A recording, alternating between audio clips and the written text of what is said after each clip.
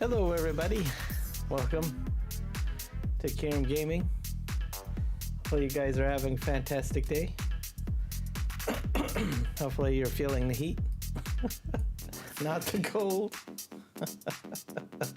Yeah, it's a good day. It's a good day.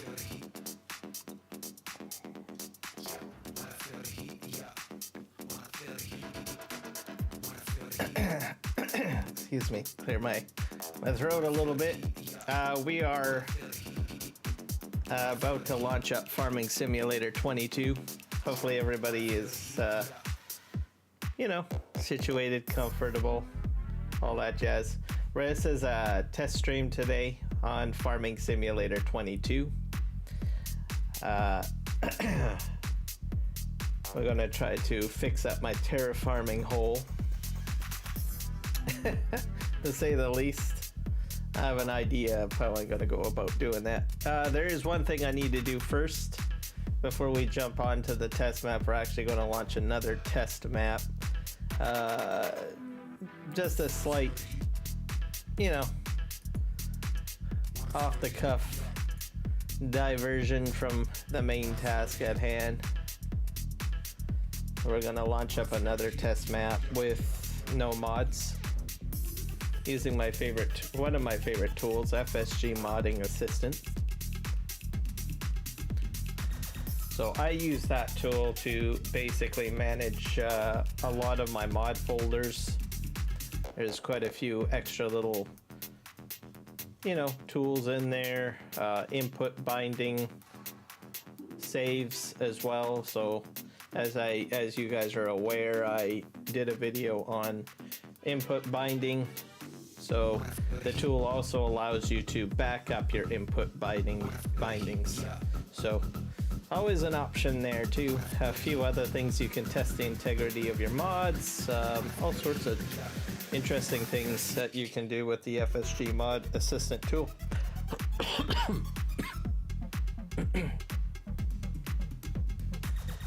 So let's just see if my game is going to load here. I don't know if it is. Oh, I probably have to go into Steam. Get that loaded.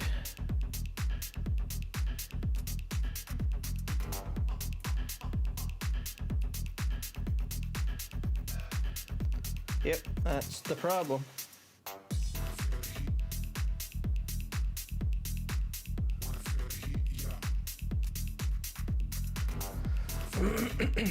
Let's go into the library. Let's choose Farming Simulator 22. Hit play.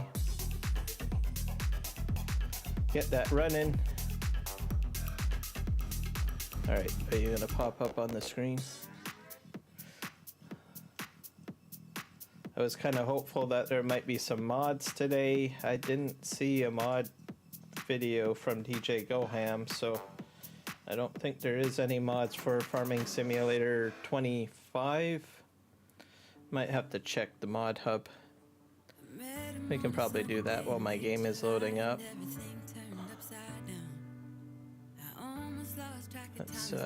This one should be able to allow you guys to see what I'm doing. Yep, that's the one. Alright.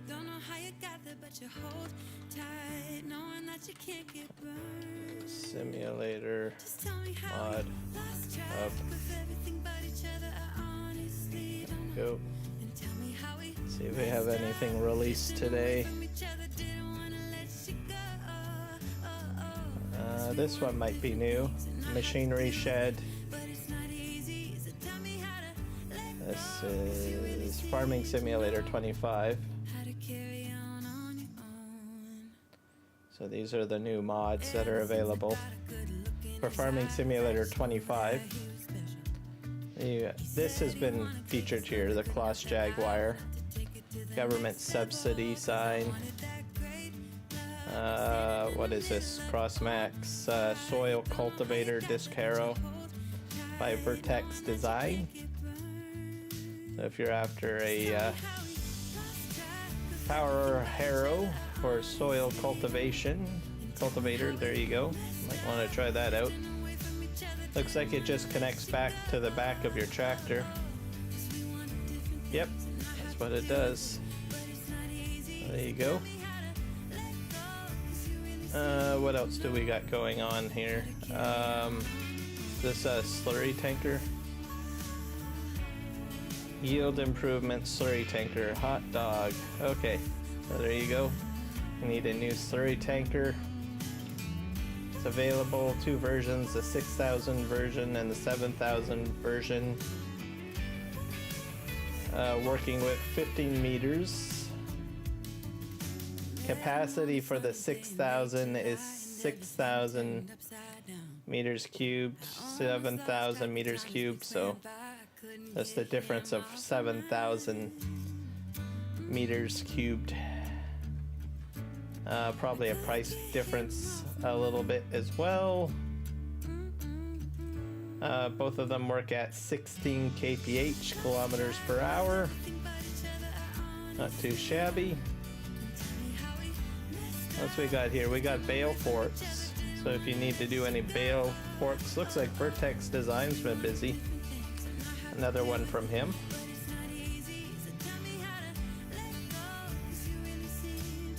Front loader attachment. There you go. Go get your hay on. Or straw. I was mentioning yesterday, we got what, round baler extension. Let's see, with this grip, the tractor stops when the round baler is full. If the fill level reaches 90%, the top speed is limited to 8 kilometers per hour so that the tractor does not have to brake so hard when the baler is full. If you turn off the baler or raise the pickup, the tractor's top speed is of course no longer limited. Stopping works when you accelerate or the cruise control is active. If the cruise control was active when the press gets full, it will be activated again automatically so that all you have to do is steer, which can even be partially taken over by the new GPS system. So I think this would be very helpful. I cannot tell you how many times I've had these round balers and I know that it's filling up and then I overshoot it and then I have to quickly back up so that I can let the bale out. So if you have that problem like I do, this might be a viable mod for you. It'll stop your tractor and stop you from progressing forward so that you can dispense of the bale in time before you roll over any of your grass or your hay. So I think this might be a mod I might actually consider getting, because the one thing that I don't do is I don't go with these balers simply for that reason. I've always gone with the Vicon baler where it just does the wrapping and spits it out and I don't have to stop, but you know, this might be more viable in the beginning. So there you go guys, helpful little mod. Unload bale early. I guess this might be similar gameplay. Round bale extension. Yeah, that's gameplay, so it's by the same guy. Okay, is it the exact same one? Unload bale early. The mod works for round balers, including poplar bio balers, square balers only when turned off, round baler wrapper combinations, 1-chamber cotton harvesters, 2-chamber cotton harvesters, a modded 2-chamber baler, hotkey, unload unfinished bale or overloads the first chamber to the second one. Baler might have to be turned off for this to work. So I guess it's to get rid of the, you know, excess material in your baler. So this might be handy too if you do a lot of baling and you want to get everything out of your baler.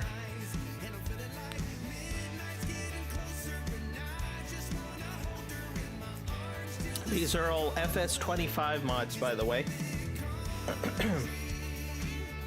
Those two I think are scripted, so they're PC and Mac only.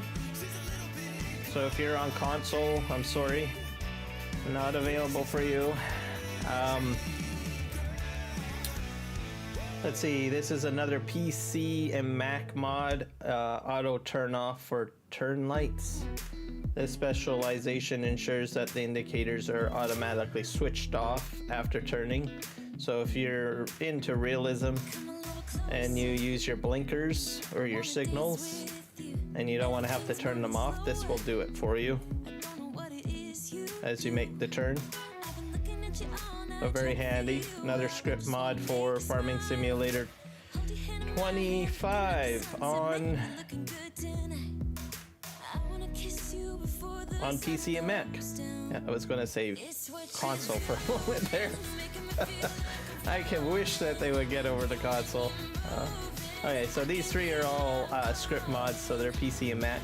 Special offers, let's check this out. This is PC and Mac as well. This mod regularly checks the special offers at vehicle dealers and notifies you of new machines. This way you won't miss any bargains, and you can concentrate on your work in a relaxed manner. Special offers are checked after sleep, after the game starts, and at every hour basically. So if you want more notifications of when things are available, like that are going on sale, this might be a good option. I can't tell you how many times I forget about the discount shop. And then I pop in and I was like, oh darn. So you might want to get this if you want to get, you know, cheap machines. Especially if you're playing on hard mode. So good handy mod to have. Real clock shows the current real time in game. Default location is below the in-game clock. The script creates a configuration XML at first startup in your mod settings folder.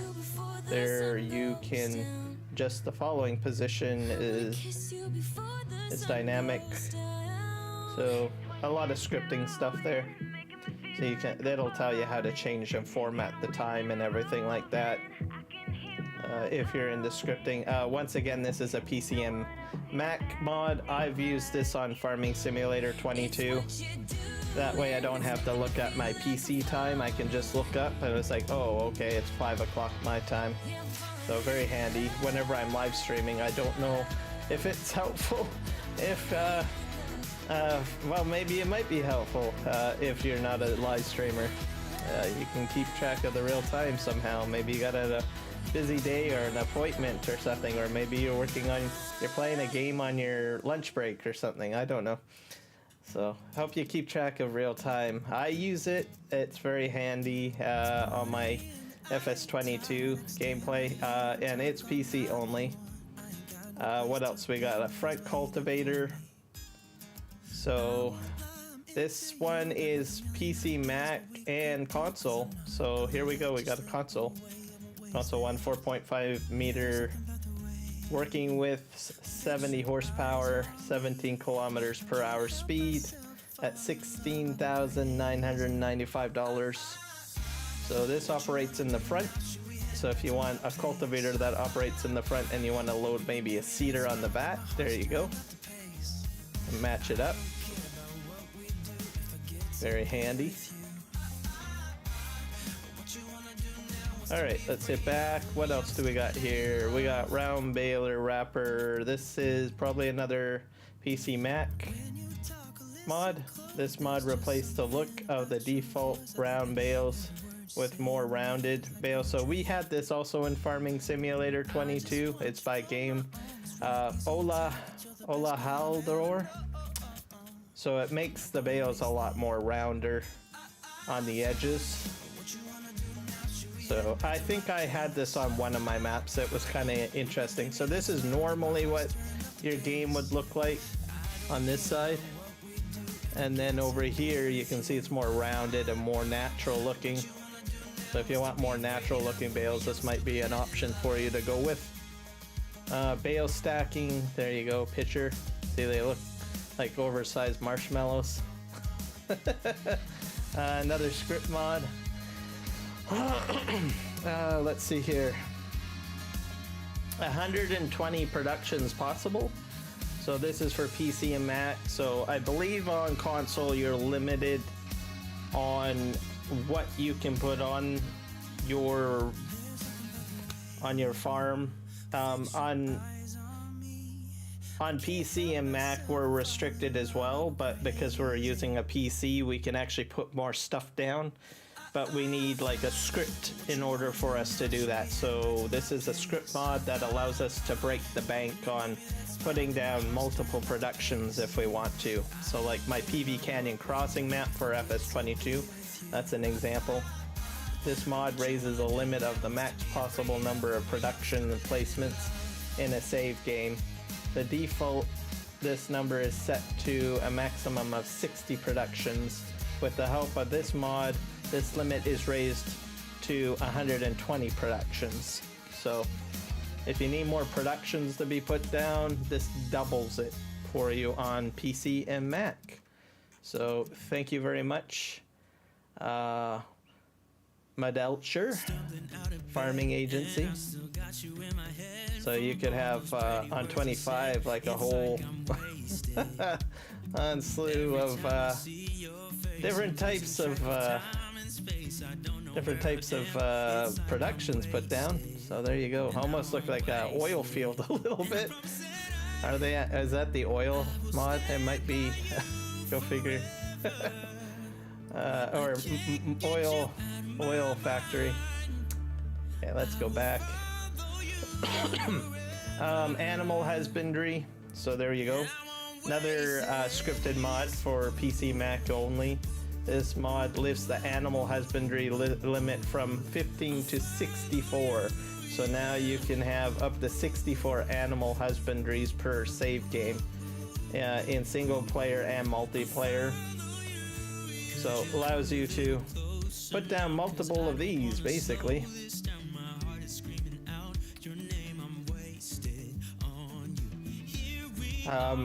Once again, another mod that I've had incorporated or built into PV Canyon Crossing, brought over to basically 25.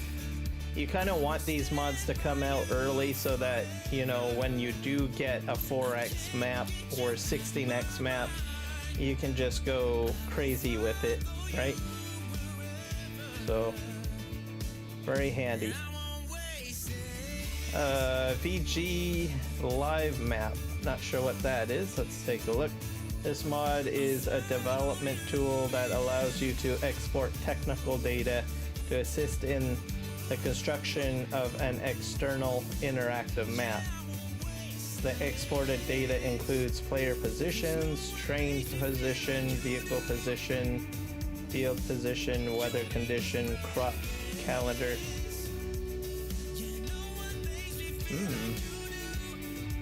I might want to look into this.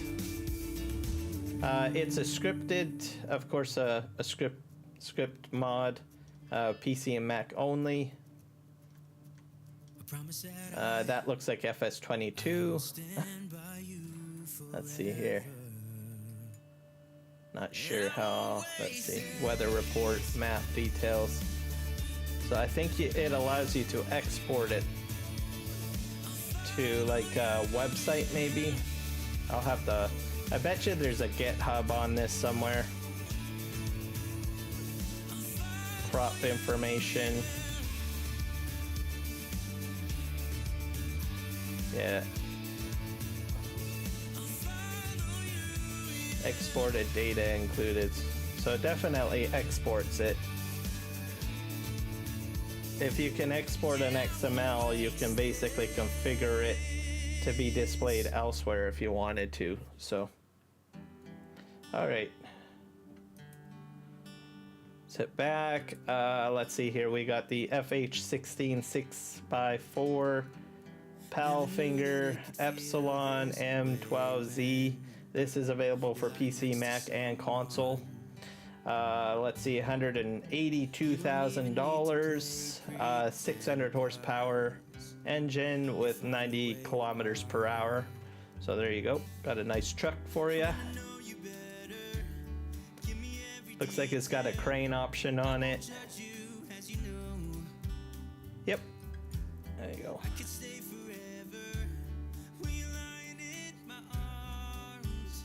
So all available for you in 25 on all platforms.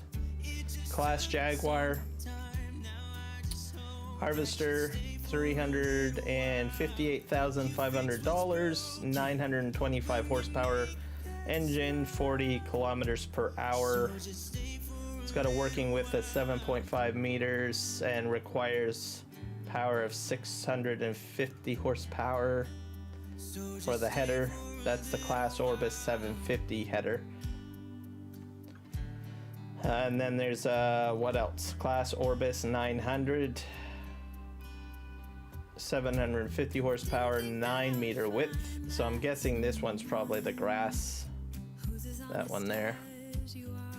This is on PC, Mac, and console. So go get your silage on. Go for it. Rock on. Alright, what else we got in here? We have, man, quite a few. Actually, 2 pages worth. We got the AGCO Alice Series 9700, $58,500. Horsepower 160 to 225 horsepower, 40 kilometers per hour. Engine, wheel, and front weight configurations. This is on PC, Mac, and console.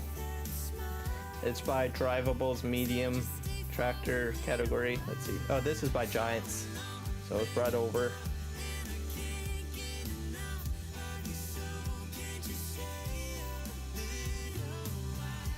Not bad. Alright, let's get back. Let's see here. We got a John Deere in here. This is by Giants as well. They brought it over. 175 horsepower and 40 kilometers per hour. $68,000. PC, Mac, and console.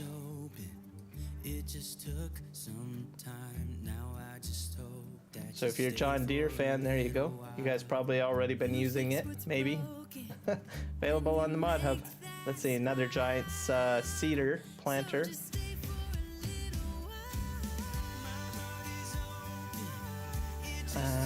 Working width is 17.75 meters, so you might want to get this planter.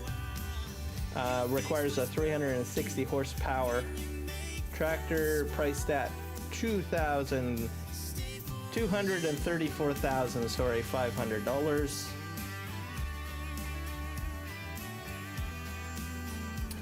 Good old John Deere.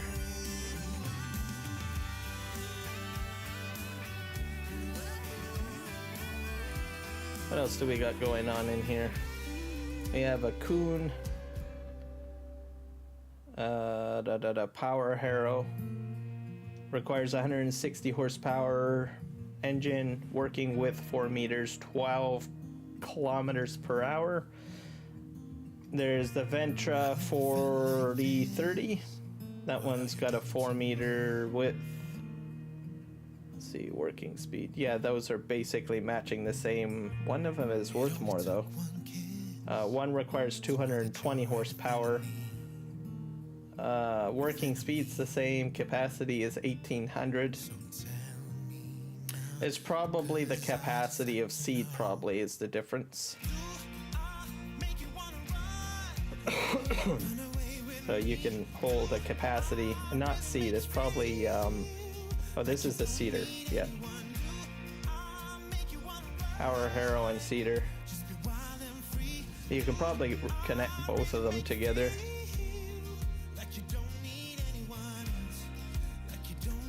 PC, Mac, and console. As we got another Power Harrow 3-meter width, and then we got a cedar. This is another harrow and cedar combination with a 3-meter width. Capacity 600 liters for seed holding. PC, Mac, and console. There we go. I think we saw this on FS22.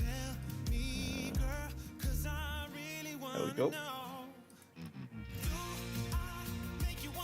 And then what else? We got a Kuhn Merge Max, working with 9.5 meters, horsepower 140, kilometers per hour is 18. PC, Mac, and console. So you can basically merge to the side, either side or the middle. So it's a merger. Not bad. Look at that. Look at that hay.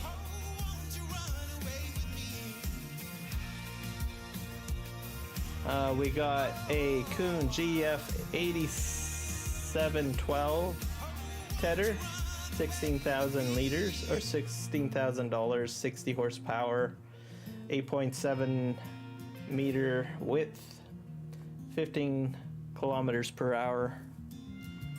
PC, Mac, and console. There you go. Just spray it everywhere. Make that hay. Got a mowing kit, Kuhn GMD 4411 mower, $18,000, 80 horsepower, engine 4.35 meter, working width and speed of 22 kilometers per hour. Brought to you by Giants, of course. PC, Mac, and console. There we go. And we'll go to page 2. Going through here. Kuhn DC 401. Working with 4 meters, 12 kilometers per hour, 130 horsepower, PC, Mac, and console.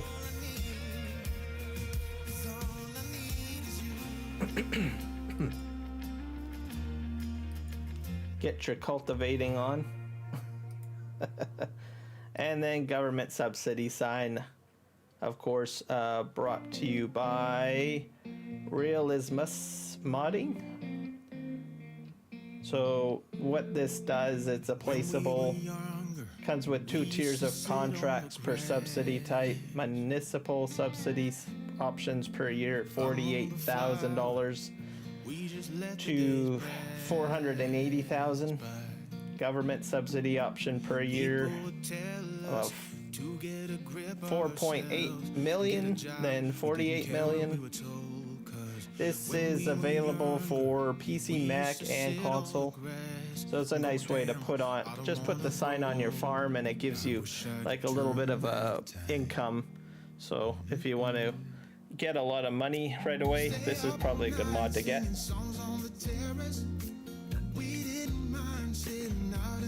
So that's all the mods for FS25 so far on the mod hub. So there are mods. Let's go back into FS22 here. We're going to go ahead and we're going to grab a, let's see, downloadable content. Courseplay Lumberjack mod. We're going to actually grab Easy Dev Tool. This is a slight diversion because I need to check something.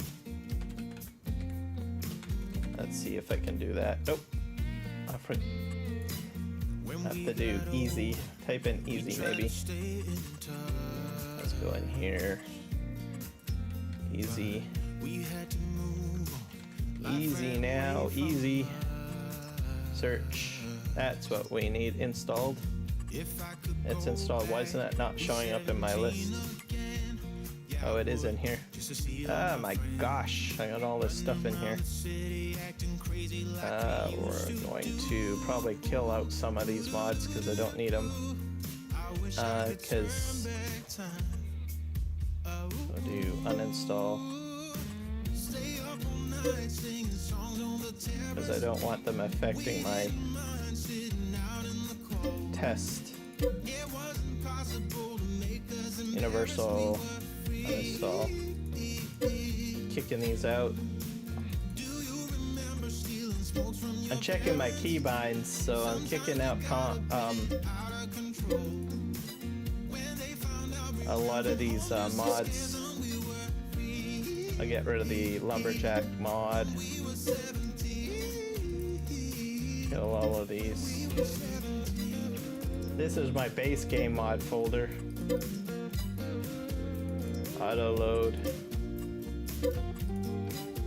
Maze Plus.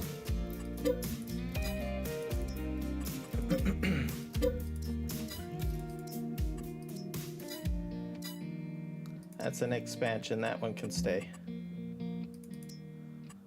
Uninstall. When we were younger, Uninstall. we used to sit on the grass and go, damn, I don't wanna grow old. Multi-buy station.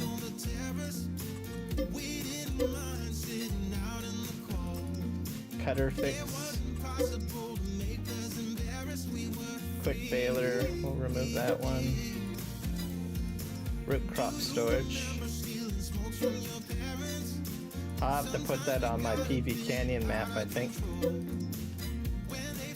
These are expansions.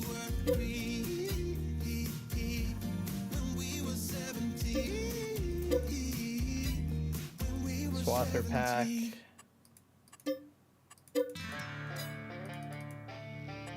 Let's get rid of the Classarium.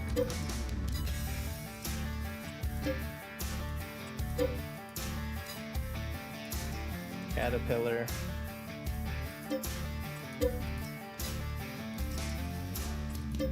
Because I have my problems with my keybinds and it is bothering me.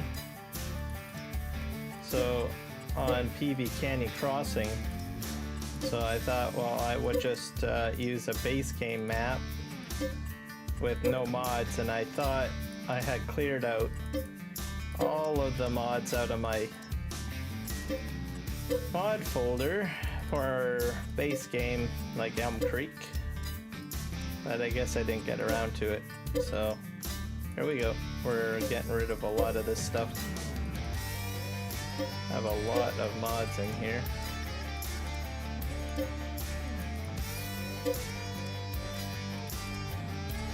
Uninstall. So all that we're going to need really is just easy dev tools and the platinum DLC really.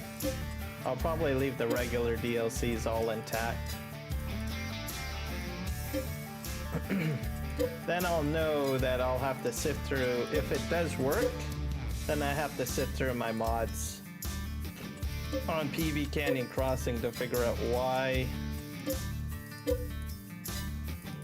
it's not working.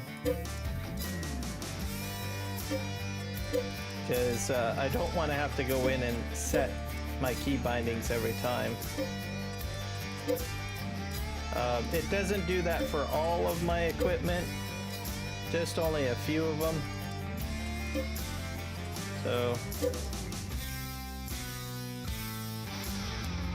So I'm deleting the mods out for testing. So I am trying to troubleshoot my key binding, so I suspect a mod is affecting the key binding. So a lot of the time, instead of having to go through the entire list, right?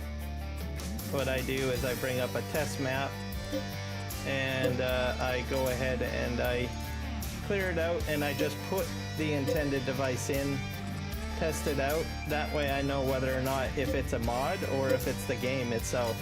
Because very well it could be easily the game itself. So, to answer the question, is it the game or the mod? Or a mod? Mysterious mod. Because as you know, I have like way too many mods on PV Canyon Crossing. So I'd rather determine first if it's the game or a potential mod. instead of dissecting entire mod things. So work smarter, not harder, as the saying goes. So a lot of people probably don't know how to do mod troubleshooting or know how to figure out why their game's not working. I always start with a base canvas. So simple, isolate, right? That's what I'm trying to do right now. Isolate the potential here. A lot of people just throw their hands up in the air and they say, oh my god, how do I figure out which mod it is? So one thing I always recommend, isolate, right? So if one thing's not working, test it out on a test map. Move over, make it simple. Figure it out if it's actually an issue with a mod or if it's an issue with a map, like the game, essentially. Could be even a map too, right? So unfortunately, I didn't clear out this folder. I thought it was cleared out, so I'm clearing it all out. I'll remove that.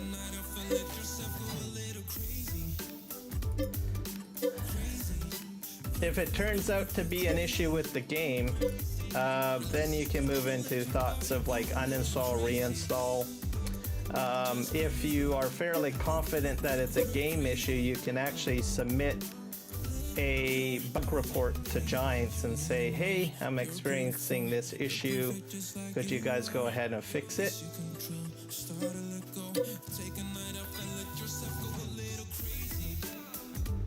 And that goes for any of their games too, right? So.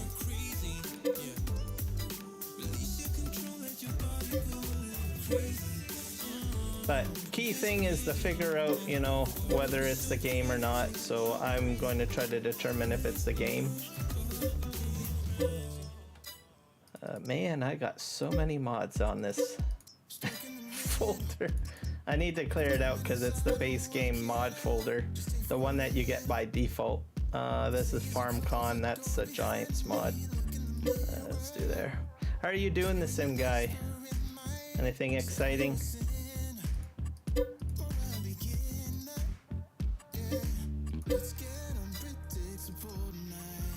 Okay, uninstall.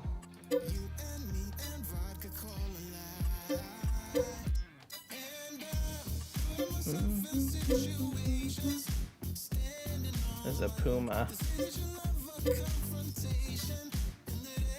These are all FarmCon. I did not know I had these tractors, to tell you the truth.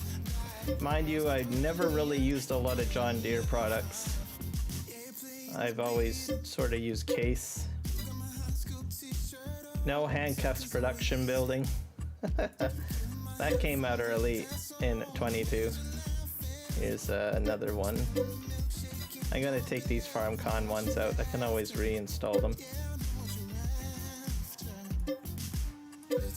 There we go. Potato harvester. Uninstall. I probably should have just went into the folder and deleted, but oh well.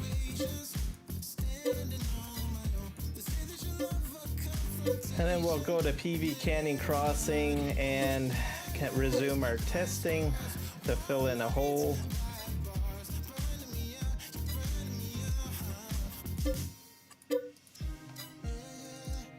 And then potentially we'll work on recording another tutorial video perhaps once I get the hole filled in or whatever. So it'll be a course play and auto drive tutorial on FS22.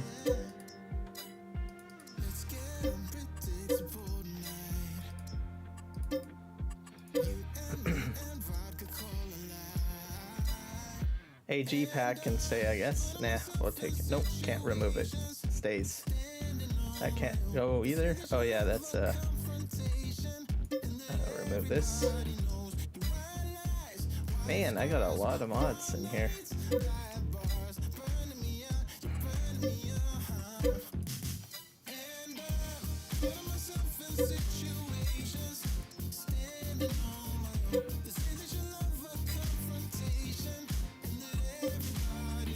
So yeah, we're gonna try to get that hole filled in and then set up the rest of my buildings and just see how things work out.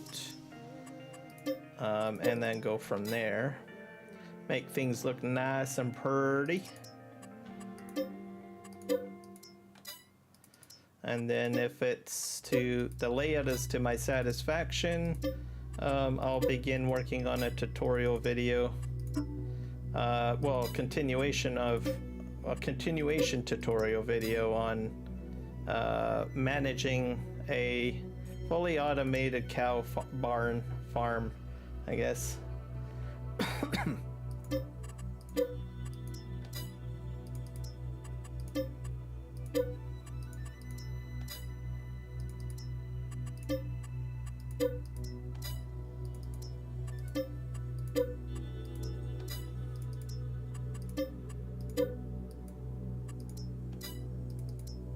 And then I also want to do testing for slurry distribution, stuff like that. And people might be asking, well, why are you still working on tutorial videos for Farming Simulator 22? One, I like Farming Simulator 22, but most importantly, I'm doing content that will probably be still available in 25. So basically, as I've experienced with Courseplay and Auto Drive, when it gets released, the stuff that I'm doing now will be incorporated in the 25 anyways. So that's the interesting thing about Courseplay and Auto Drive. Between the games, there isn't really much difference with the concepts and stuff. And through the life cycle of the game, the mod just changes. So if you're into doing Auto Drive and Courseplay tutorial videos, it doesn't matter which game you're on. At the moment, Courseplay and Auto Drive is not available on 25, so I can still provide at least some tutorial videos for people so that they're aware of what they can, look forward to in 25. I imagine there will be some changes in 25 to some of it, but most of the features will be the same. With Auto Drive, there was not an update since last February, and the changes between, I think, 19 and 22 were somewhat minor. Actually, I think he drew back because there was a lot of folks that wanted a collaboration between Courseplay and Auto Drive, so that was made happen, or has happened. People wanted basically Courseplay to handle the field work and Auto Drive to just focus on the delivery functionality, going from point A to point B, right? So, and I think it works out quite nicely now. I don't anticipate a lot of changes in Auto Drive, maybe a few things. Courseplay, we will probably see a lot of things maybe potentially changed. My suspicion is that based on the fact that he's added curvature fields into Courseplay, I think he's already sort of working towards some more advanced stuff for Courseplay whenever we hit 25, I guess. So we'll have to see.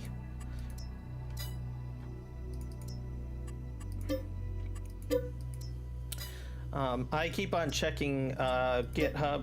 So there's 3 GitHubs that I generally check. I check the Auto Drive GitHub, the Terra Farming GitHub, and the Courseplay GitHub pretty much every week, just to see what will happen. Most likely he's going to go into, like, all of them will probably go into maybe an open beta before you actually see it going on to like ModHub. Auto Drive and Terra Farm are not on ModHub at all, so you do actually have to check the GitHub. As for Courseplay, usually he does beta testing. That's how he always is operated. So I imagine we'll see like auto drive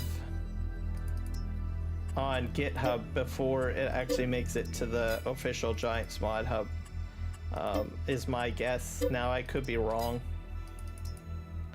We'll have to see. Man, I got so many mods. I'm a modaholic, I'm sorry. This is Elm Creek here, by the way.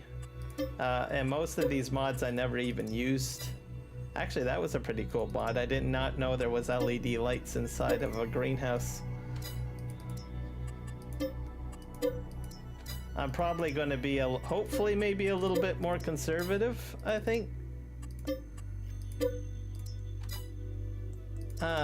But I'm pretty sure you guys are going to be like, no, not a chance. You're not going to be conservative at all.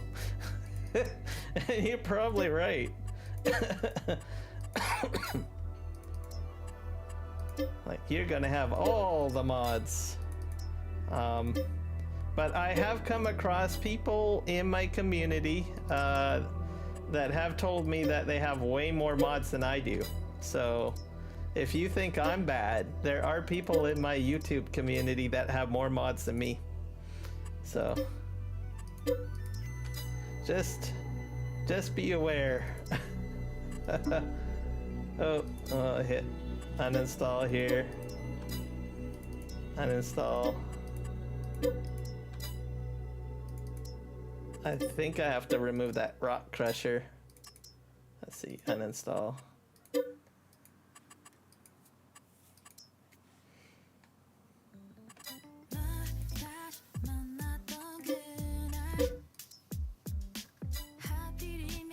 I think the Crone Swadro is a pretty cool. I think it's the largest 19-meter swather. That's very handy. I'm going to keep that in the list because I wanted to keep that. I don't think it's going to affect anything. So I'll just keep that in there because I need to snag it out later on. We're going to just take out a lot of these mods. New Holland. Take all of this out. So basically what you see me doing is usually a lot of stuff that I do off stream. I do a lot of tinkering and stuff like that off stream. Adding mods, removing mods, that sort of thing.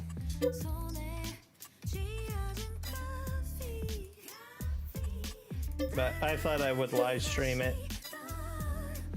That way if people run into problems or want to test something, they know what they can do. Because a lot of people ask questions, how do I fix this, how do I fix that, or how would I go about fixing this or that. This is what most people would probably end up doing. This sort of going through the process of troubleshooting. So if you ask someone on Discord, hey, how do I do this, or how can you help me with this, they might be doing something similar to what I'm doing or some other process that works for them.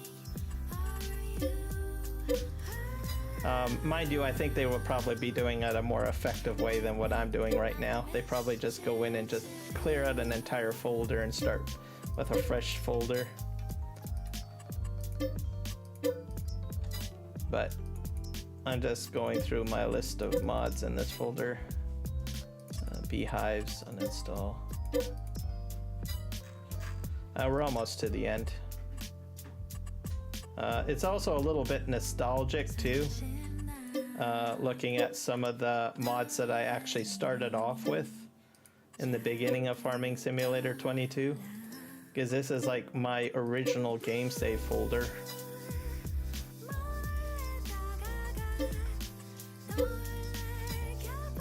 Better Bees by Mark Thor. Love that mod. I'm really hoping Mark Thor brings over his mods. I'm not sure if anyone has heard anything about that. The Sim Guy, do you know?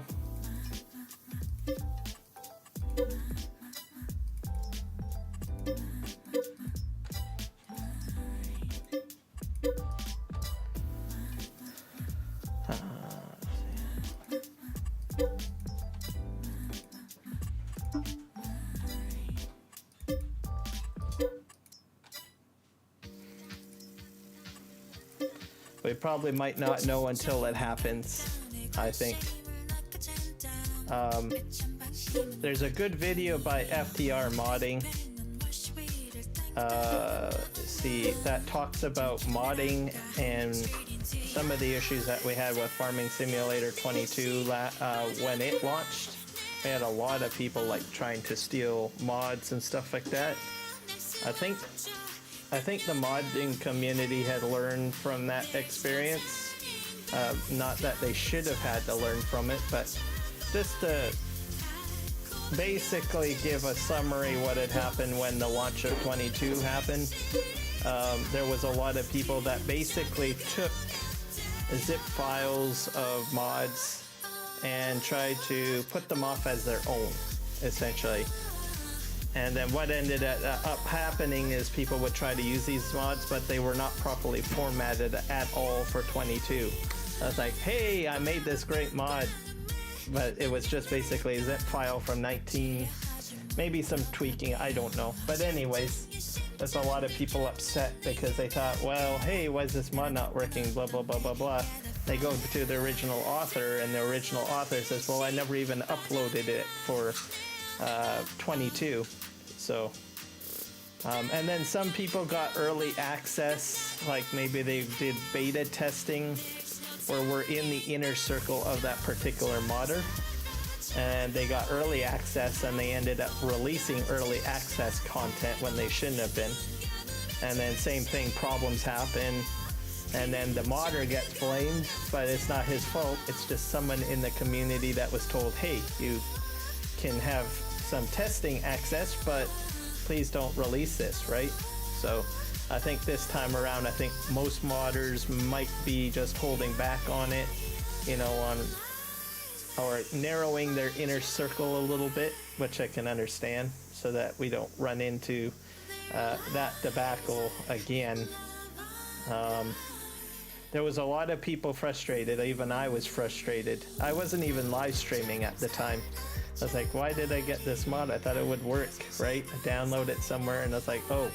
Then I start finding out, man, it's broken. Alright. But I understand now. We're just gonna go into easy mode here. Continue.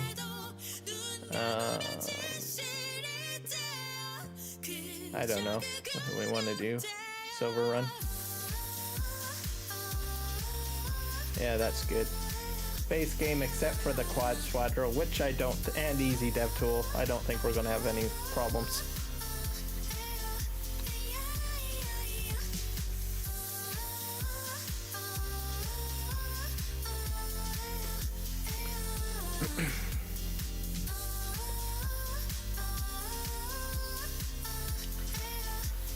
But yeah, it was crazy. I don't think we're seeing anything quite like that with the launch of 25, or at least I hope. I mean, there are some shenanigans going on here and there, I guess. But I don't think it's not as bad as what it was with 22's launch, because that was just crazy town. But with 25, I don't think I've heard of anyone really having any of their mods stolen or misrepresented or something like that, which I think is a good thing. Narrowing down the circle, basically, right?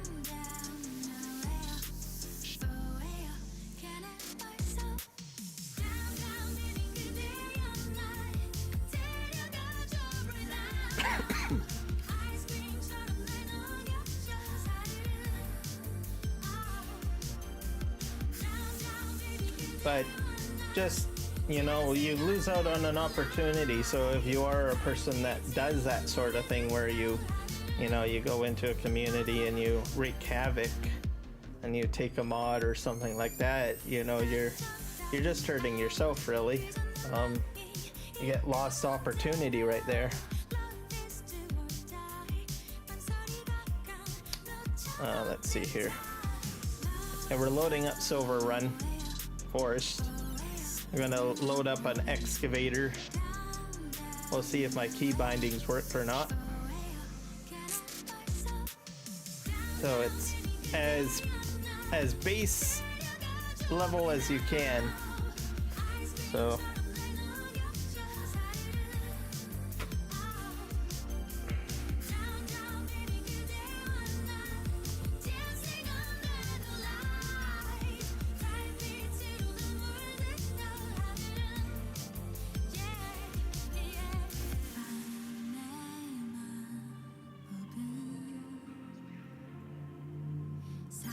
oh, 68%, 69%, 70%, 71%.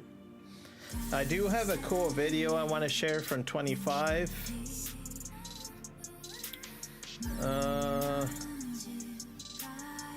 Let me go find it. Actually, I'll do it over here.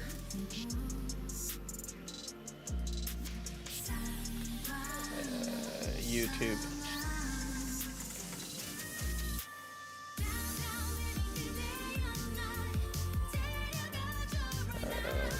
Big A. Nope. Not those guys. Farming Simulator 22. This squad. Man, why is he not showing up? How can you get the squad showing up? Maybe I spelt it wrong. Man. That's wrong.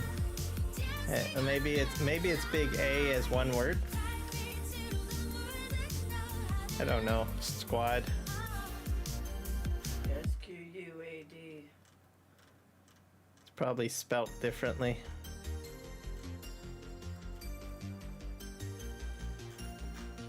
I'll do FS22.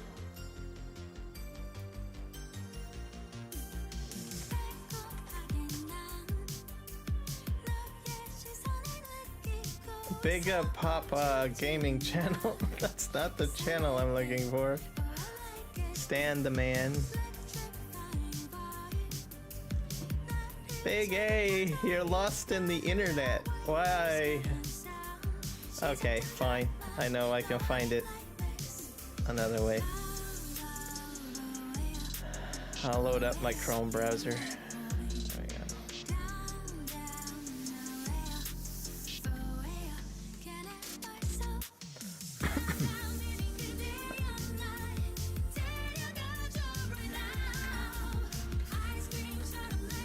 Simulator.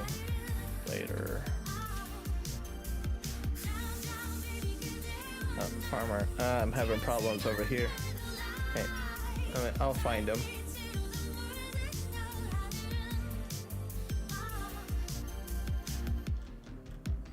I'll find him. Give me a sec. Because I know... Big A. There he is. Okay.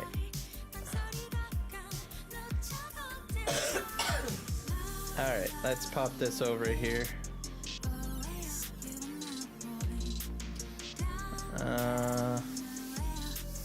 See. I think it was... Yeah, this video here. So... There we go. I'm not going to play it. You guys go over there and watch it. I'm going to post the link for you guys. Talks about water, how to get free water. He is a small content creator as well. So send him a like and let him know I sent you. So he's a growing member of the community. 374 subscribers. So yeah, check out his water video on Farming Simulator 25. So he'll educate you on how to get free water. And then just hit a like on the video, hit subscribe on his channel. He's a great guy, great farming content creator. Alright, I'm gonna go in here. Sure, whatever. Confirm. Okay, we're back on here. We're on Silver Run Forest. So my keybinds work on this machine.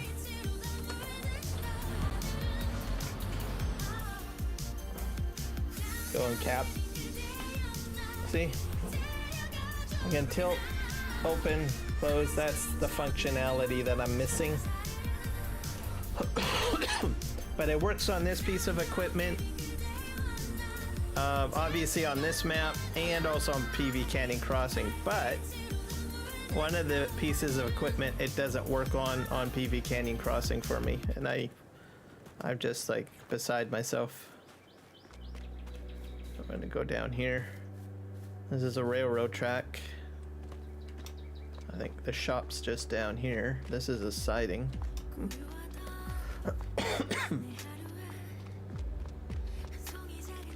I like that train station building.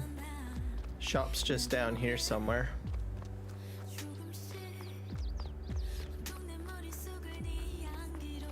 I think it's just around the corner.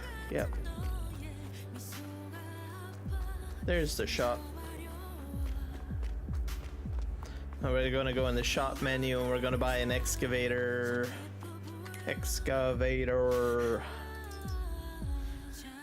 Alright. There's a specific one. I don't know if this one can be customized. Oh, it can be. Oh, I did not know that. What's the size? 70 centimeter? Ooh, maybe I got the wrong excavator. Okay, we're buying this one. I need to cheat in some money though. So I'm gonna try that one out. Two of them. I did not know I could change the grapple head on that one. I thought it was the larger one only. So let's just do 9999999. 9999999. Hit enter. Bam. Easy money. Easy money. Hit the basket. We're gonna go to the forestry information area. And we're gonna buy two. So I'll buy this one. This is the header type. I did not know this guy had the configuration option. That is very cool. I am not using this one on PV Canyon Crossing, but I'm gonna go ahead and buy it out. Oh, and we'll hit back. This is the bad boy that I was using. And with this harvester head, and this could be where I'm having some problems, boys and girls. So we're gonna buy this. Alright, so let's see here. So I never use this one at all. So let's go into here. Let's see. Nope. Oh, it's doing something. Oh, that's interesting. I did not know it would do that. This is a different head. Okay, I thought I knew everything. How do I...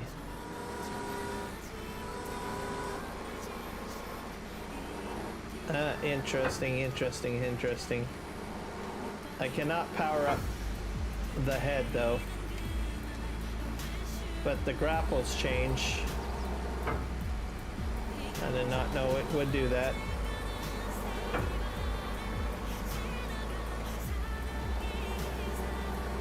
Okay, let me try that one. So we go in here, we hit C a couple of times, and we have no action at all, boys and girls. Okay. Let's see if we can just check to make sure our keybinds are set. I don't think they should change. These are the ones.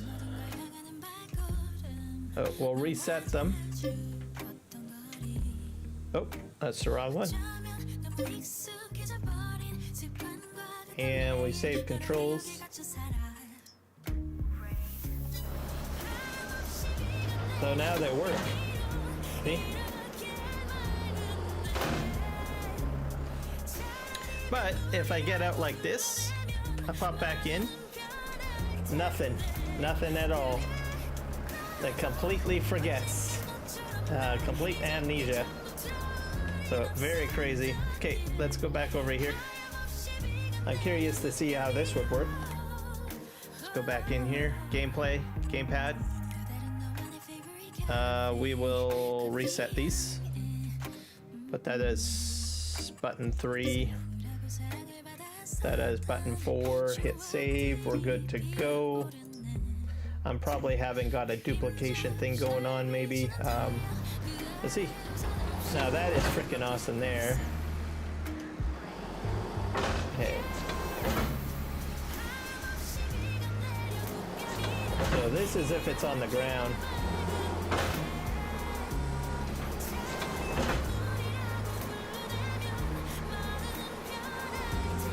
Yeah. And that will manually open it.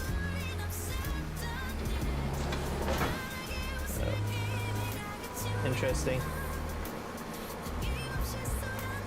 Alright. Oh.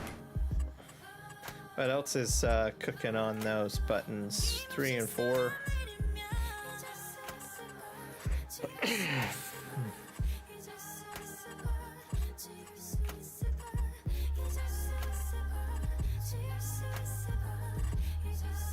So it's definitely not a mod, so it's either what to a function 1. Wonder if that might be causing. What the heck does to a function 1 do?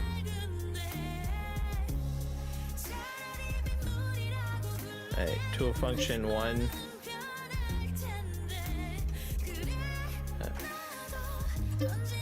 Let's delete that out. Save to a function 1, everybody. Remember. Let's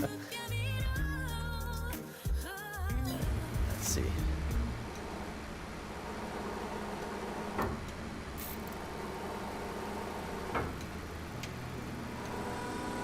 It did something. Okay. Let's jump out of that.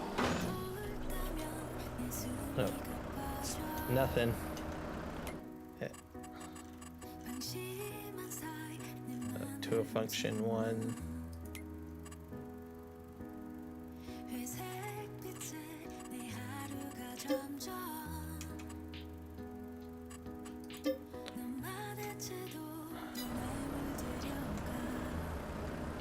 I need a save.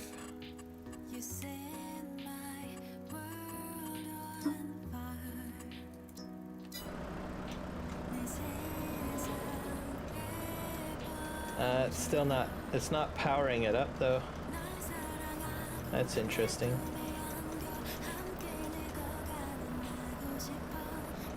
Okay, let's, okay.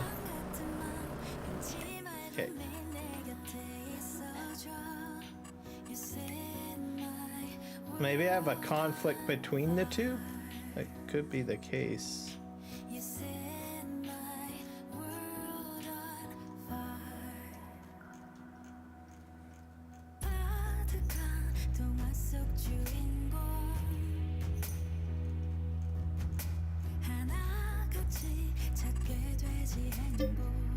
Let's just do it, delete that.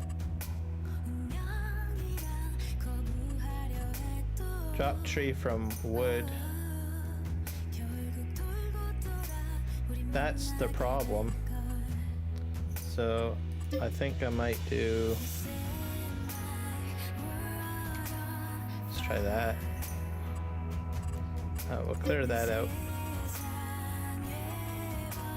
And tool function 1 should be set as that.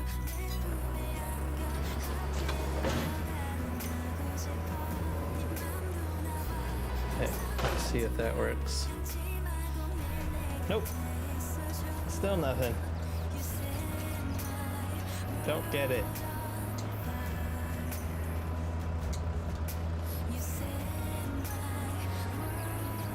Turn the machine on. Nope, I don't get it.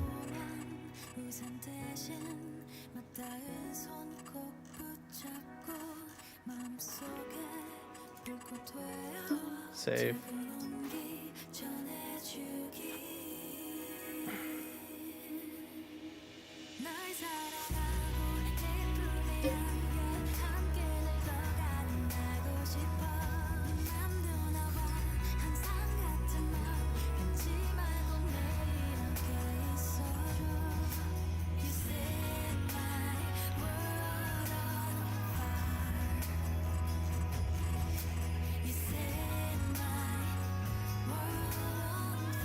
Alright, crazy. I don't get it.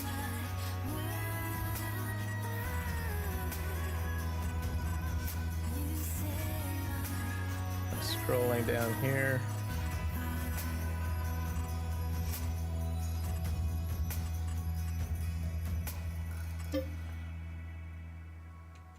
Let's try that.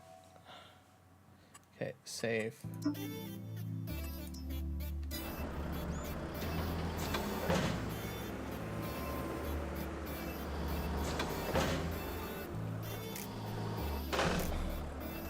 It closes up when you jump back in. That's crazy.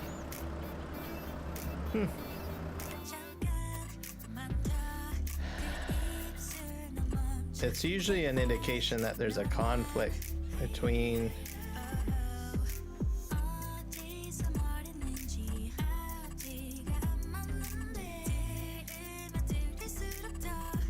gamepad. We really need to take a break. Gotta find our own ways. Girl, at the tip of the iceberg, a love and devotion you used to rock my world. No exit to the space. Every hope that I had is long gone. These nights we've been fighting, sick of pretending that we'll see the light of dawn. Look at me, look at you. Why you cross the line now? 4 and 3.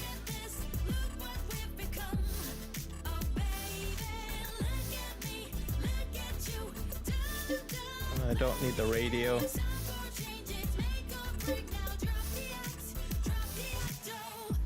rate talk is meaningless. Cause we fragile like candles in a strong wind. Tell me, Arena mode, I don't do arena mode. Let's just kill out all of these. Precision farming. Vehicle lights, beacons that can stay on. Increased time scale.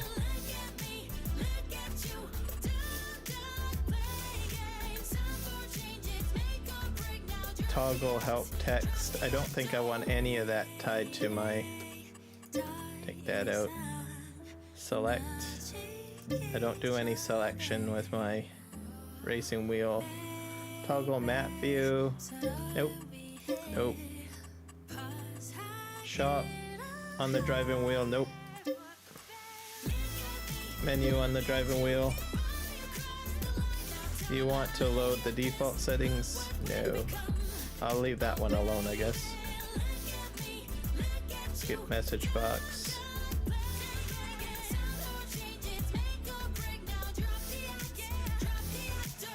Open crane tool. These could be what could be doing it, but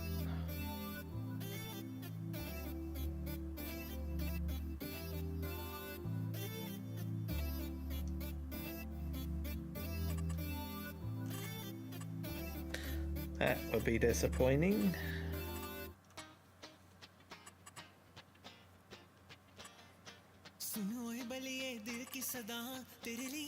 Park mode middle. एक बार तो पलट कर देख ले सोनिए आंखों आंखों में पेच लड़ जाए रफ्तार दिल की तेजी से बढ़ जाए तेरे घर का Let me just remove maybe this one. कहूं सच सुन दूर तुझसे And I might set that to like maybe drop. But I don't know where the number 4 is duplicated other than the crane mode.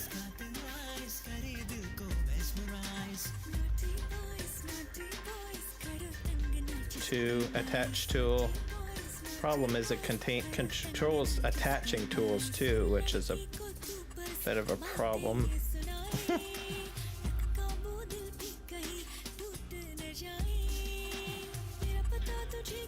Any more? Let's just try that. Let's scroll back down here. Save.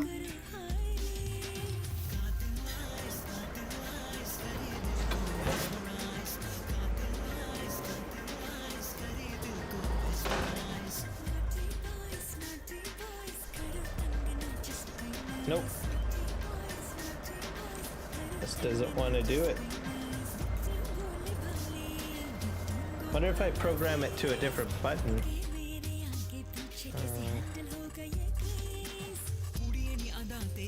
Wait a sec, I did program it to that button.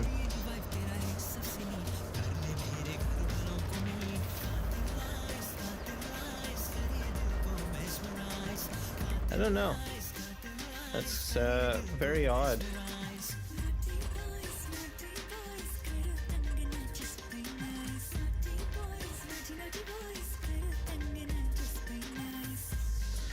Do I... Let me just set this back to the way I had it.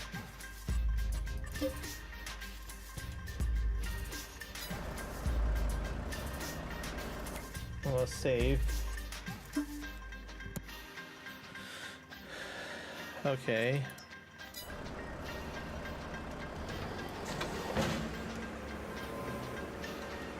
These buttons don't do anything up here for this operation.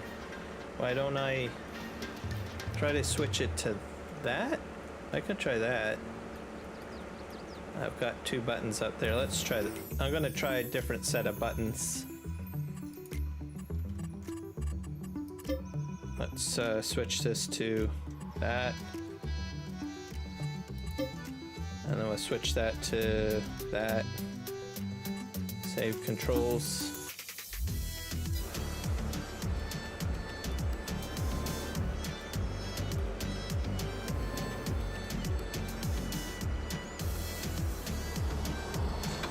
It's powering on the tool and turning it off.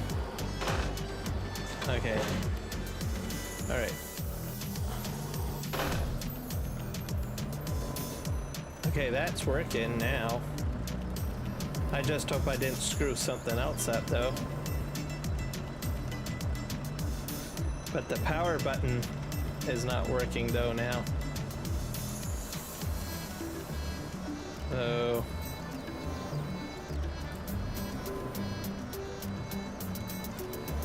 So head tilt works.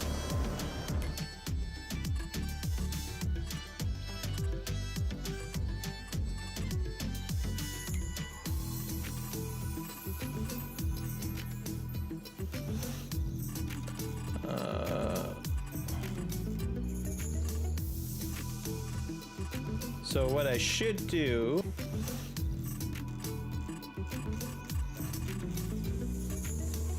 I could be messing everything up, but I do have a backup. So in case anyone's wondering, I do have a backup of my keybinds.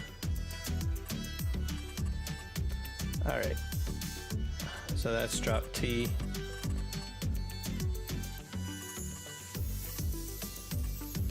I think it was input tool input or something like that. Tool function 1. Yeah, we'll just set that to like that.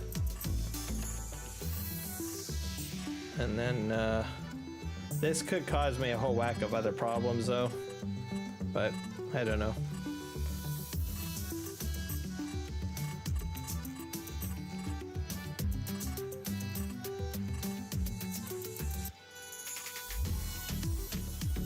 Let's set these back to these. All right, let's try that. Save.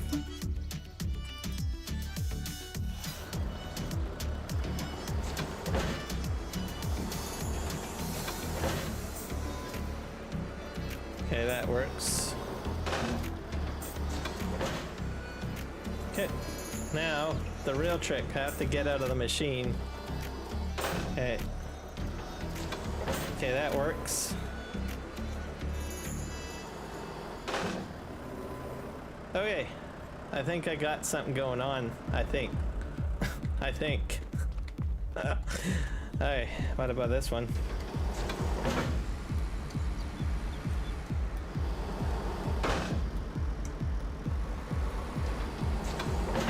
Okay, I can still rotate the head.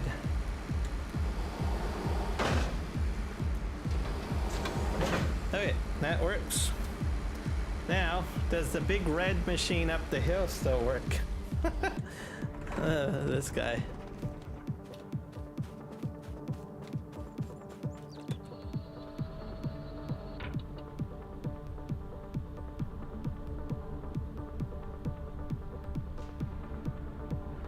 Not.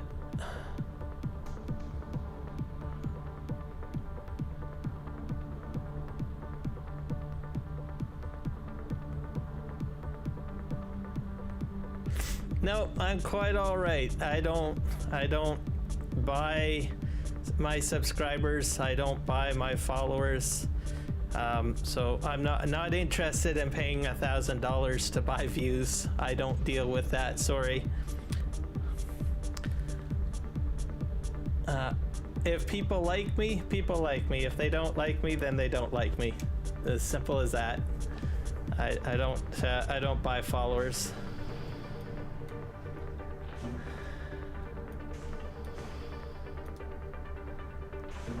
All right, let's see.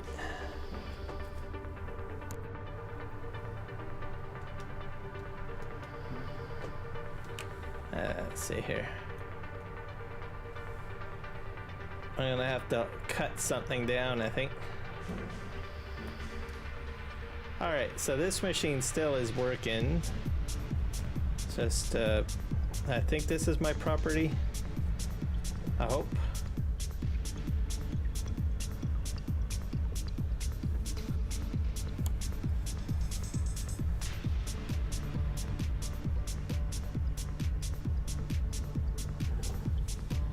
All right. There we go. Let's switch this way. I think I own the property over here. I hope. Let's see. I know I own these trees. I hope. Let's grab this because this has been frustrating me. Okay. All right. There we go.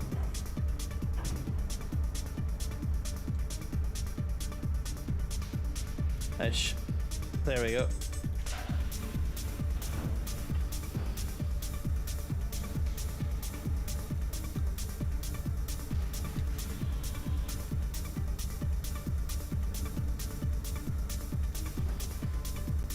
Hey, it's dropping.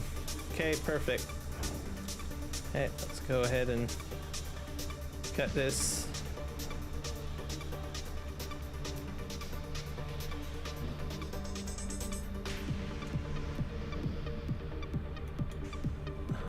Okay, that one works. Let's go back down the hill. Do I have anything else up here for equipment that I can... Oh yeah, the crane. All of this stuff is like tied together, so I'm gonna try to test this crane thing out. Make sure I have full functionality, because if I don't, like, my concern is that I change something and then I don't think I've used this crane before.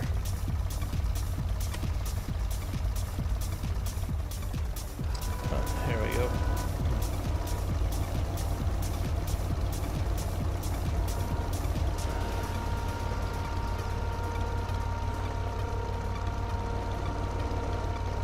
Oop, my vision is a little bit off.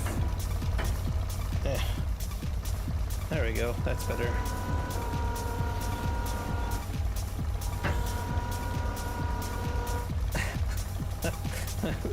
Maybe one log at a time, right? Yeah. There you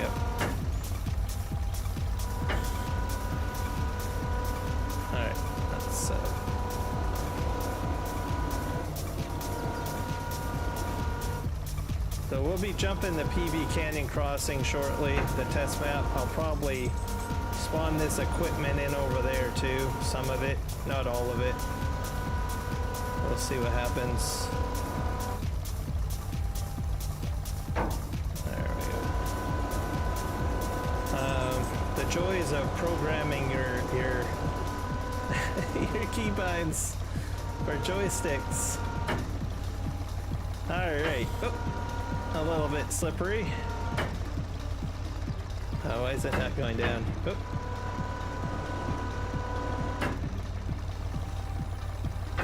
There you go.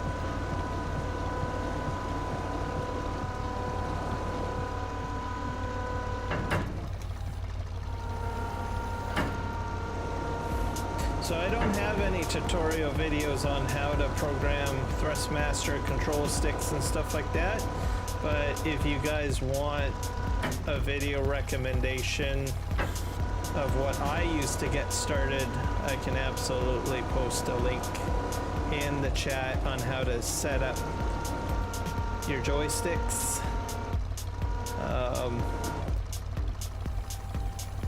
Because there is a content creator that I did follow that taught me how to get everything going. I'm pretty sure I could have probably figured it out on my own, but you know, if someone else does a great job of creating a video, why reinvent the wheel, right? All right, one more piece of equipment I need to test to make sure my logging is not affected.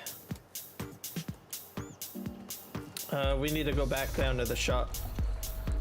So this works, the crane works, these two bad boys work. Let's go into the shop. There's one other piece of equipment that I use that could be affected.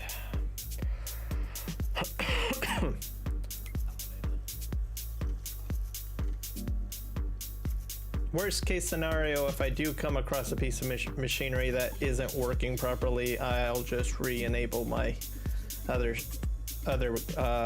key binding save, which I use with the FSG mod switcher tool, because you can save your key binds. So if you're doing any messing around with key binds and stuff like that and you don't want to blow everything up, get that tool, run a backup. That way your butt is saved in case you do muck it all up, because it can happen. It can happen. Either that or deep dive into your repository of library videos, of tutorial videos on how to set up this stuff. Let's see here. We need to go into forestry equipment, BAMO. It's this bad boy here that I'm a bit concerned about. I'll buy him. Okay, I think I have to go up the hill. I might actually buy I'll buy the property down here. That's the beauty of, you know, cheating money in. Because this guy doesn't travel very fast. He goes a max speed of 18 kilometers per hour. So getting off the railroad tracks because I don't want to get ran over by the train. All right, I'm gonna go down here. So guys, if you want to join the Kieran Gaming community, hit me up with a subscription or subscribe button on YouTube. If you're on Kick or Twitch, just hit that lovely follow button. I appreciate you all. Okay, let's go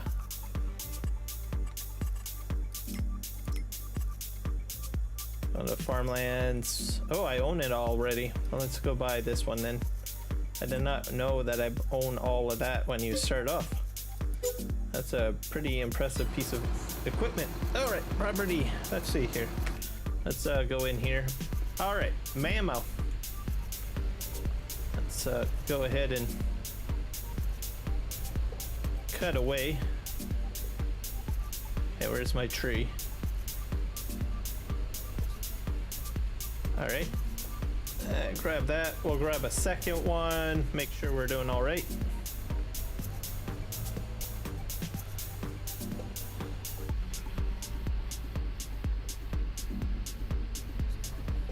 tree is too thick. Alright. Don't do this to me, Farm Sim. Don't do this. Yeah, this little guy's gotta be perfect size. Alright. Poor little Christmas tree. Alright, we'll just, we'll make sure you get a nice home. Alright, and we'll...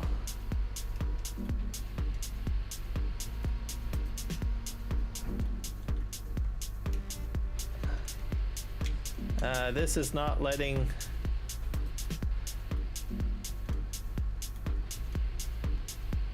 That's not letting the trees out. Okay, that's a problem.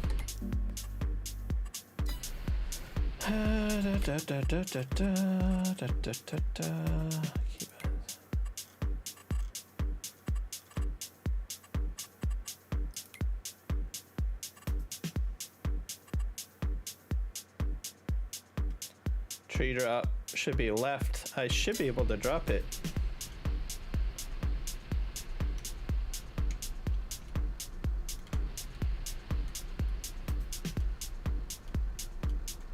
Nope, it's not working. That might be where my conflict might be potentially. Hey, drop tree from wood harvester.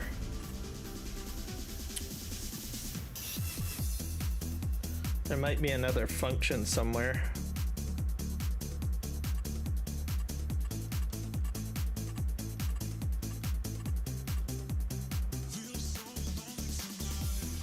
Maybe under wheel loaders, vehicles, detach tool, select next tool, dump, toggle, tip side, fasten, unfasten, change bail, turn tools on and off, lower tool.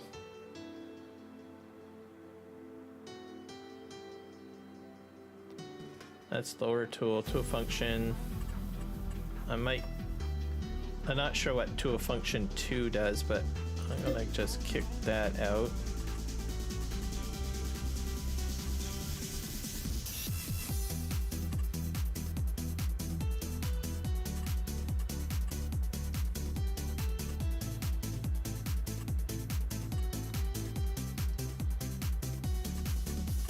Toggle work mode, that's side tech 2, control panel. Drop tree from harvester. So let's reprogram this to 3. We'll try this one again.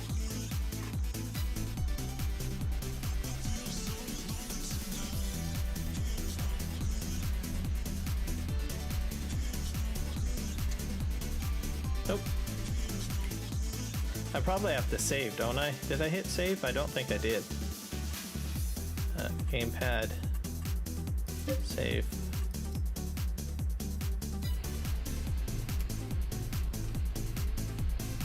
Nope, it's not spitting it out. That's the on-off button. Alright.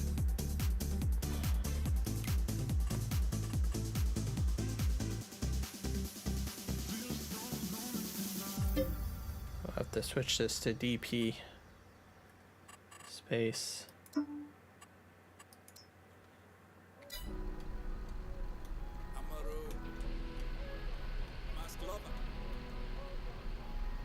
It's not opening up.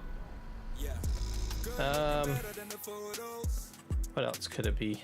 Could it be under wheel loaders?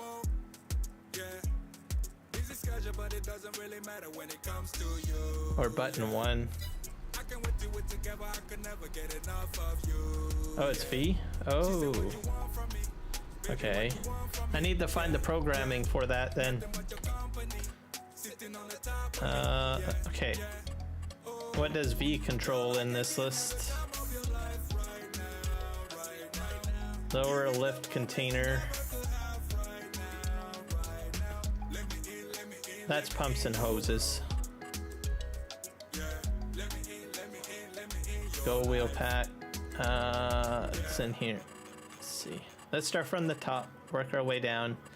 We know it's V. I pressed V. V worked. Kenjin, welcome in.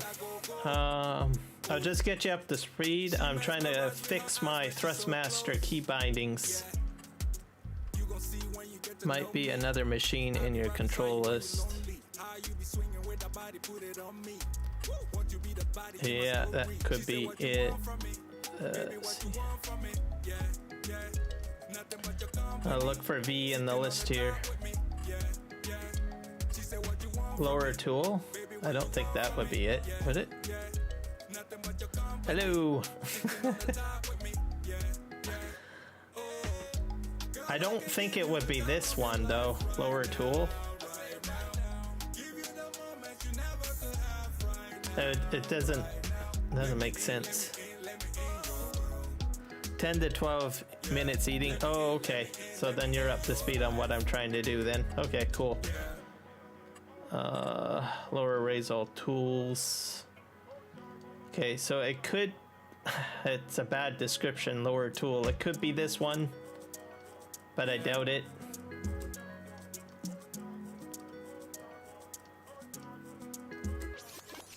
The funny thing is that one last machine that I'm working on right now did work. And I don't know what had happened. It just stopped working. Tilt head. Vehicle front loader.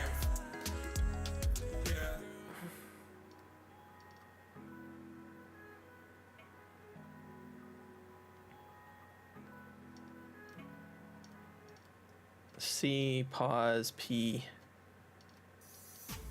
T. I'm not even doing what I was supposed to do this live stream. But I thought this would be an easy fix. I'm like, what? An hour and 37 minutes into the live stream and I'm not actually doing what I wanted to do. But, oh well. Could it be this? But that's the yarder though.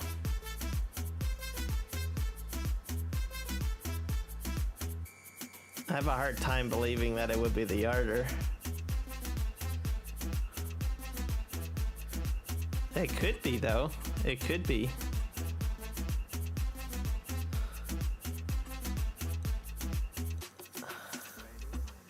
Carriage, yarder. Attach tree to winch. This is all the winch stuff. But I think that's about it. Then there's the pumps and hoses, Vermeer pack, bale stack, arena mode. So it's gotta be one of those two.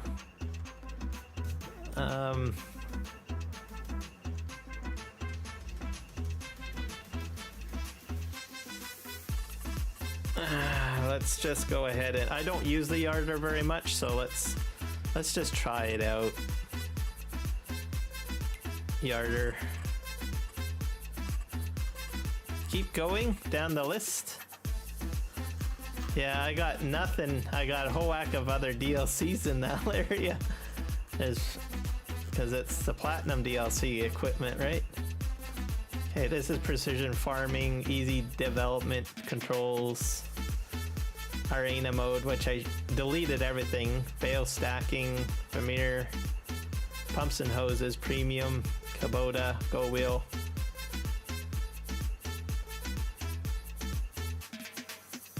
Detach tree from yarder. Let's just give this a try. I'd laugh if it's that. I would. Let's save that.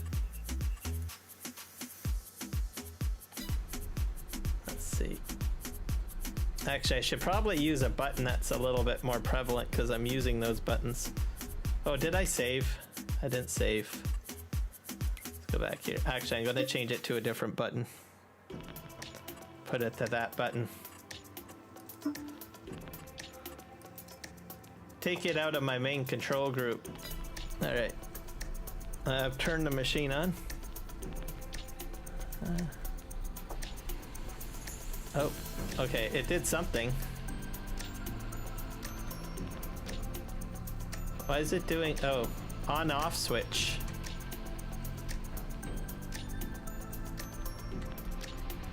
Now I'm confused now.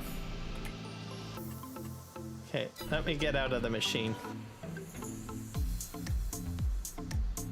Now it's not working. Oh, why are you being so difficult?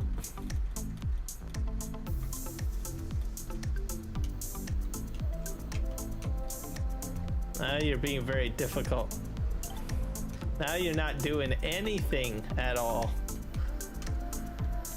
Did I muck up the other machines too? Let's see.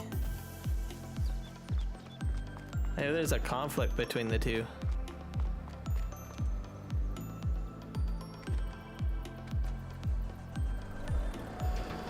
Okay, this one's still working.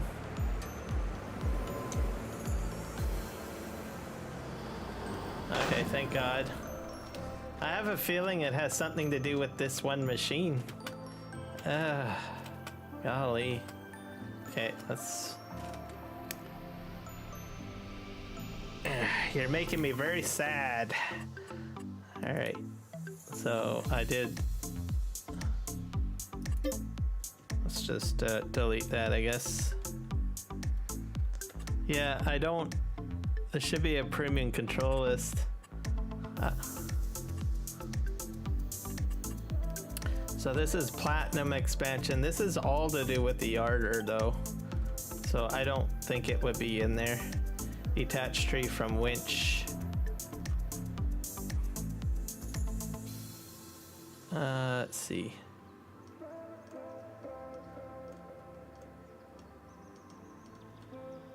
Game.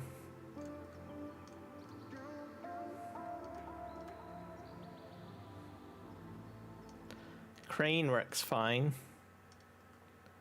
Lower front, it's like almost like a front loader, but lower tool, I don't know if any of these things do anything. Raise tool axis.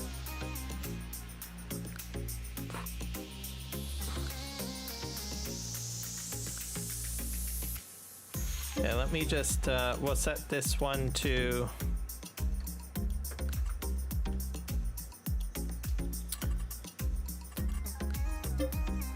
I think I can do this, can't I?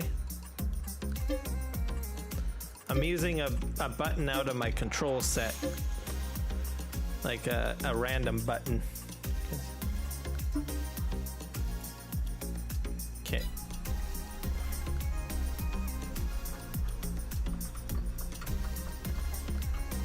Let's just power this on. Now that's working now. Why are you doing this to me? Now it's off. I don't get you. You got like a mind of your own.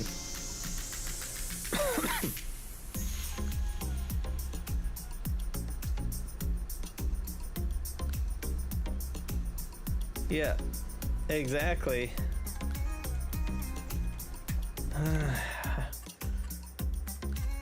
This has got me flabbergasted. And we'll take these all out.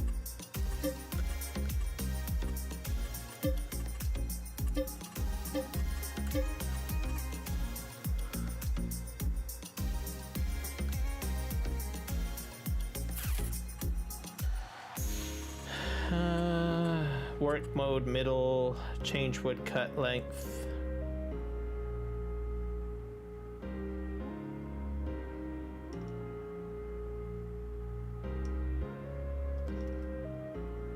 But there's definitely a conflict with that machine, like this machine, and those machines over there, essentially. And I don't understand why. So either I get these to keep working, or I get the other machine to work. So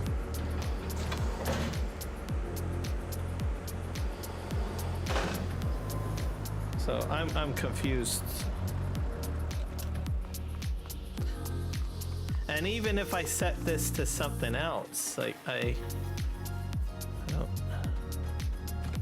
see here. Well, now it's working.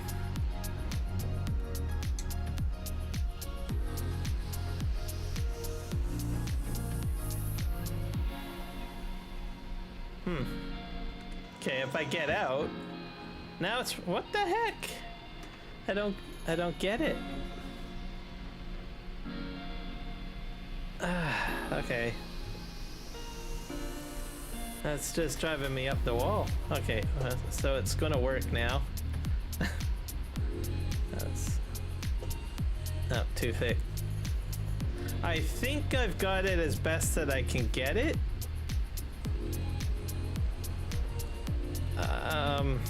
I might have to relook at this, but I'm not gonna fiddle with it much longer, I don't think. Let's see. Let me just, I'll check here. I can see out of the corner of my eye you said something. Give me a sec here. Oh, I'm gonna get this. This is a small tree. Let's see if I can lift this up. Am I aligned?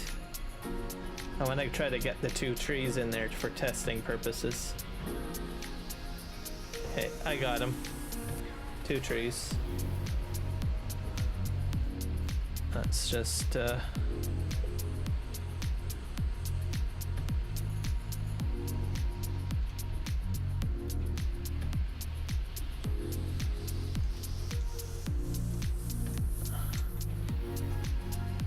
it's not opening up though.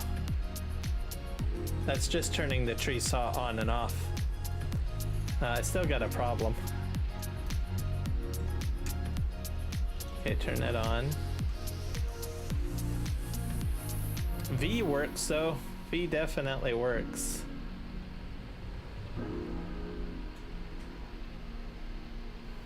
So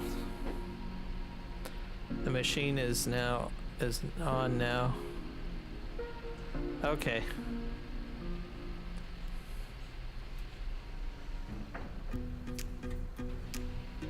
So that's separate. It won't drop it if you do this. That's just on and off. Okay. Okay, I need another V key. Toggle next fold state. It's definitely tied to V.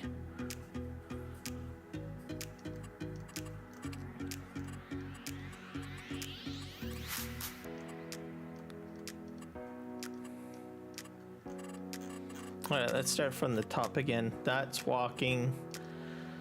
Build mode. Vehicle mode. Build mode again. Vehicle drive.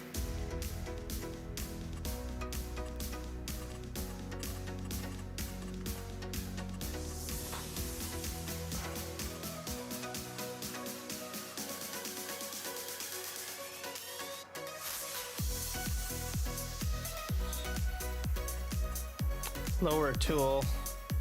I could always try that, I suppose.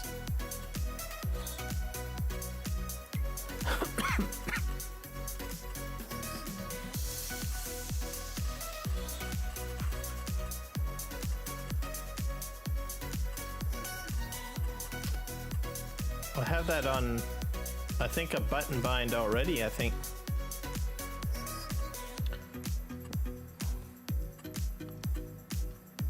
Pipe, lower draw bar, raise draw bar, fold. Let's go back to key. Where is it? Lower tool.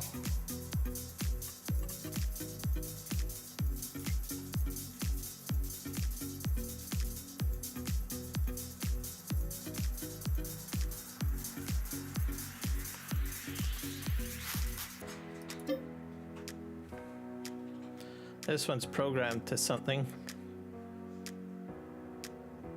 Let's try that. I don't...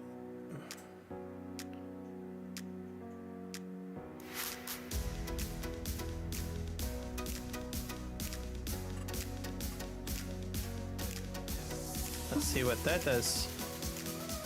They're already programmed to something though. That's gonna be a little freaky. That's working. Oh my god. Hopefully I didn't mess something else up. Okay. That's too much.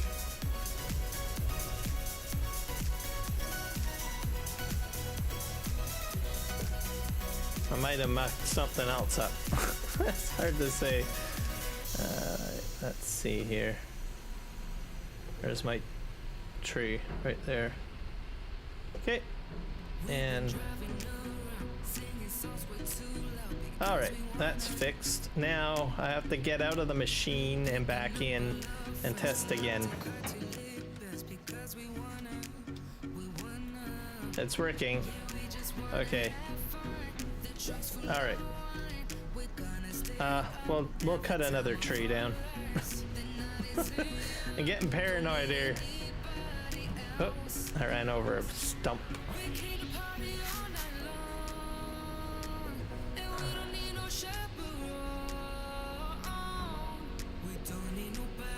Let's see here. There's like a little tree in here, isn't there?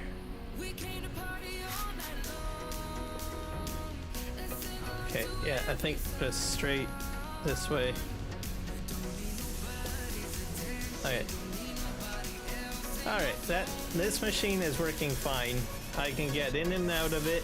The key bindings stay. Okay. I'll just put this guy here. Let's go on to this one.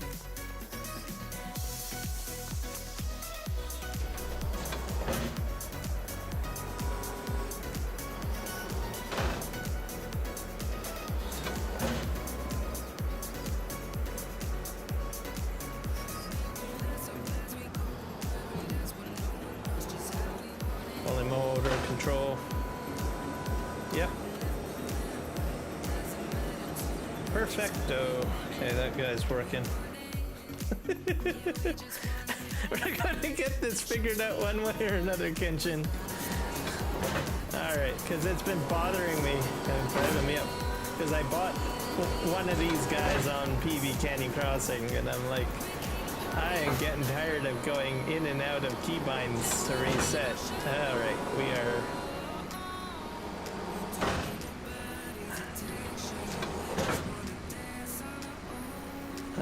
Can you...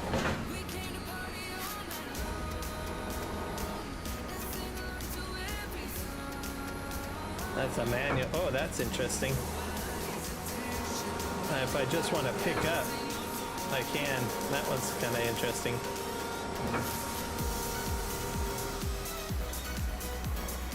I can't lift the head on this. Oh wait, this one just stays down, doesn't it? Yeah, this one does not fold up. But this is kind of interesting because I can do a lot of log picking up.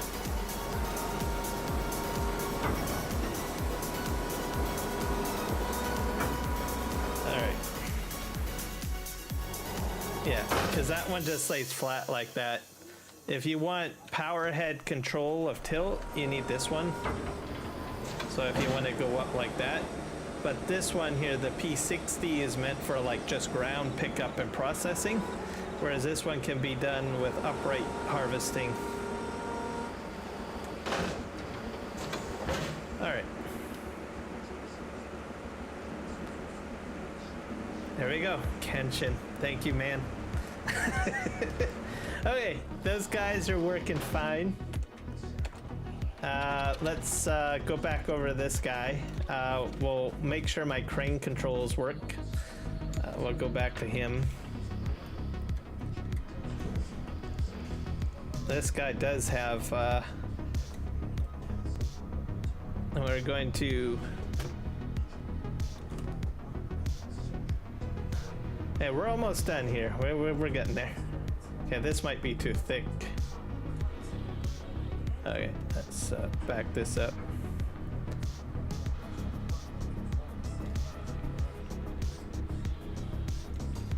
I'll get into the crane in a moment here.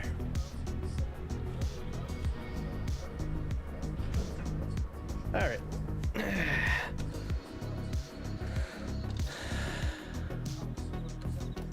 Yeah, I just recently started using the big one.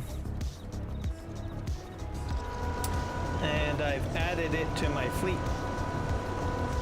So I intend to use it. Oh.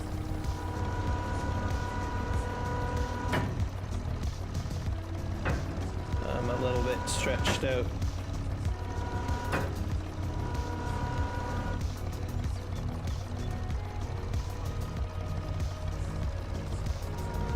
That's a bit weird. I must be too far out. All right. Oh, crane reaction.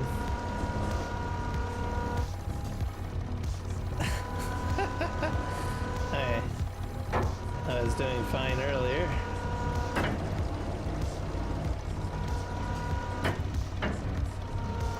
I'm just too far out. I'm not working within my play zone. Good enough.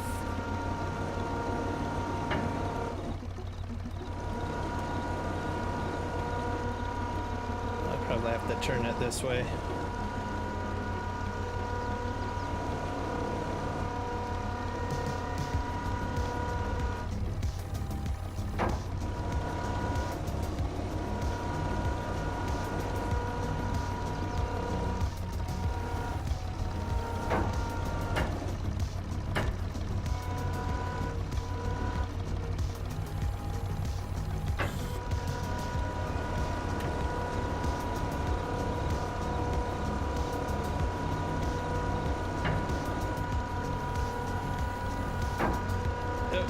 That's a bit of a mess. Unintentional.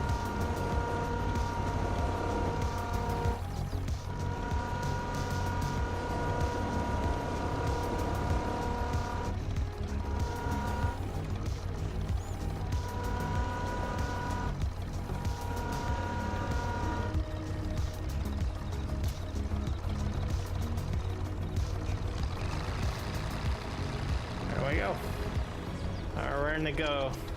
Maybe a little bit of a hiccup with it, but oh well. I can believe it because you're limited on how many buttons you got available. So at my disposal, I got more stuff.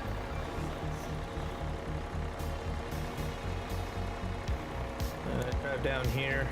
There's one other piece of equipment that I forgot about, the yarder.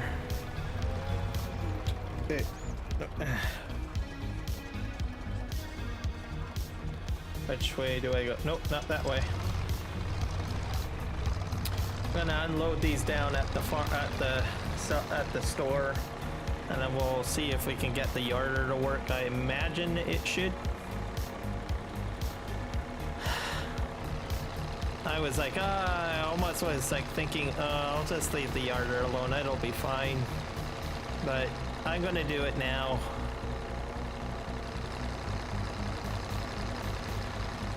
Yeah, there's a lot of button programming for the crane. And I used to use a crane like with the mouse and keyboard. That's a headache and a half. Like even if you, like it's auto-programmed, of course, by Farm Sim, but you're beating your head up against your desk pretty much if you're using a mouse. It's not that it's not possible, but you know, it's just how it is, I guess. Yeah. Now let's go ahead and unload these. I'm gonna use the not the yarder, but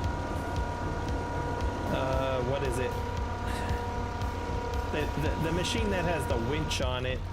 I keep on calling it the yarder, but it's not. It's I forget what it's called. It's a John Deere machine.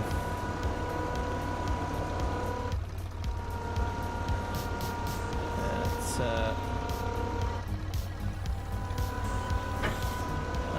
just dump these right over here.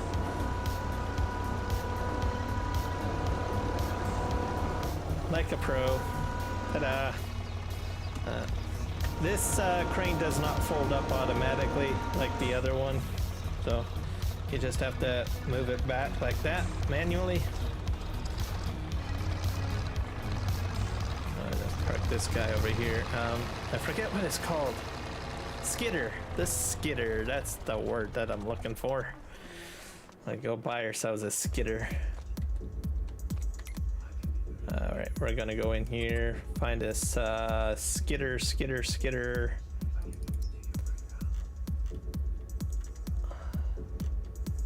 I think it's this one. Windows, we'll leave as normal. Bye. Okay.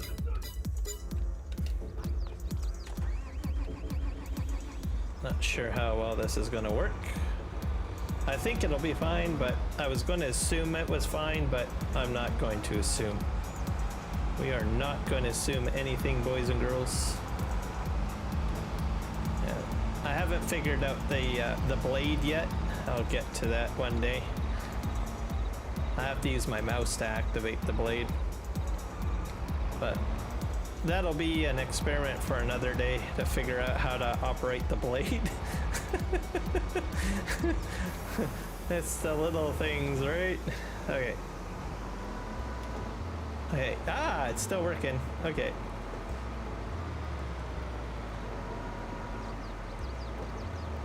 Yeah, because this is another complicated piece of equipment. There we go.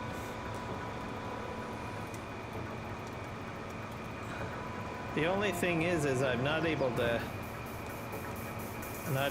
turn. Great. That's another thing that's off. Oh wait, nope, that was pickup. Yeah, I cannot turn that head. Oh wait, I can. There we go. Alright, it's just on the other controller. Kiram's panic attack is evaded, everybody. We can stand down from red alert. Yeah. It's just that it's hard to... I think it's because it's just too tight. That's what it is. Alright, which is fine. Okay, I know it works. That's all that matters. Okay, we are done our testing, boys and girls. We're going to go ahead and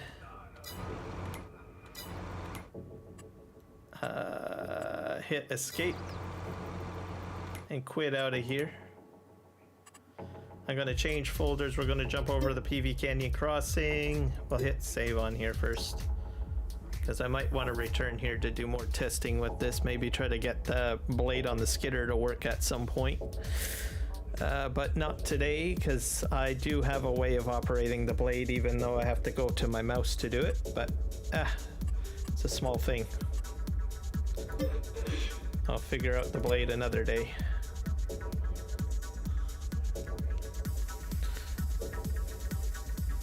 Maybe it's the same for the other control that didn't work earlier. Maybe it's on the other stick.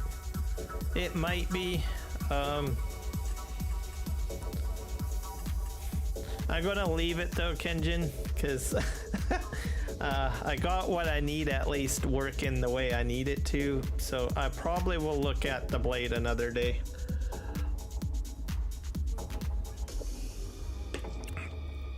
There's only so much keybind, hair pulling stuff I can deal with. All right, we're gonna quit out. I'm gonna make a backup of the keybinds in the FSG tool. I had wished that I could show you, but unfortunately, I think the windows work a little differently. Maybe I'll show you guys this. I'll just do a screen share, I guess.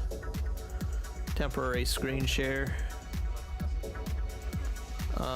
Let me just set that up. Give me a moment.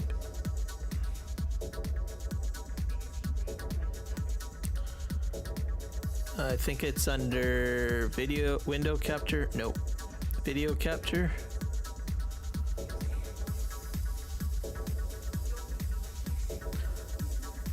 Audio application, browse display capture, new.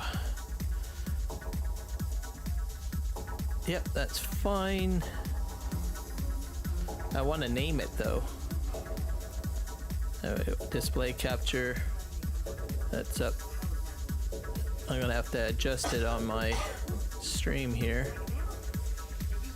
I'm gonna shrink it down on vertical, guys. I'm sorry, but if you want to see everything, there you go. And then we will put it on horizontal as well. Let's put that on. What is it?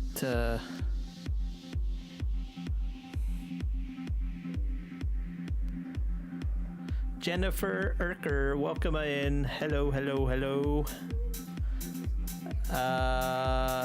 Display capture, pre-existing one. We'll dump that onto. Bam! There you go. I'll have to program that into my Steam Deck or Stream Deck for displaying and not showing. All right, so FSG tool time, just to show it off a little bit. So this is basically the tool. These are the folders I have for Farming Simulator 22. I also have it programmed for 25. Just a test folder. There's not much for mods at this time, so there's not a huge reason why I use this tool for 25 at this time. But as maps come out, I can easily swatch from 22 to 25, just like that. Bam. So these are kind of some of the different folders that I have. I had a lot more, but I've cleared them all out because there's not a lot of test maps that I run.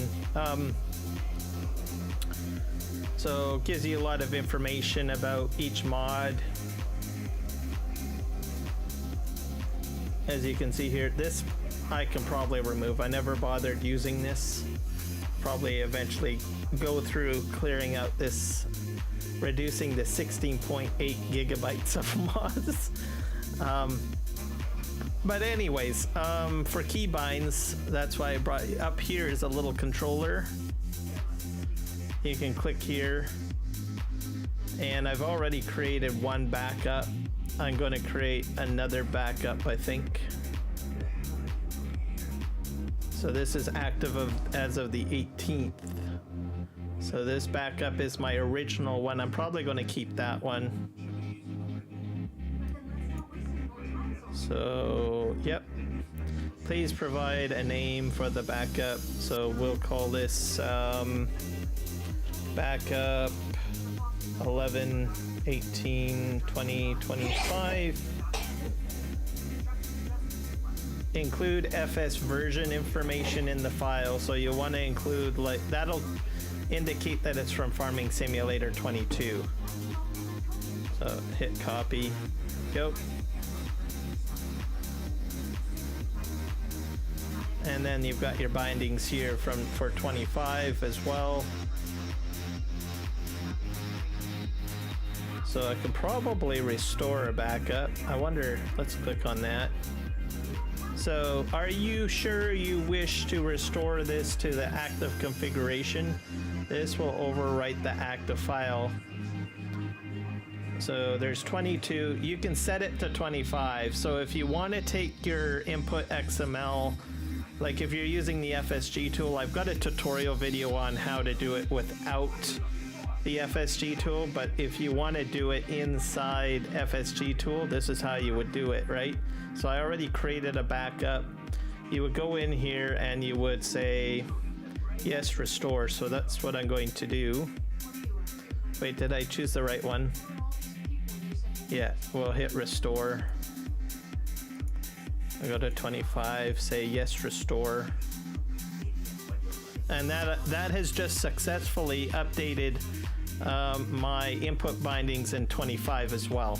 So that is currently updated as of today's bindings. So that I've changed in 22. So very handy if you play FS22 and 25. You can use this to manage your input bindings so that you don't have to go into the key binding settings and, you know, blow your brain out. Right? On the whole matter of like, oh my god, I don't like key bindings. What would be really cool too, you know, like if you know someone has a set of key bindings that you want to work with and they have the same equipment as you, you could probably even ask a person, hey, can I get your key binding .xml? And I'm pretty sure they might say yes or something like that, right? And then they can communicate with you through Discord and do a Discord transfer maybe. So very, very handy.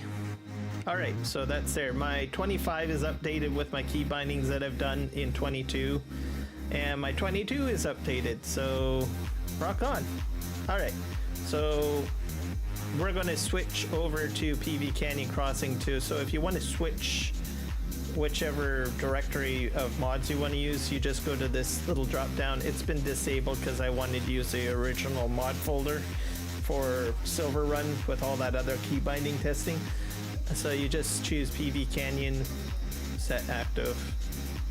It'll update your XML, and then you hit launch game. So we'll just close this all out. There you go. Simple, easy peasy.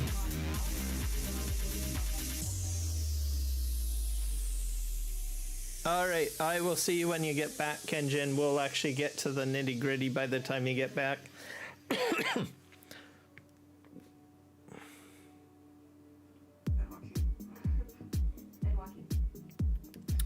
We're gonna launch the game. Let's hit launch.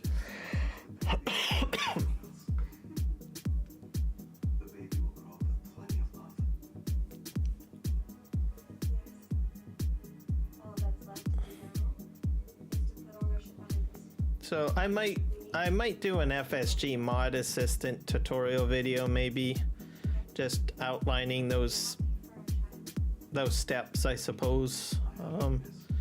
I thought it was going to be actually more complicated than that, but apparently it's not. So it's not overly complex. That was actually the first time I actually did that, by the way.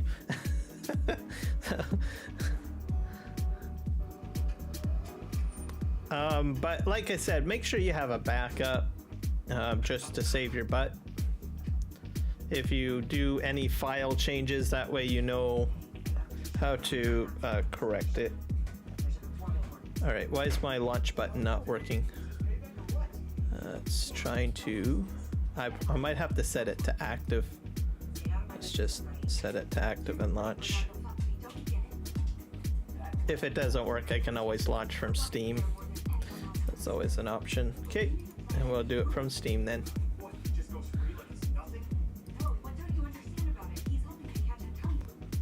Alright, should be coming up pretty soon. Another reason why the keybind backup is a handy function. I also have a Steam Deck, which is a handheld PC, and I can play Farming Simulator basically on that. A lot of the times what happens is when I start using the Steam Deck, it basically overwrites all of my keybinds for FS22, and then I have to go in and I have to set everything all up again. So if I get something that overwrites it, I can easily restore it through the FSG tool. So just a fun fact. I'll show you guys what the heck the Steam Deck is. So it's an ingenious piece of equipment. Steam Deck. Let's see if I can find like an official. Here we go. bam, that is the Steam Deck. So I know, so I think a lot of people buy like a PlayStation or, you know, an Xbox just to save money. And I agree, I can understand that, you know, buying a big giant gaming PC is can be like a hit to the wallet or the paycheck, and I understand that fully. But if you still want the full function of a PC, this is probably your best bet. So you can get your entire Steam library basically on here. So my PC version of Farming Simulator plays on here. All of my PC games will play on this. Pretty much all of them will play on here.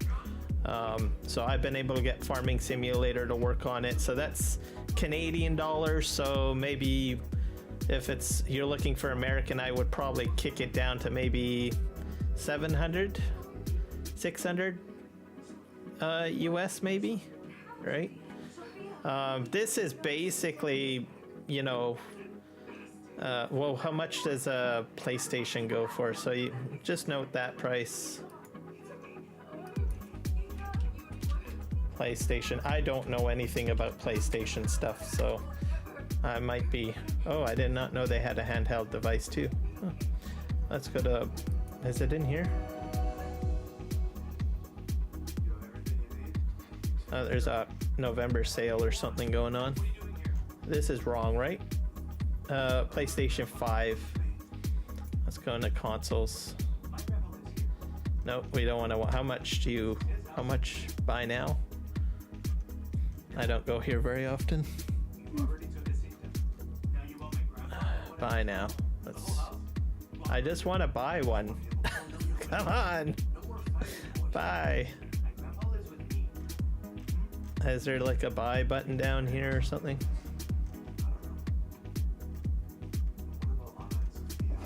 Maybe I gotta go to walmart.com or something.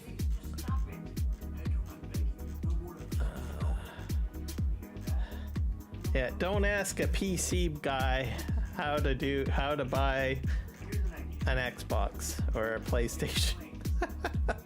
And why is it not working? Okay, let's go to Walmart.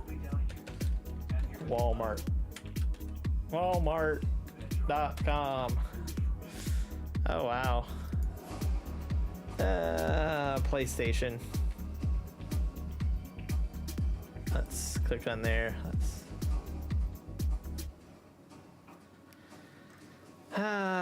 So $434. Okay.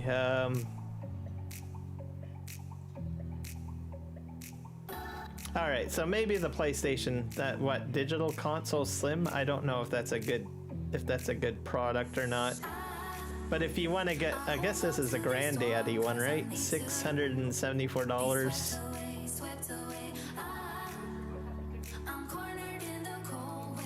You get like all sorts of stuff with it. So I guess if you're a really serious person, midnight black, cobalt blue, those are just color issues, right? Volcanic red, ooh. Oh, it's just changing the controller. Okay, so let's say you get this because you're like a really serious PlayStation player, right? So I guess maybe, I don't know. So maybe you get more bang for your buck with a PS5, I don't know. But anyways, the Steam Deck, I think if you essentially want to be a PC player at some point, a majority of your Steam library could end up on there.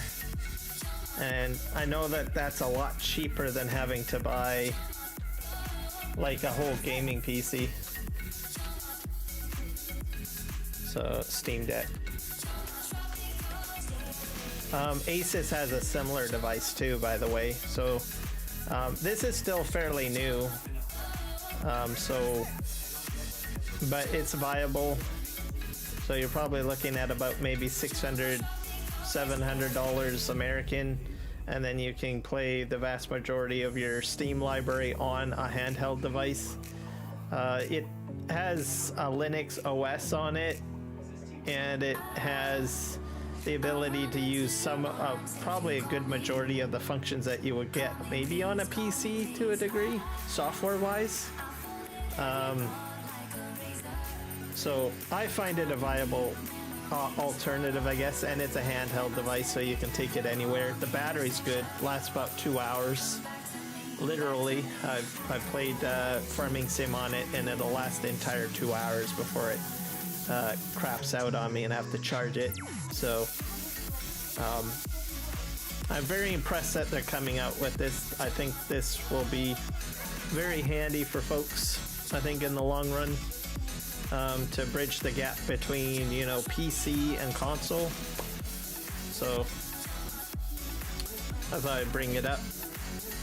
I do have an unboxing video on that, because when I did get mine, which was quite a while ago, you can check that out. I'll throw a link, I guess, for that. Let's see, Kiram Gaming. YouTube.com.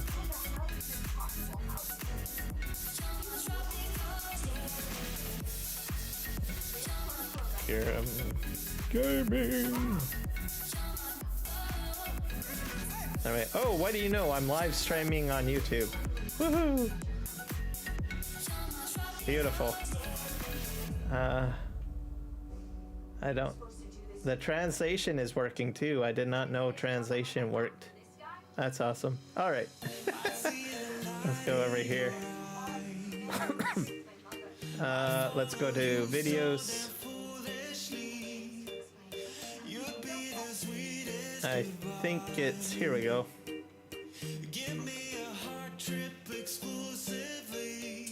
There we go. That's the video. Throw that in the link for you guys. You guys can go check it out. I do a full unboxing.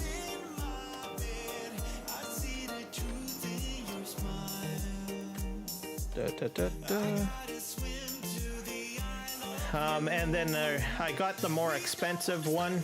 So there's 2 tiers. There's a cheaper one as well, but I went with the more expensive one to show you the attack. And I also bought the dock that comes with it, and I explain in there the differences between the more expensive version and the least expensive version, so you guys can check it out. All right, let's just minimize this. Let's go back to the game. We're going in the career mode.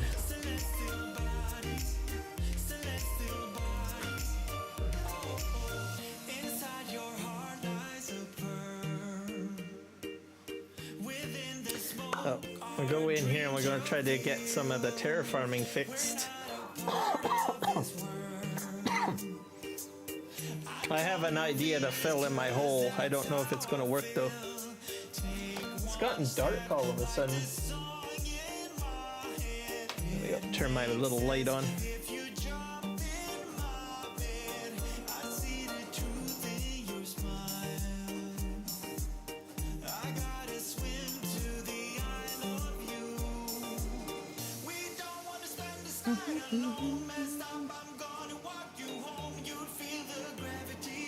I'll let this load up here. See how well it does.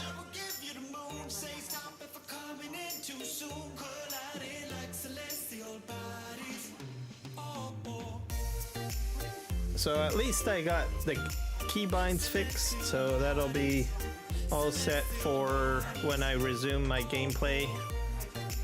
The game series basically on Pleasant Valley.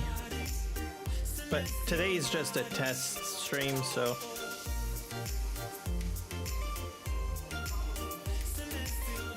And eventually we'll return back to Huton Pentai on FS25.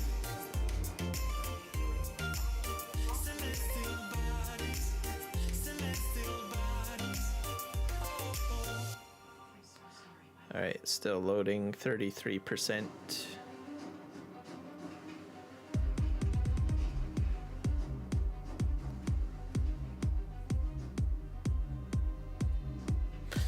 So the other thing too, having like a mod switcher tool, it's handy because when I first started playing Farm Sim ever, like back in 19, I had all my mods dumped into one folder.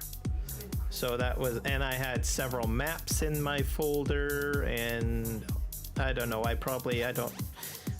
can't even imagine how many mods I had in there and how many files I had in there. The thing that you have to think about is that when you load up the game, it has to load up all those mods and go through all of that entire list of stuff. So having a switcher tool helps you with that. That way you can just, you know, if you're playing on one map versus another, you can switch it up, right?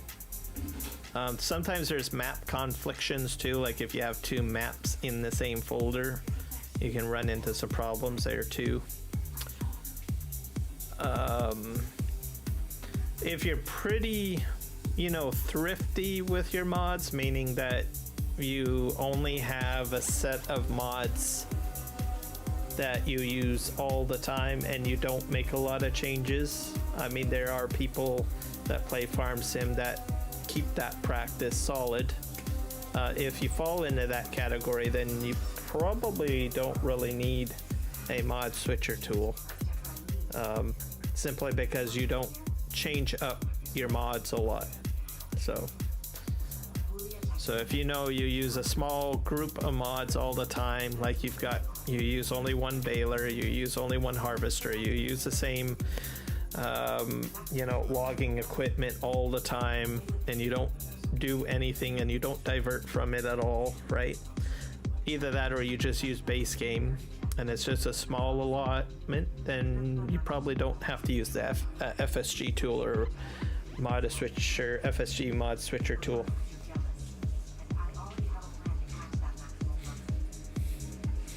So, but if you're someone like me and like, you know how many mods I have, right?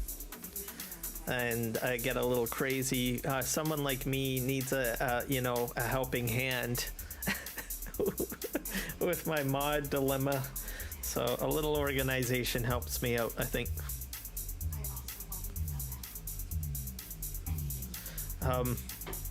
So if I had any more, this is about, right now I'm loading about 16.5 or 6 gigabytes worth of information or mods pretty much right now.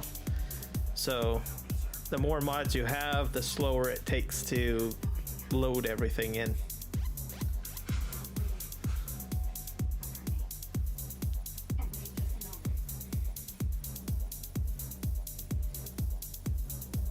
All right, we're back on the map.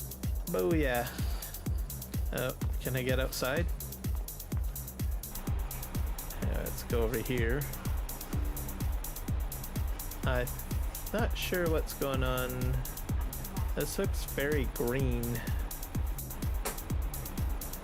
Got that. Yeah, I guess we'll probably get this guy back doing what he was doing. I'm trying to fill up this bunker for methane torches is activated.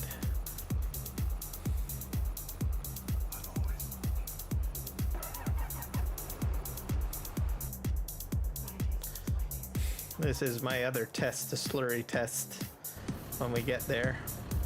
What are you doing? Let's see, you're on auto drive.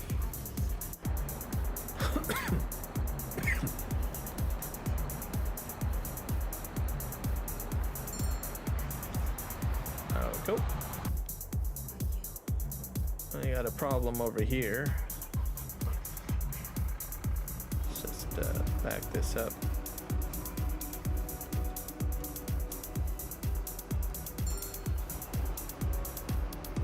This guy wants to go to the repair station.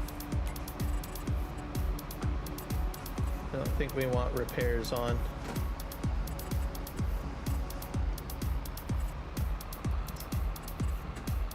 Apply. And he'll go. Fully automated barn is what's going on here, by the way, guys. So I've got a tutorial series on automating cow barn. You can check that out on my YouTube channel as well, with auto drive and course play. If you're on console, sorry, auto drive and course play aren't available. I think I'm out of straw in there. So I'm gonna fill it up. I think I got a truckload over here.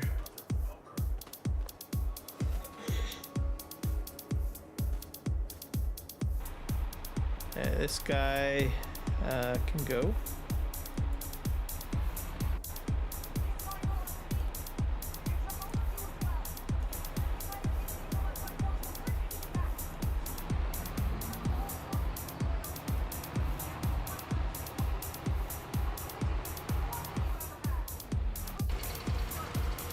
This guy's on his way. He's dumping out here. This is not right. I'll have to fix him up. This guy, digestate. These guys are all going. That guy's going. Another test. These guys are working hard. I think it's, is it this truck? Where is this guy? Oh, way over here. That's crazy.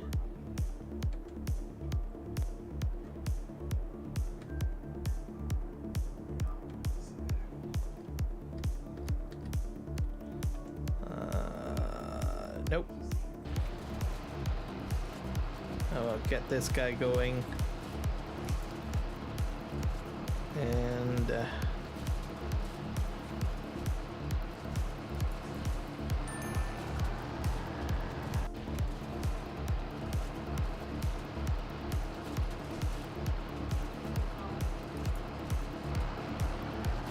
we go.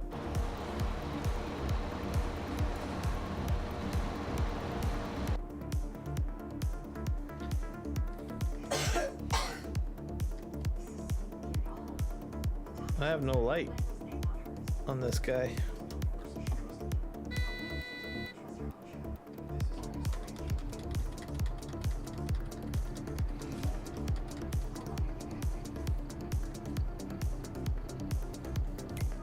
I'm gonna fix the lighting problem.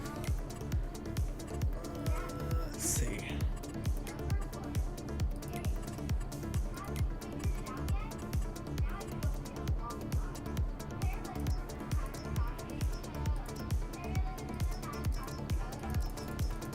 I'll set it to about, what, 10 a.m.?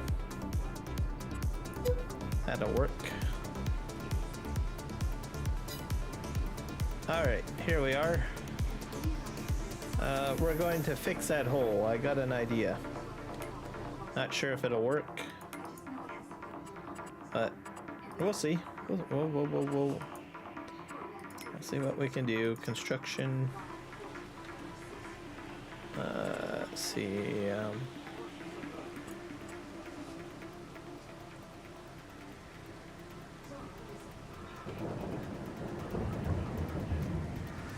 Let's just.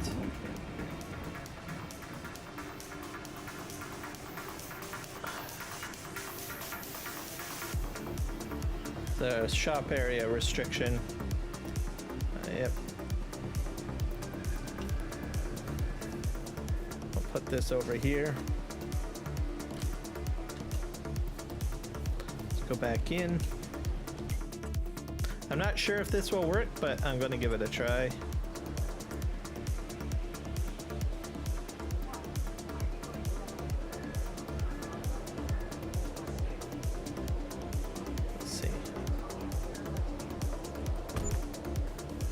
Alright. Oh, fixed. There we go. Now. Ta-da. That's how you fix the hole. Alright. We're gonna use the Terra Farming to fix the rest of it, so don't worry about that. Okay.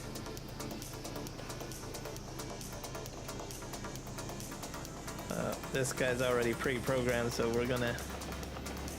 There's a bit of a lip here.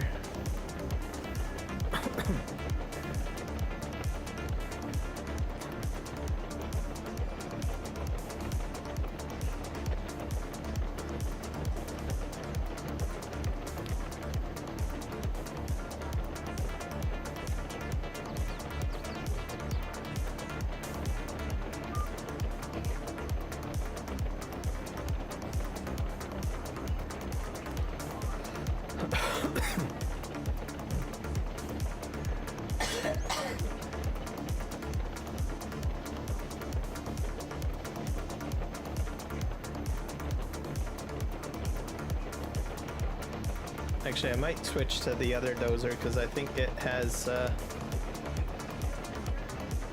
some functions.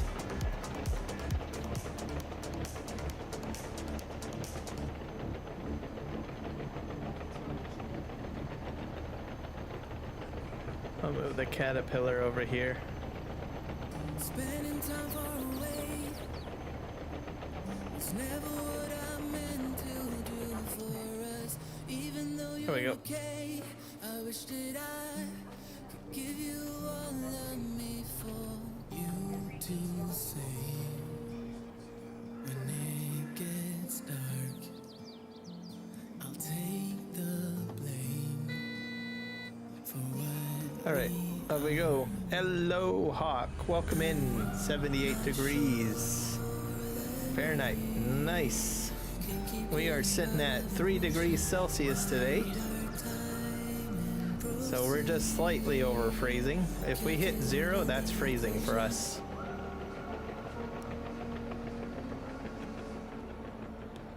All right, let's just go forward here. One tornado today from 8:37 a.m. to 9:47 a.m. today. Okay. Did your sirens go off?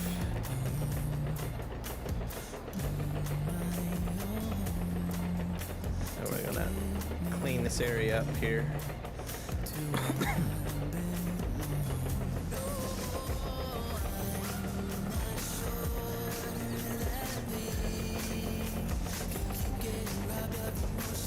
.66 degrees Fahrenheit now. It did? Okay. Did it last for? Did it last the entire time? At 10 minutes or hour, I should say, or yeah, just over an hour.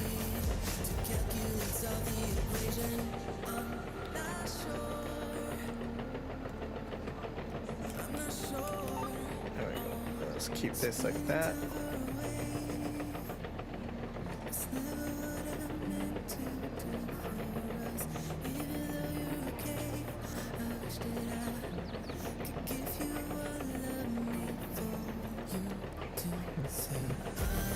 I could probably turn off the map.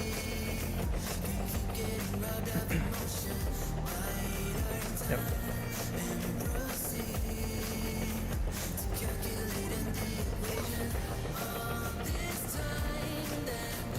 Uh, 8:30. We had 3% sunlight outside. Oh, that's not a lot of sunlight, is it?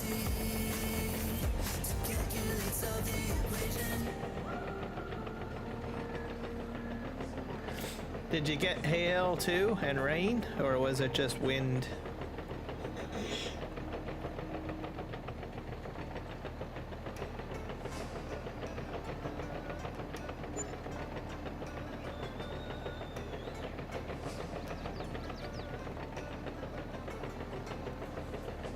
I think we'll turn around.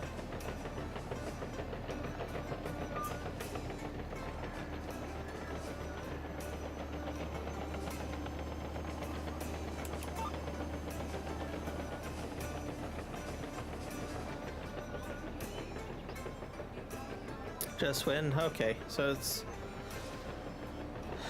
not... Well, I guess there's no way of saying whether it's bad or not. Hail, I know, can be pretty bad because it can like destroy cars and damage glass and stuff like that. Oh, yeah, that is not good. Yeah, we don't want Christmas decorations to get ruined.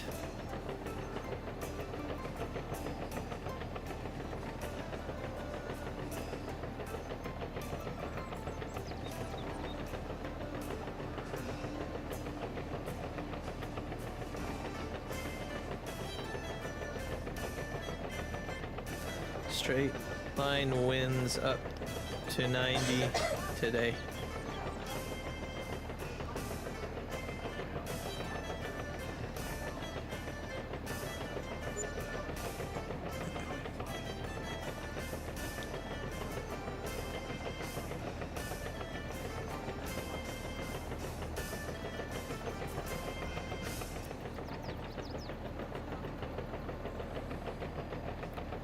Let's see here. I think we're doing all right.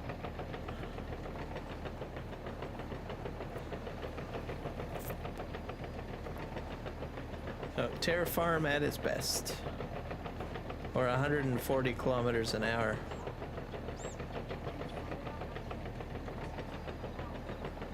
Oh boy.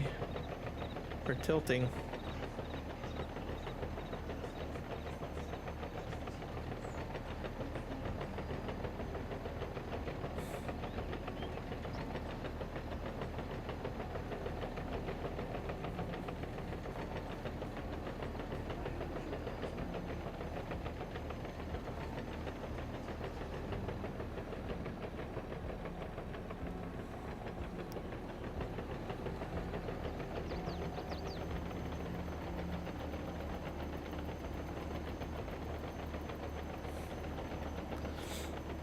Yeah, serious winds. That's that can be just as bad, I guess, as hail. It can blow everything away. That's the downside of it all.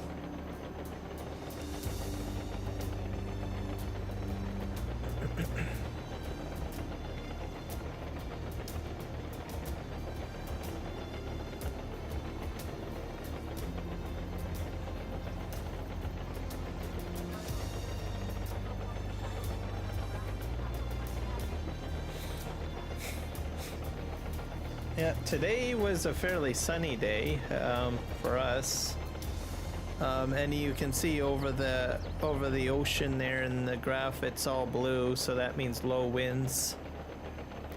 Welcome back, Kenjin. Glad to have you here. We're fixing stuff now. I fixed my hole. I cheated though. I didn't use Terra Farm to do it. I put a farm over the hole, a cow barn, and that filled in the hole. So it was an easy fix. Yep, no worries, man. So I just back up here. But I'm using Terra Farm to fix the rest of my blunder.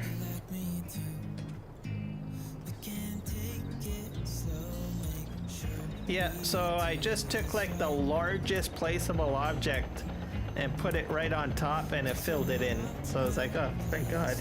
Why didn't I think of that before? So now I'm but I'm using Terra Farm to fix up all this other stuff. Because I know Terra Farm can do this at least. I imagine Terra Farm probably could have fixed the other thing. I don't know. Actually, no, you said there's a depth issue, I think. If I'm not mistaken.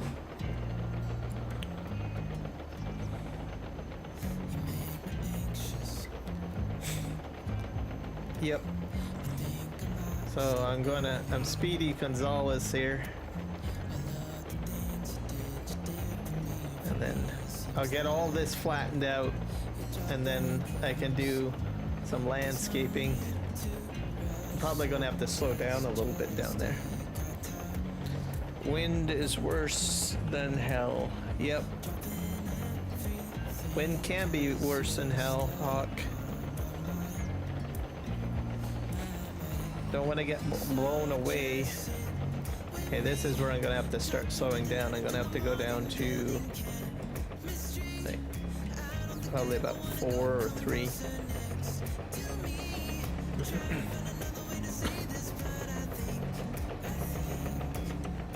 See what happens.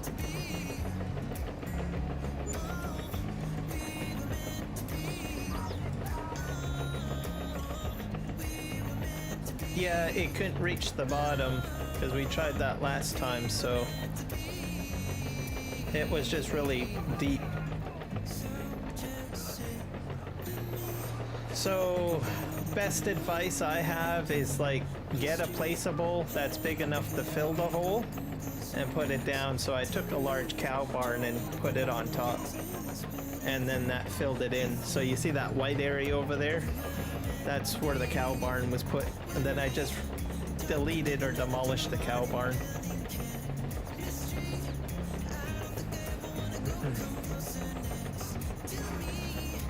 So I did that on a test map. I think if you're, you know, more realistic, what I would probably suggest, if you want to be as realistic as possible, I would just basically go back to an older save and restore a save. Probably that's another option too, I guess.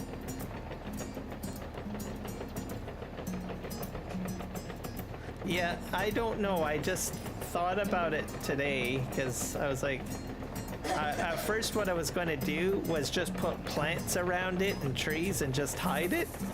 I was like, I ruined the map. Guess that's all I can do right now. I'm just gonna have to hide it. Put up like a danger sign or something. That's what I was going to do. And then I thought, wait, I wonder what would happen if I put like a barn over it. Right? And sure enough, it filled it in. So.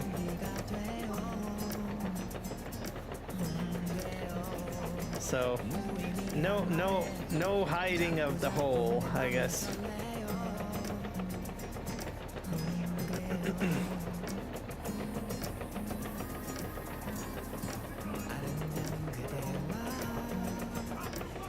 And we're gonna just fill this in.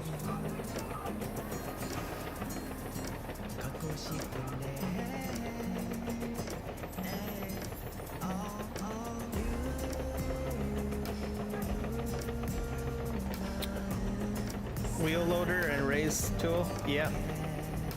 I suppose that might work, I guess.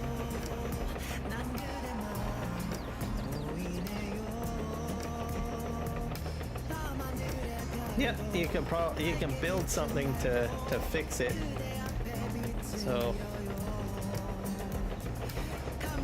So for me, I didn't want a cow barn there, but you know, if you knew you wanted to put something there, you could be strategic that way and say, oh, well, I probably was going to put blank here and do it that way. So that's why I like doing test streams, you know, you kind of test things out, try different things, because it's not a map that you really quite care about, right? And you can just figure things out and have a little bit of fun, you know, doing stuff and things. Now we're gonna just turn.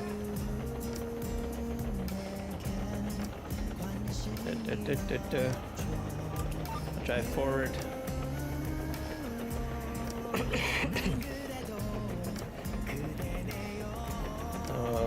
Probably turn up the speed.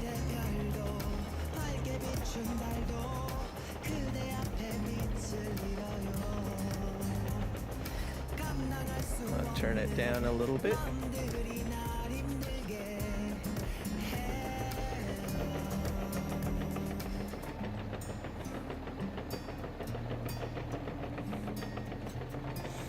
Exactly. I agree with you 100%. Learn together, make mistakes together, and then learn together.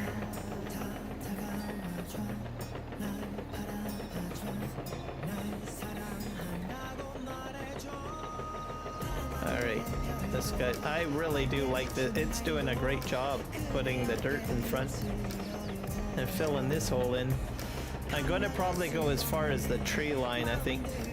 That's gonna like flatten all of this out. Get all of this the way it should. I could probably increase speed a little bit. Put it up to 4.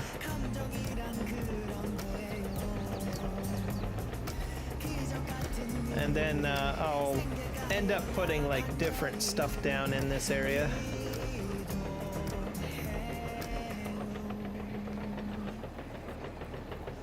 So I need to put down like a biogas plant, and a few other things, I think. Composter. Because my barns are getting full, so.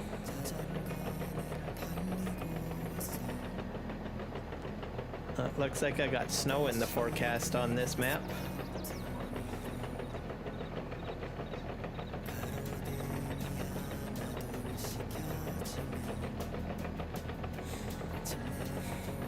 I've been also playing a bit of FS25 as well. So I watched a video that told me that you can use the rice paddy field as a free water source. I thought that was cool.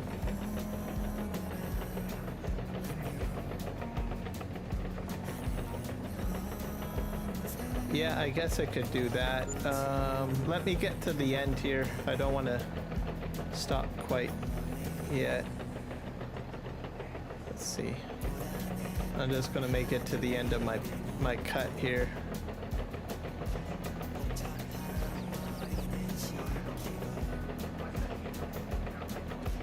Yeah, I think I'm safe here. Okay, how do I get in there again? G? Oh.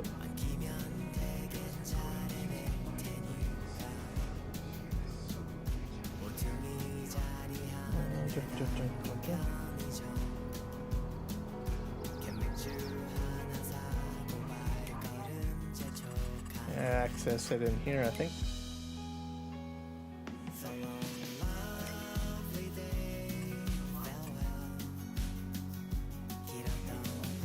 Oh, is it Y? I'm gonna hit Y. There we go.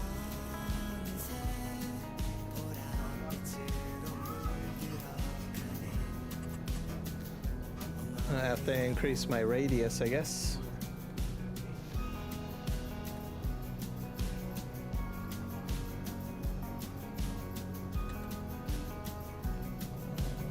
Maybe 8.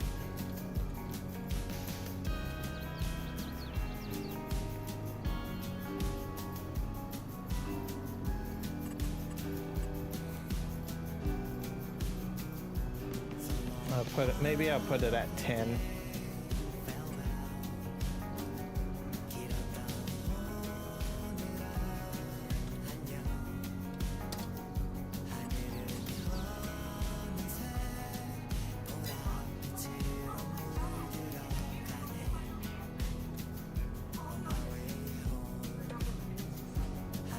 Oh, that's better.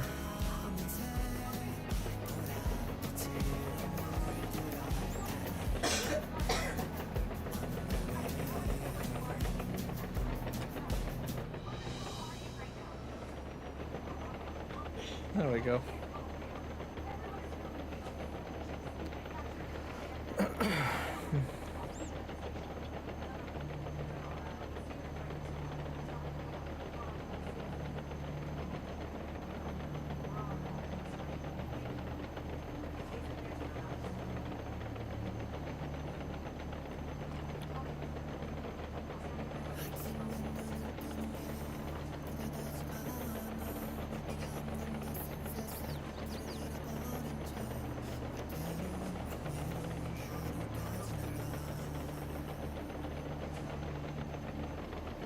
Alright, that's getting fixed.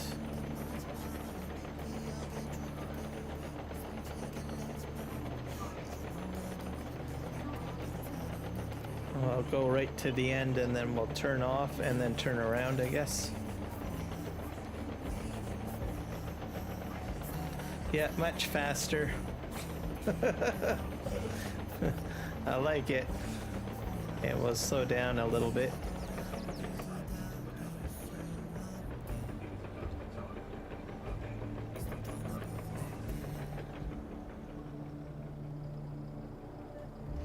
All right, turn this off.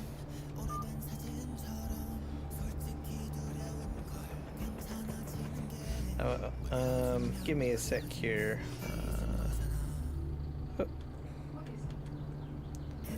I need to turn the 90 degrees on.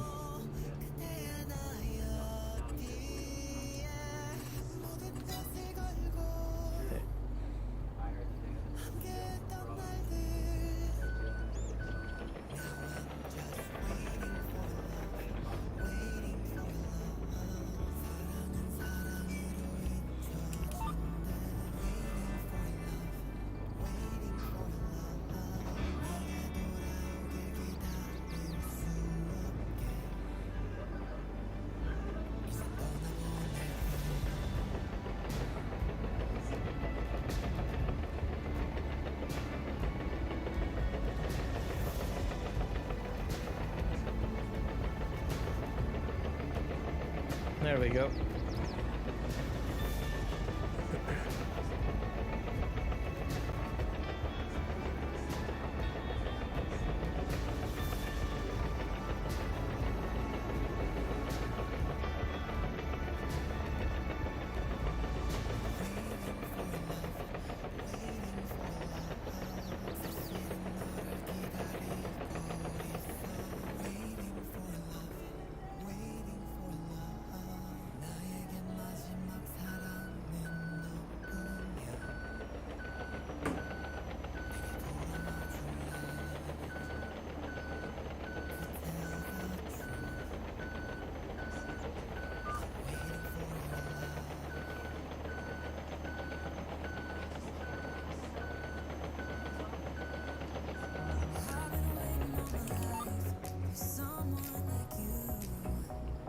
All right, here we go.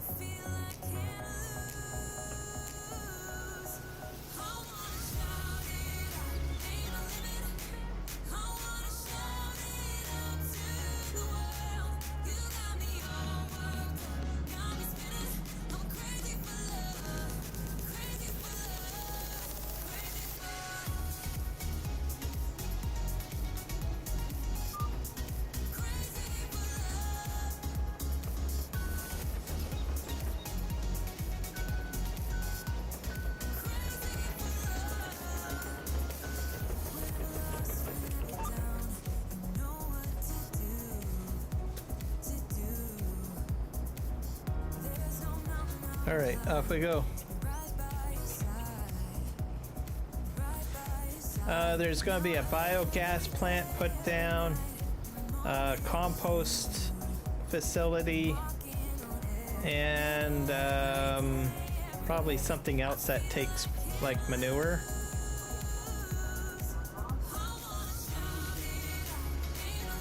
So that's probably what is going to go in this area. Once it gets all flattened out, of course.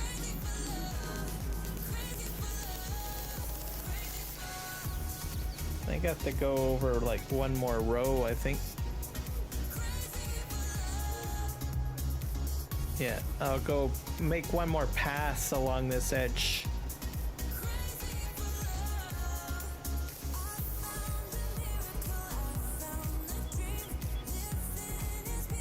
Yeah, it's going to be buildings, so I've got those cow barns in the back, but they're filling up with slurry, and they're also filling up with the manure, so I have to empty them out. So I'm going to automate the emptying process. Those cow barns already have automation for straw, TMR, and milk. but all that's left is automation of removing basically the slurry and the digestate.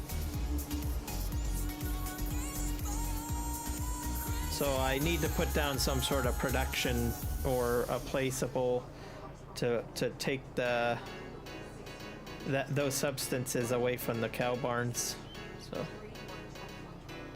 essentially what it's going to be is a fully automated cow barn tutorial. Essentially, I've already done a couple of stages, so using auto drive pretty much. Yeah, I think I'm gonna have to go that way one more time.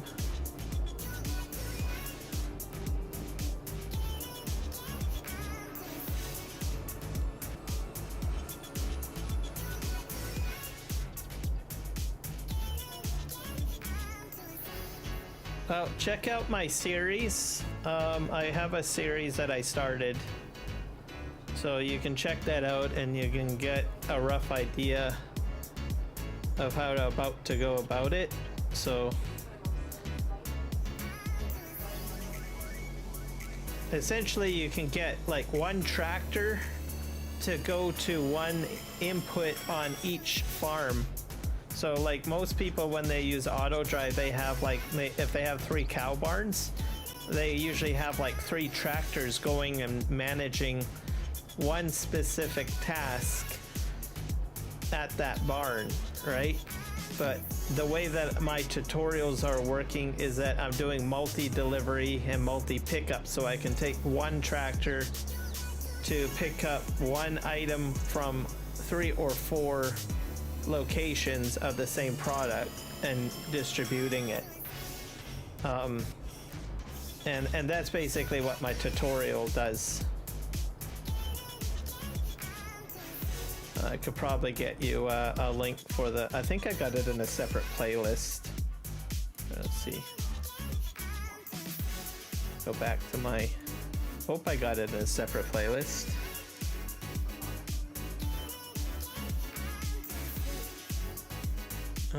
Where is it?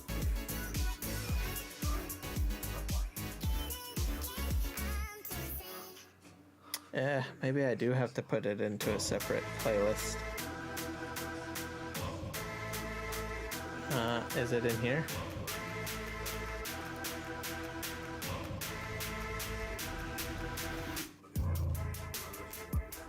Now that's FS25 tutorials. We don't want that. It's in here.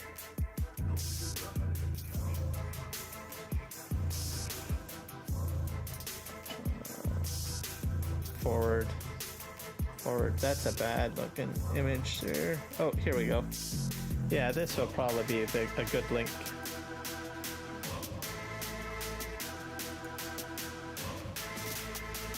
Let me get a link for this. Go away.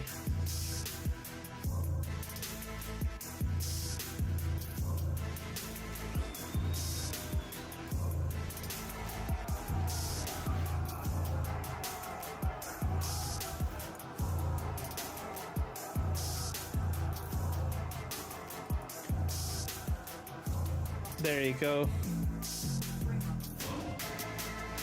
So the ones that you want to watch with the multi-pickup or the multitasks is this one, this one, this one, and this one.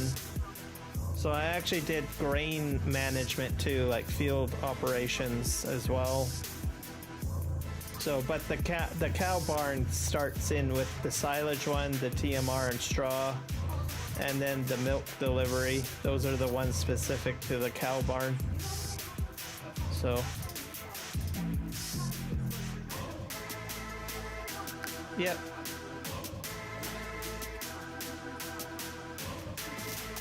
And then once I get the cow barn one done, I'm going to do slurry spreading, I guess. So, right, let's go. Which I'm sort of got the equipment on the map already. Like you probably saw me tabbing to a bunch of slurry equipment. So eventually I will be doing testing for that. So generally I do testing to see if I can get it to work. And then I usually go in and create a video. That's sort of how my methodology goes. I do it that way too. That way people can check out my live streams for testing and they don't have to wait for me to put out a video. They can check out my live stream, right?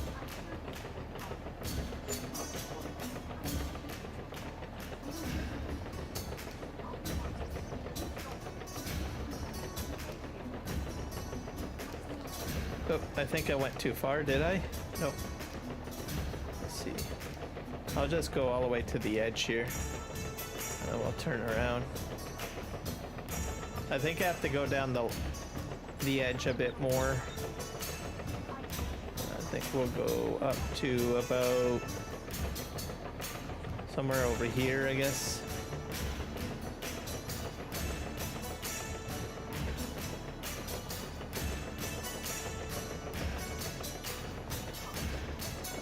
I'm about lined up. Perfect.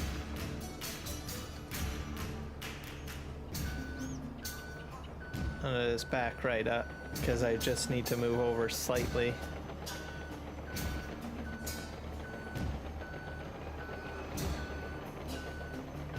Those poor trees.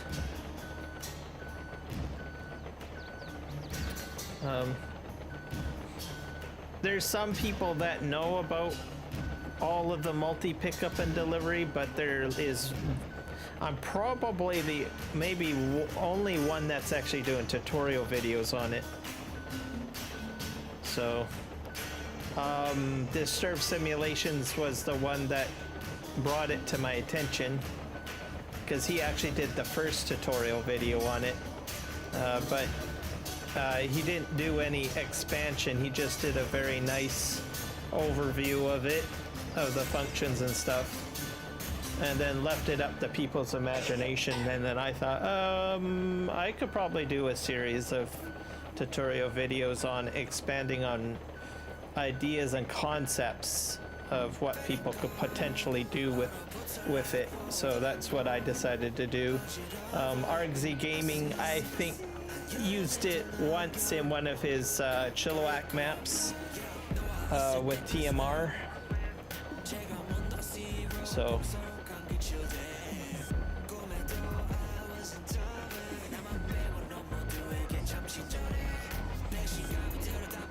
because sometimes, you know, you give someone like a tool, but they won't know what to do with it, right? You know, they may not have the imagination of what could potentially be. So I thought, I've been in those situations where I try to use something and I cannot stretch my imagination further outside of the basic box that I got myself stuck in.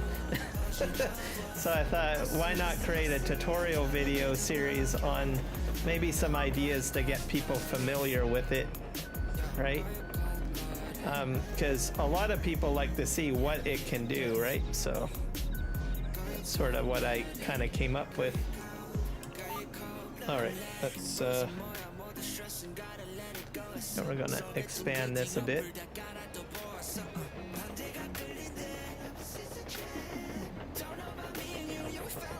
This should round it out a little.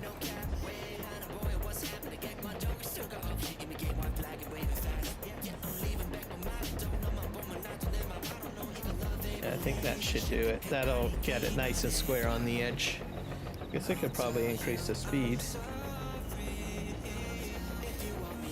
There we go. That's good.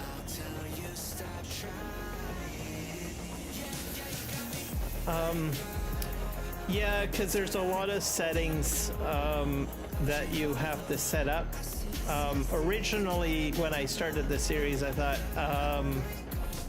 I'm going to just show the settings set up in the first video and then not do it in the other videos. And then I thought, no, I will show how to do the initial settings that you need in auto drive to get it to work. So every video that I've done with the multi pickup and delivery, I show the settings each time.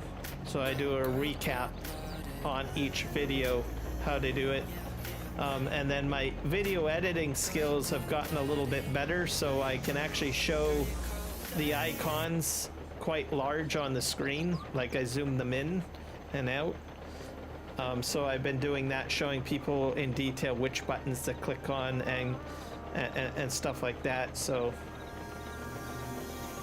I think the series is coming out quite nicely for video editing purposes, and I think it's going to be very user friendly.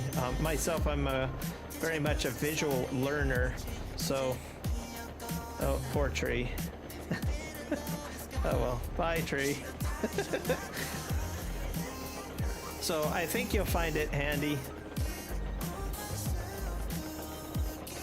And then if you know of anyone else that might be of interest into it, pass the playlist on to someone else too. Because it's pretty neat, you know, like a lot of the times, like we buy so much equipment to do every task individually, and you have a whole fleet of equipment, right?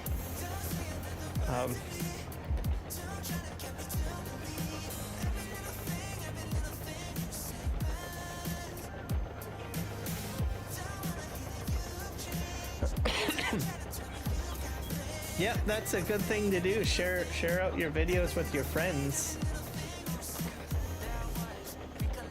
Because people want to see.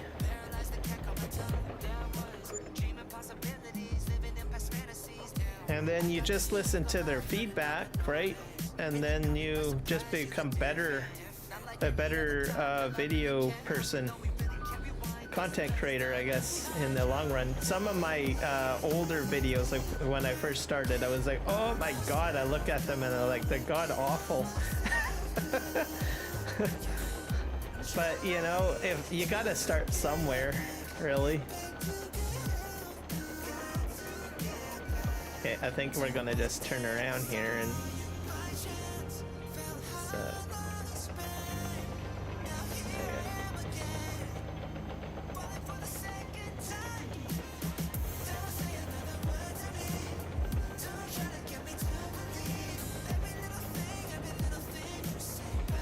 yeah, there's a lot you need, you know, it takes a bit of time. If you do end up doing a lot of videos, try to set up some sort of template is probably the best thing to do. And then just continue to use that template in each video that you do. And then just tweak the template as you learn new things, and that's sort of the approach that I sort of took. So what I usually do is I copy my project file and then rename it, and then I use the project file to make a new video, and then sometimes I add new things to the project file as I learn how to do video editing and stuff.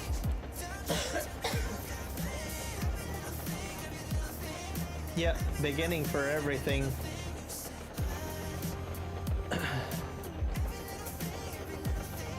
I think we're just going to leave this edge the way it is. I think we'll be fine.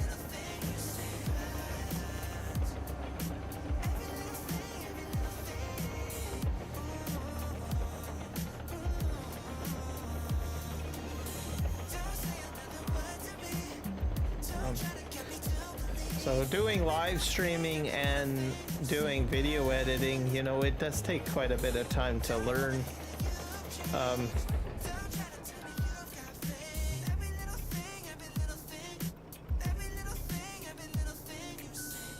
But you gotta enjoy what you're doing and just take it one step at a time, and then just say, aha, eureka, I figured this out.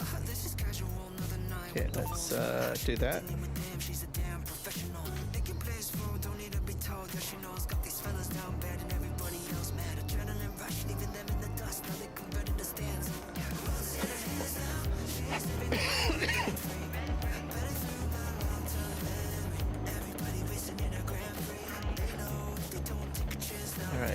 we go.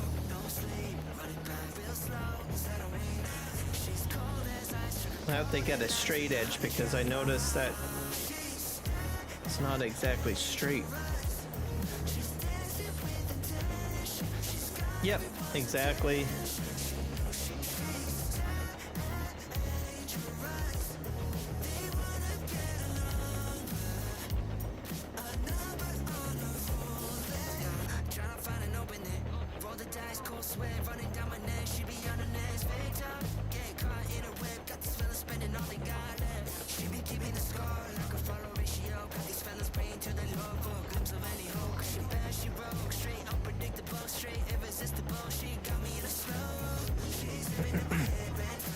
I think for me too, like I'm like multitasking a lot of learning all at once because I'm learning live streaming, I'm learning video editing, and then in Farm Sim I'm learning Farm Sim at the same time, so I'm multitasking, learning concepts and stuff. So.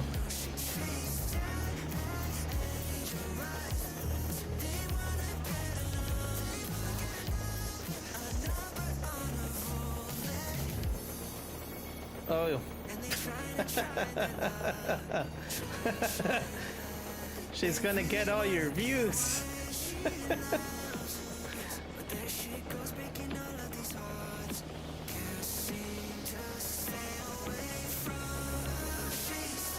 She's gonna say, what the heck's going on here? Why do I got all these videos on my channel?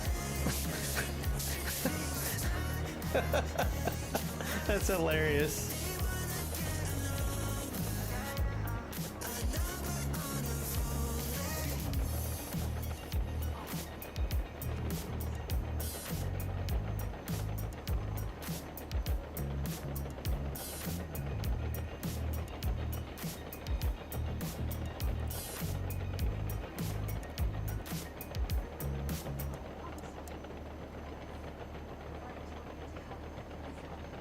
Yep, good point there.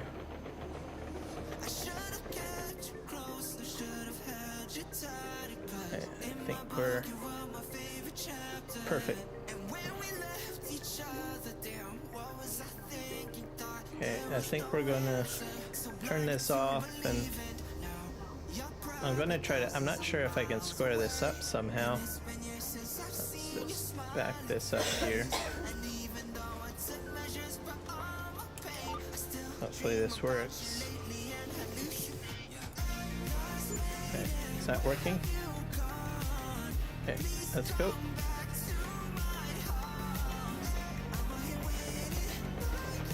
We're just gonna go up to the road, I think.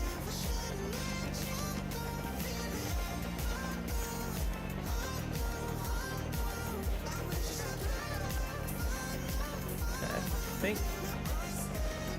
Actually, we gotta go all the way up to where those, up to there. And we're gonna, now we're right at grade, I think, right now. That's good. And this is where the cow barn was placed.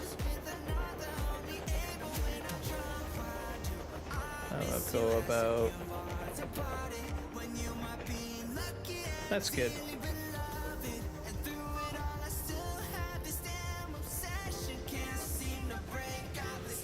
I'm not sure if I have to get a little closer or not. Let's just, oh, let's do that.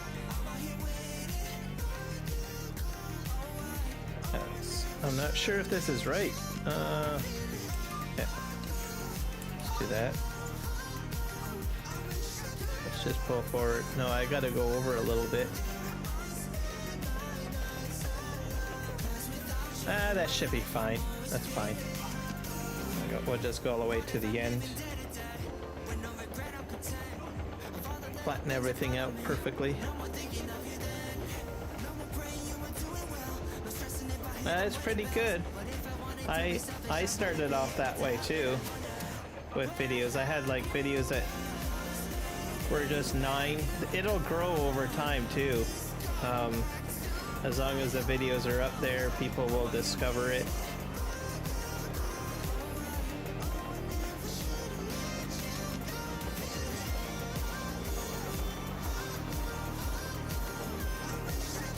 And then people will be like, wow, what a great job you did.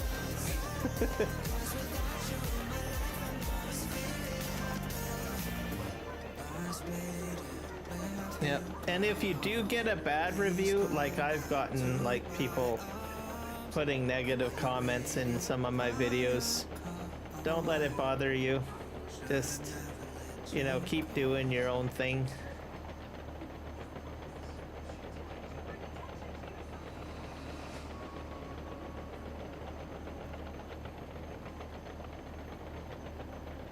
All that matters is that you're enjoying what you're working on, really. That's all that really matters.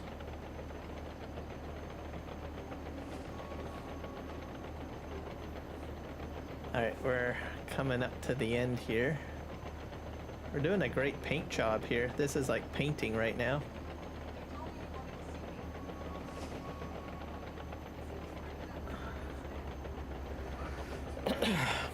Eventually I'll probably have to put grass down again. I'll probably do that, but for now I just want a large mud area, I guess, for now.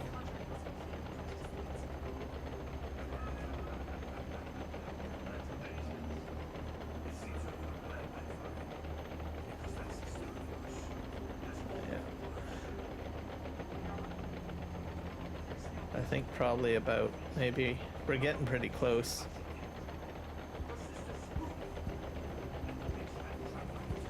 I think maybe that's good enough. Yeah, that's good enough.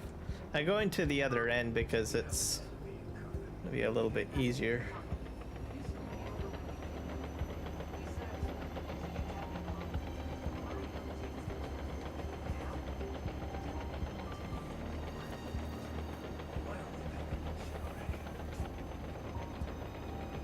Yep, exactly.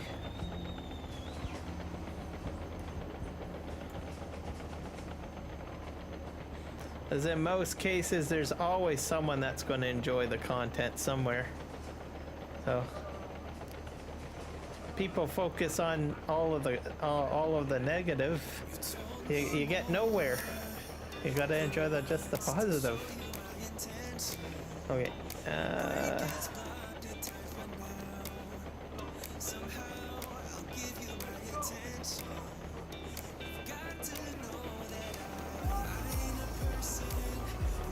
Going as fast as I can here. I'm going full hilt.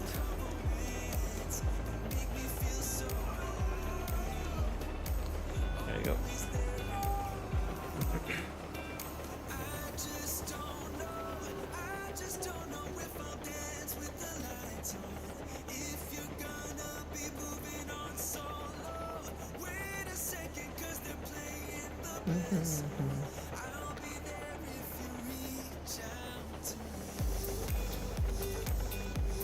Something needs refueling. Oh darn. I guess I'm gonna have to find out what needs refueling. I'll probably check that out later. Something died in the fuel. There's a new feature with Courseplay, by the way, that if a vehicle runs out of gas, you can just take a tanker to it and it'll auto fill up. So I should mention that to people.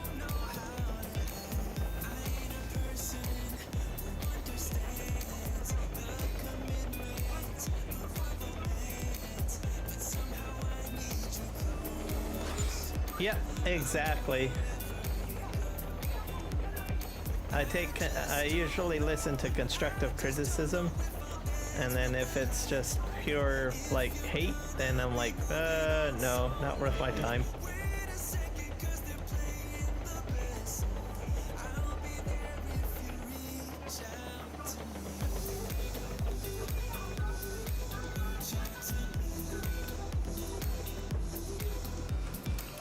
All right,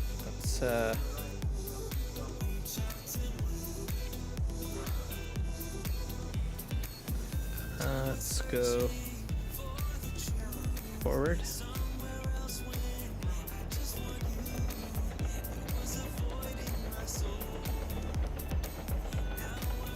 cow barn.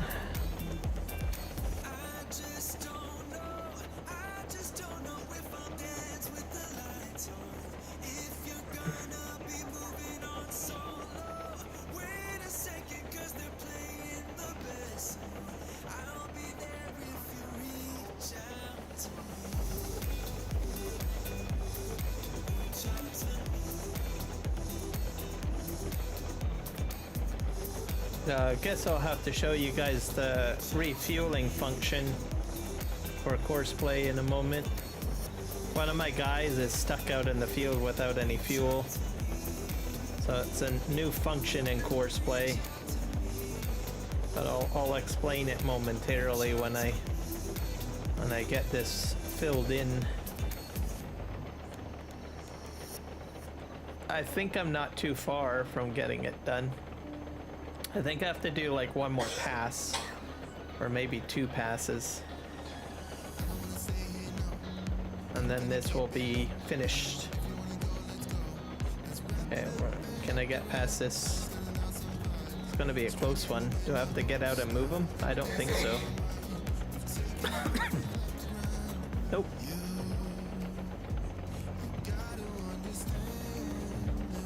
I'm not sure about the other bulldozer though. Might run into him.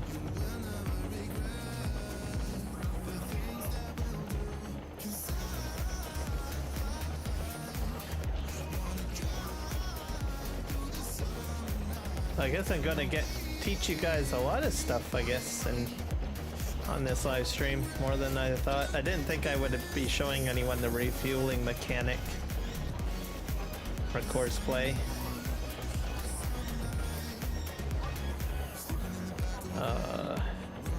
It also works for like not digestate. It works for, I'm trying to think here, seed, fertilizers, anything that you need to refill basically. Silage additive. Let's turn this around. I'm hoping that I'm hoping this is the one that I need. Let's back up. Let's just match this up.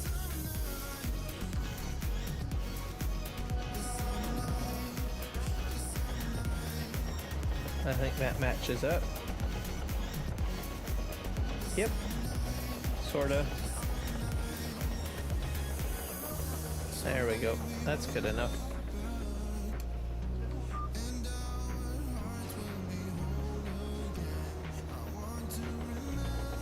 I've got a big hole over here to fix.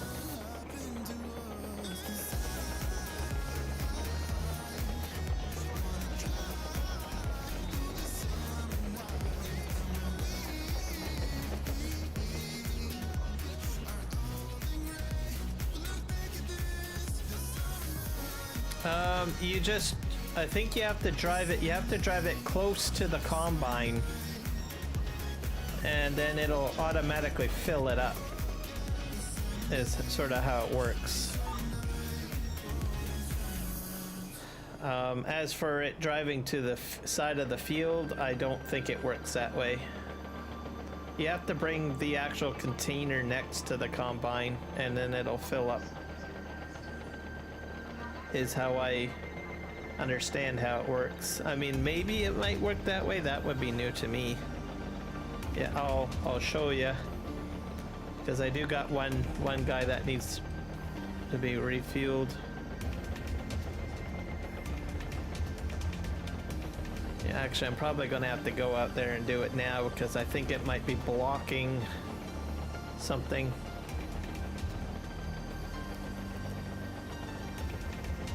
We'll get to the end of this pass and then we'll figure out which item is doing it.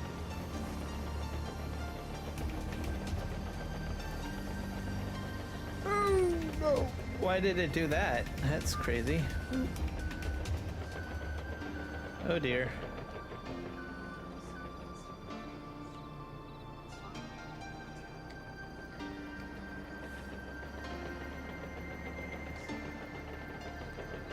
That's interesting. I did not expect that to happen. We have an artifact on the map or something?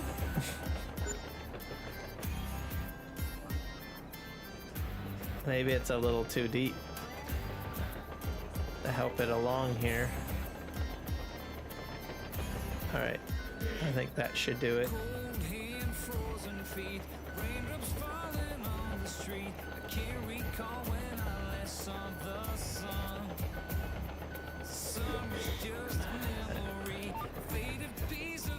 Let's go forward.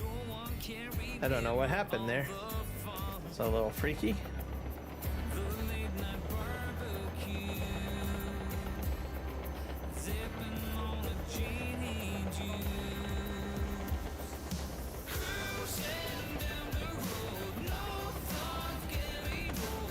Alright, let's get this pass done.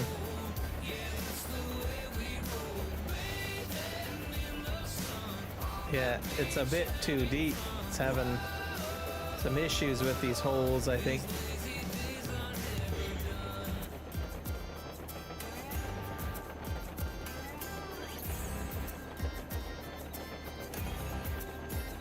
We'll get it fixed one way or another.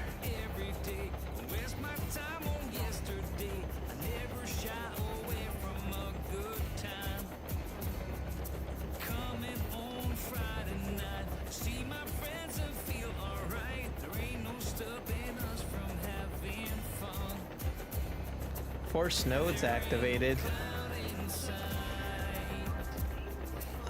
Let's find out.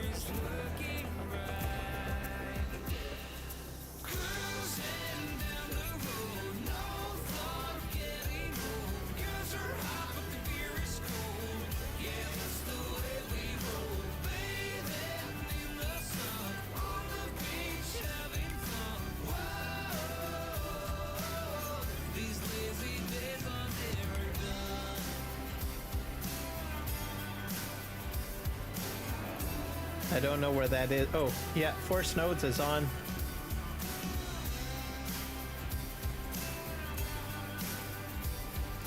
Yeah, Force Nodes is on. Is that supposed to be off? Force all nodes if one or more are active. Yep, it's still having problems. So...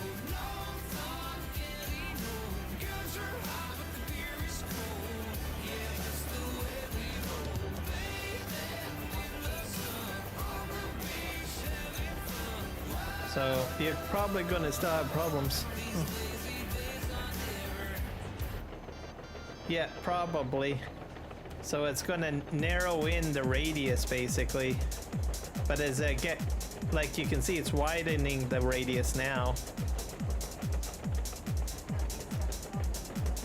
There you go. I guess strength might help with that. Let's try that. I don't know if I have it at max strength. I don't know if I can get any higher on strength. Can I put this up to higher than 10?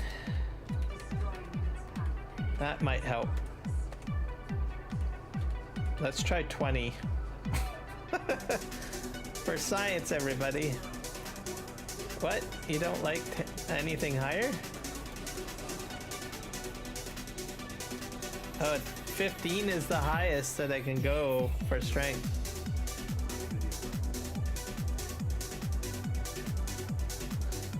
I got it at 15 right now. That's the highest I can get.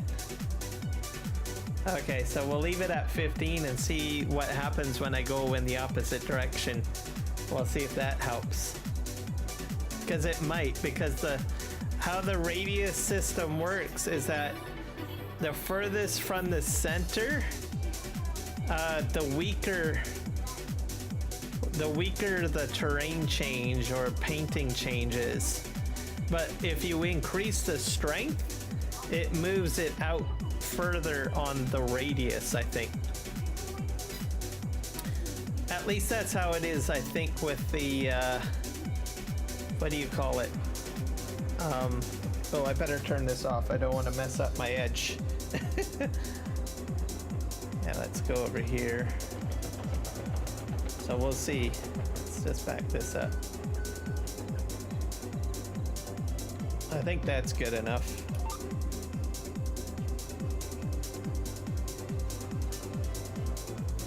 So we'll see what happens.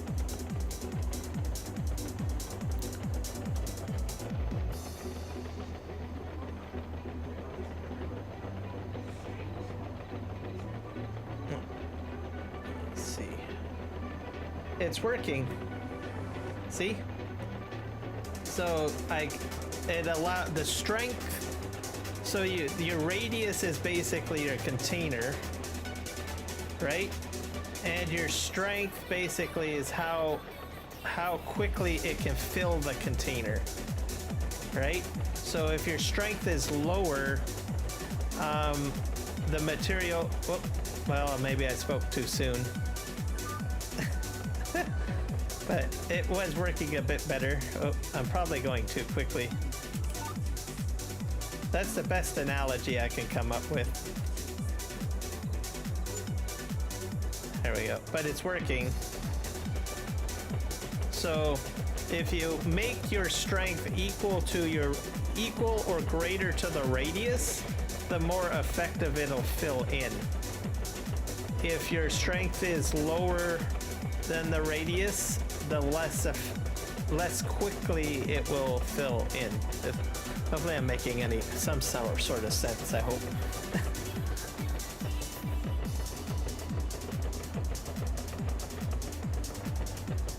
Yeah, exactly. But a lot of people don't really understand the difference between the radius and the strength.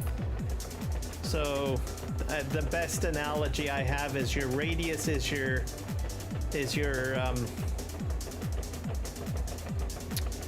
container, the affected area, right? And then your strength is how quickly it will flatten out amongst that radius, right? So if you have a lower strength, it's going to fill the center quicker than it will the outer range of that radius, right? Yeah, exactly. Should be the same.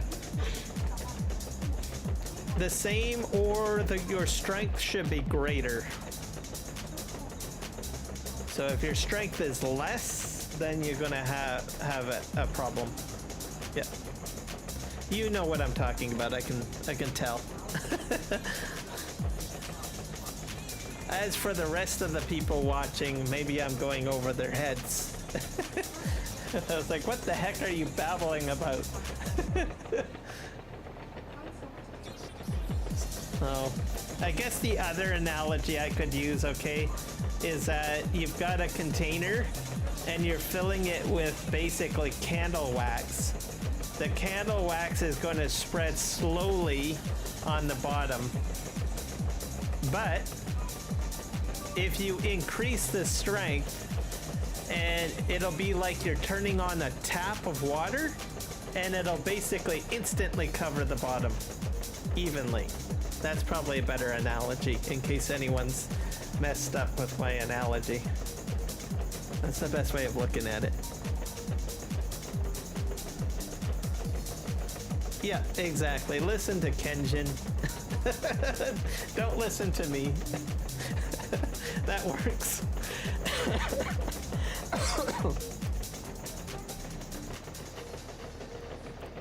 All right, I think this is working out. There we go.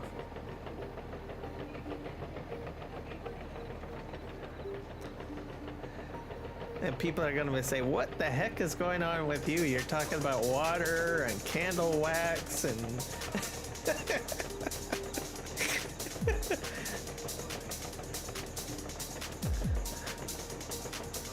Okay.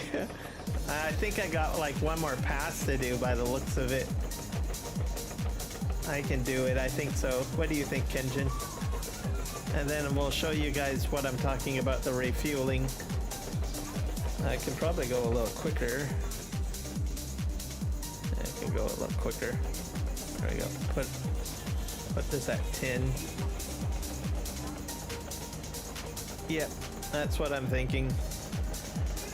And then we'll look at refueling the whatever needs to get refueled.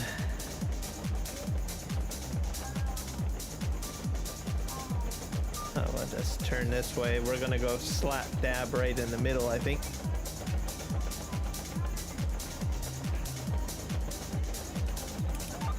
There we go. I guess I got a little bit over there to do, I forgot. That'll be one more pass too. So we're almost done. This guy's like, I'm gonna slow him down a bit, straighten him out.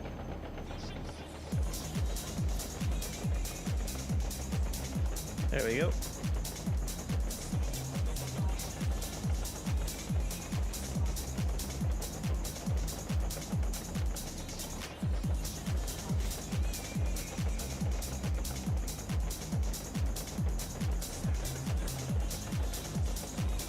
Alright, we're doing good. We're doing good.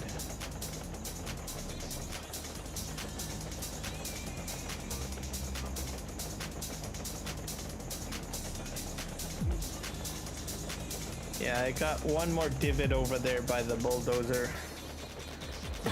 So we'll get that next.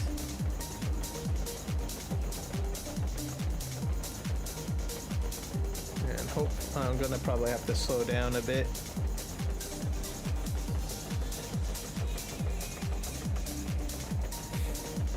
And hopefully it fills in. Come on, you can do it.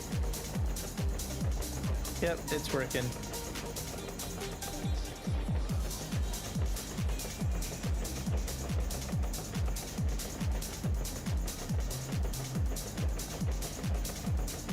Might have to slow down a bit more, I'm not sure. I might be fine. Having a bit of... There we go.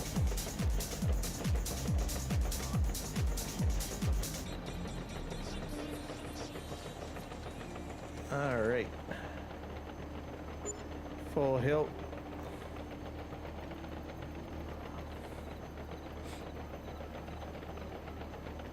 We'll slow down a bit because this looks like a bit of a deep hole.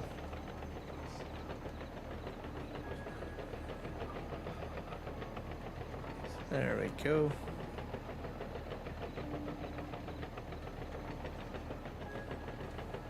All right. Perfect. Oh, wait, I got a little bit at the end here. I can probably speed up for this.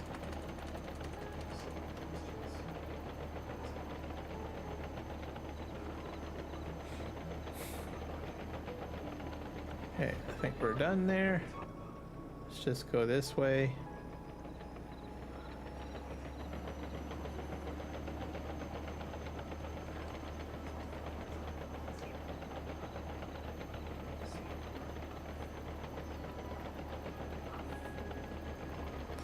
Now we just gotta go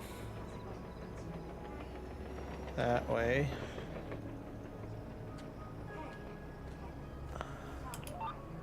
Let's try that.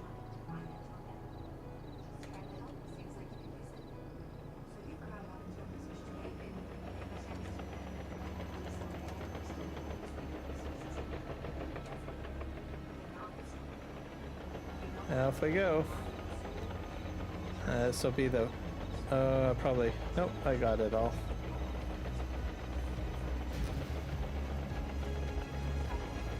Hopefully this will get the bit by the bulldozer up ahead. I think it will.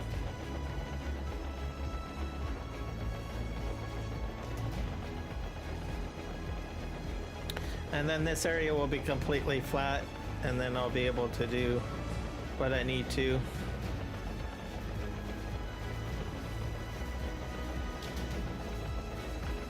I might have to move that other bulldozer out of the way.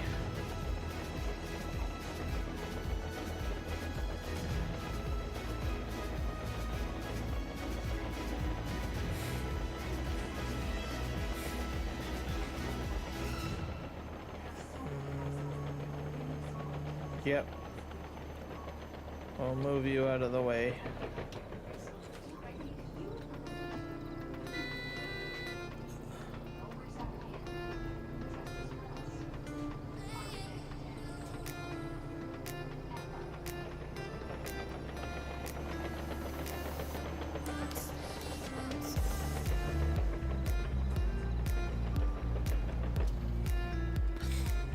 Well, I'm encouraged by that comment.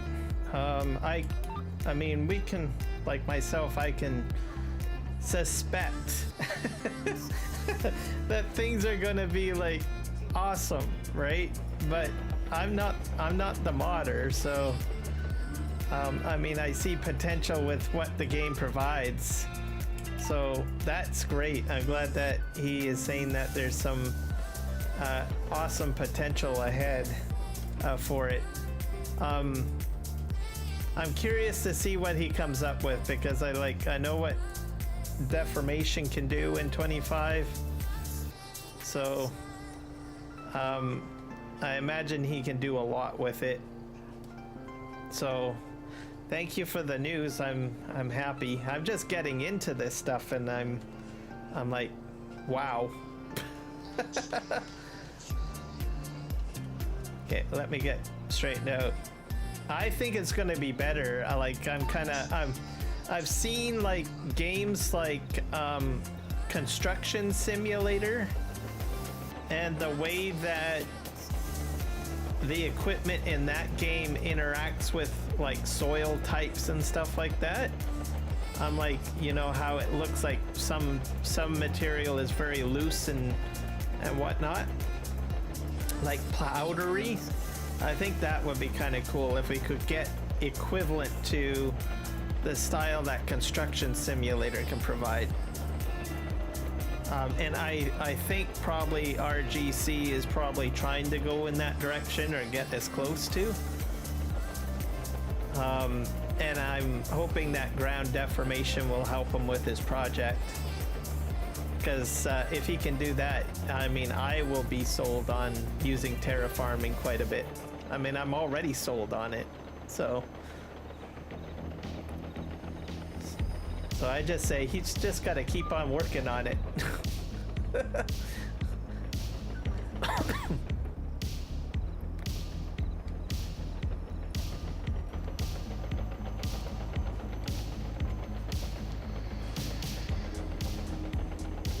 Yep, and huge in realism. And I honestly think he's onto something, so, you know, he just has to keep doing it. Just keep doing your thing. That's all I can say.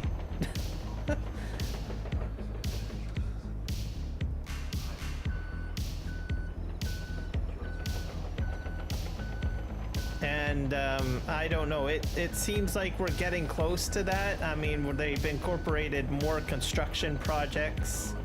That's very similar to Construction Simulator. So I just say, you know, keep on doing it. Let us do all the stuff and things. That's what I want. Let me do it all.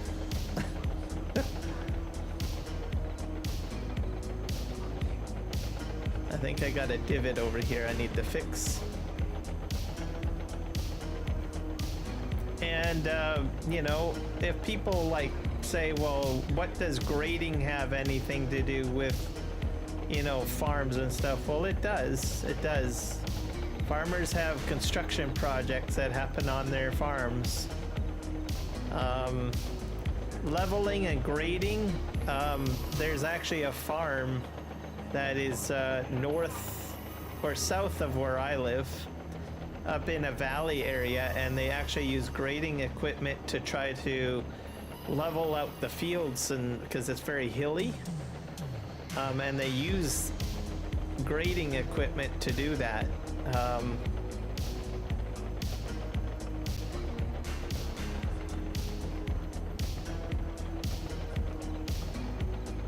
And then there's some farmers that have a whole whack of construction equipment, and they use it at their disposal to do all sorts of projects on the farm too. So Okay, I think we did it, guys. I finally got the hole covered up. Alright. So we're gonna turn this off. I'm gonna click on our alerts here. One of these things ran out of fuel. I think it's this guy here. The mower ran out of fuel. So I'm just going to show you quickly what we need to do.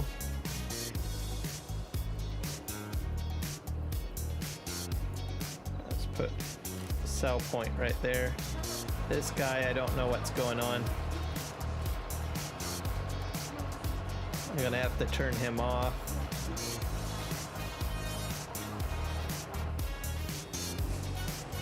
He's in the way. For my demonstration, I need him out of the way.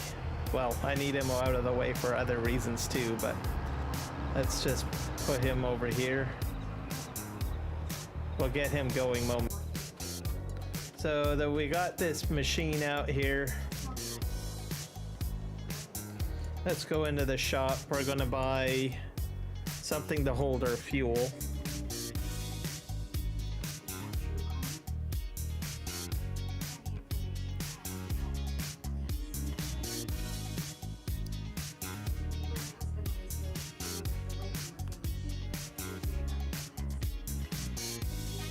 Yep, I've seen the grader. Did you see the grader? Let's see. There are copies of those in Montreal. Yeah, in Montreal, I imagine they probably use quite a bit because they use a lot of graders for snow removal. I've never been in Montreal myself, but I've been in what do you call it, Ontario. And they use a lot of graders for snow removal, along with other equipment. Snow removal is like a huge business, to say the least, in Ontario and probably Montreal, Quebec. Let's see here. Let's figure out what we're gonna do about fuel here.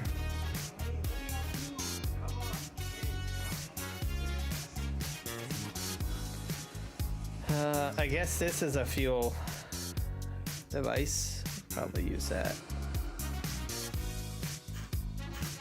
I don't think I need anything. I don't want anything too big. So we'll buy this. We'll change it to blue or red, make it orange, make it stand out. And then we're going to buy something to haul it. Most people like trucks. I don't like using trucks. I'll just use a tractor. Probably a small tractor. Let's use actually a large tractor. Why not? We'll use a Kloss. Customize. Okay, good. It's you. Bye. Yeah, of course I'll have that thing, I promise. So I'm gonna cheat a little bit. I'm gonna fill the trailer with fuel.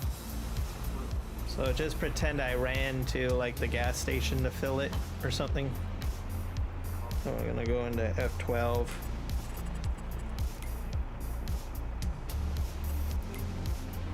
Fill with diesel. Alright. So it's filled with diesel. Let's say you went and you gotta fix one of these guys because they're doing something wrong. All you really need to do, and hopefully this works.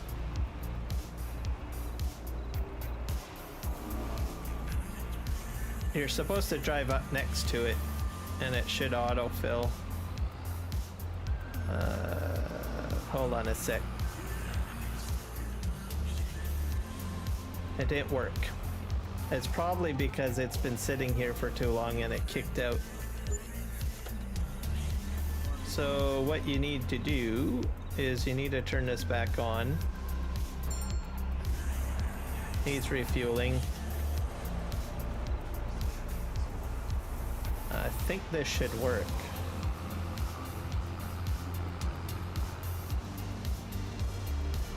I hope. Don't make me a liar now. Unless I have to unfold this thing, do I? I'm supposed to drive up to it and it should fill up. That's how it's supposed to work.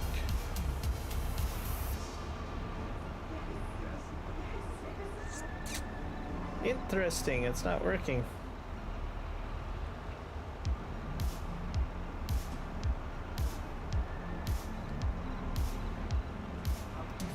It's a hard work. Huh. Is the option turned on? Oh, maybe. I don't know. That's a good question. Where's the course play settings?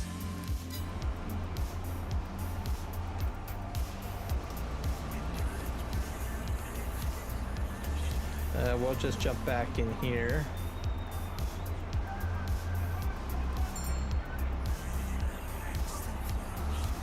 Supposedly this is how it's supposed to work. I can refill it myself, but I don't want to do that. So it is in the trigger because it says refill lower, but it's supposed to do it automatically. See if I can find the settings.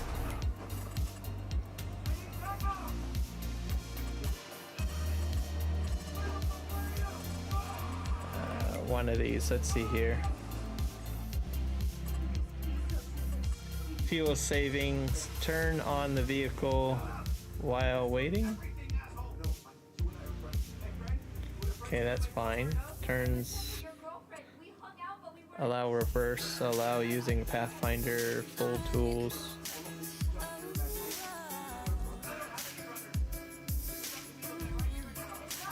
Okay. I don't see anything in there. Wages, auto repair, fuel threshold 5%. Drivers will be released if the fuel percentage is less than 5%. Waits for fuel, that's the problem right there. Vehicles, turn that on. I bet you that's it. So, waits for refueling. Save it. Good call, Kenshin. So you turn that on. I bet you it'll work.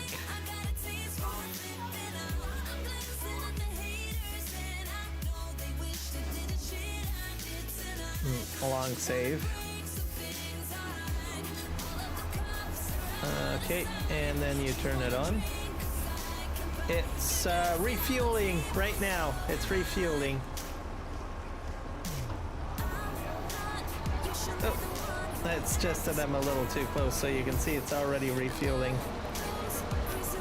So that's all you need to do. You just have to drive up to it. So just remember that. Another handy feature. So you could literally just drive up to the piece of equipment with that option on, and then it'll refill. Okay, I'm not sure if it's gonna carry on.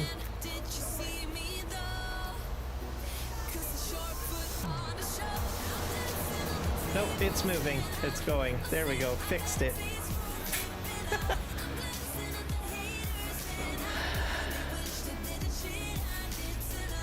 Yep, exactly. So there you go. Now you guys know how to do refueling without having to go up to it. And we'll get this guy going again. Now the question is it per vehicle or is it on globally now? So we're in this one. Waits for, yeah, so this is a global setting. So it'll be on for all vehicles. Let's just get him going.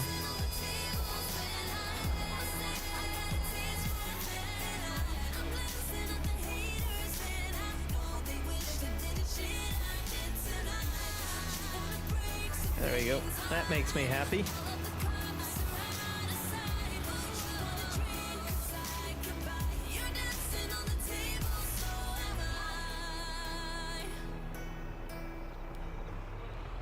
Yeah, that would be handy, like some sort of function to do that. Like this doesn't do anything. This just does silo work. Maybe that's the next step, where he could probably set up a course play option for it to detect a fuel required vehicle on the field or something.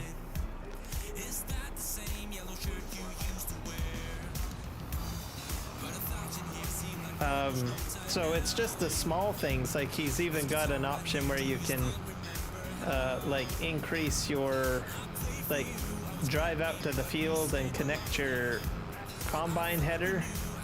That's been a feature out for I think 6 months now.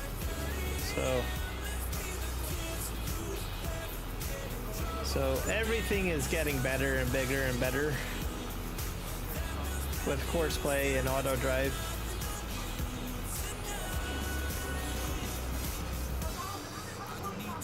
So that's why I do these tutorials or these tests.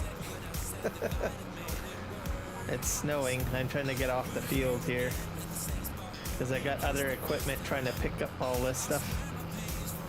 Let's go back here. I think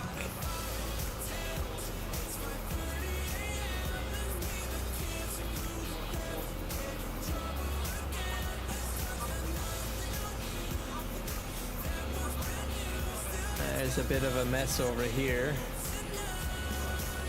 I'll have to fix this all up. Alright. I'll put that right there for now.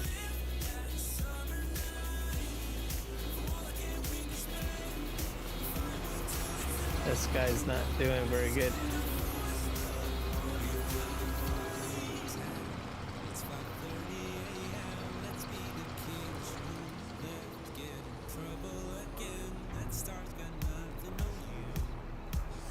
I'm hoping he'll drive out of here. He made a mess.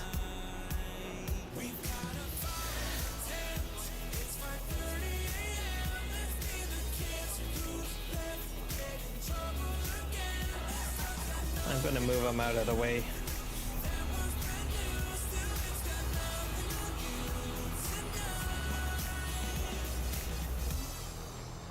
That will work, and then I have to clean up the mess that I have over here.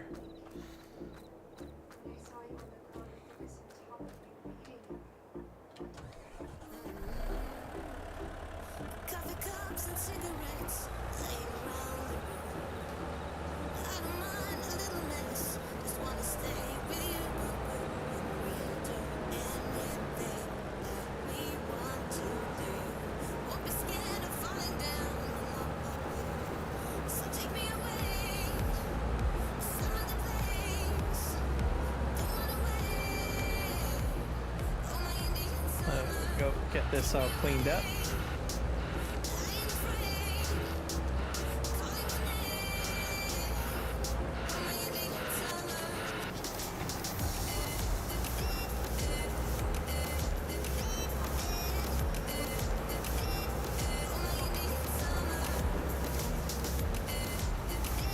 This was automated. I gotta fix it a little bit.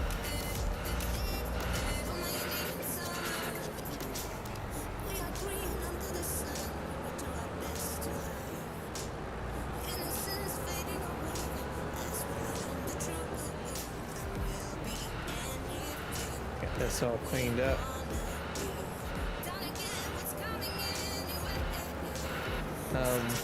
So this is fully automated, this bunker silo. It's also in my video.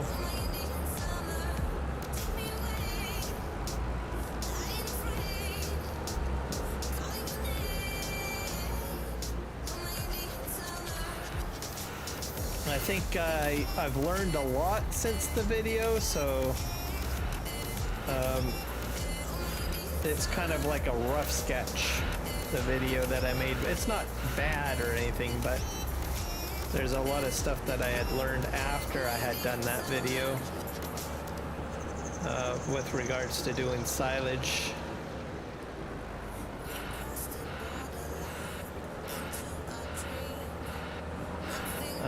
Like for one, like the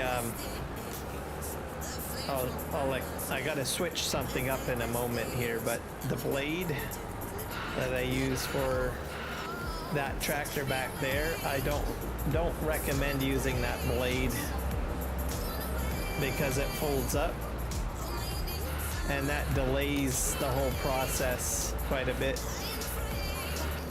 So generally I recommend a non-folding blade for leveling. Oh dear.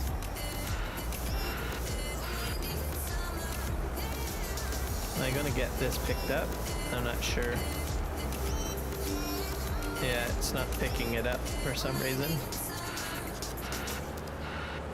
Let's try it this way. I've got chaff in there, that's why.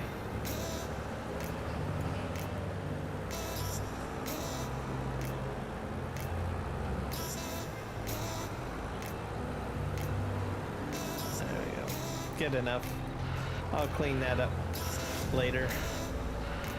We'll switch out the blade. All of that stuff is all automated in the background there. All those guys feeding my cows. So let's see if we can get this guy going.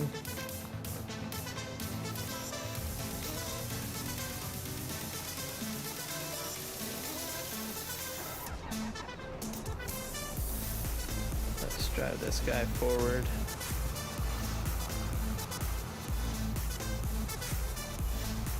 I think he's stuck on trying to figure out how to get to field 9. Alright. We'll see if we can get this guy going.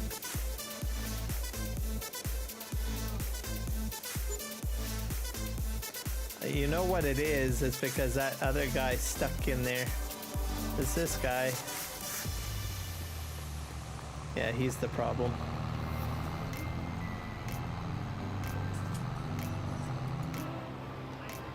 Just back him up. We're gonna switch out his blade, by the way, because it takes forever for him to unfold and refold, and that delays the whole process for dumping. So I don't recommend using a foldable blade. I had only learned that from my last, because I did a corn harvest.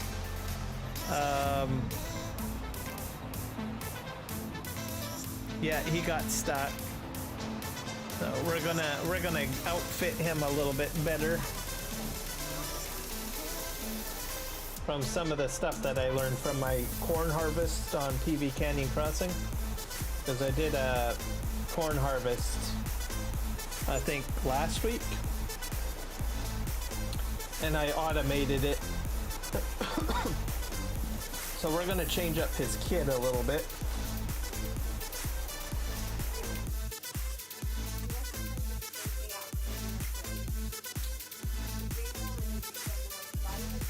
So I recommend if you're going to do automated leveling, use one of these blades, the Duvalstorf.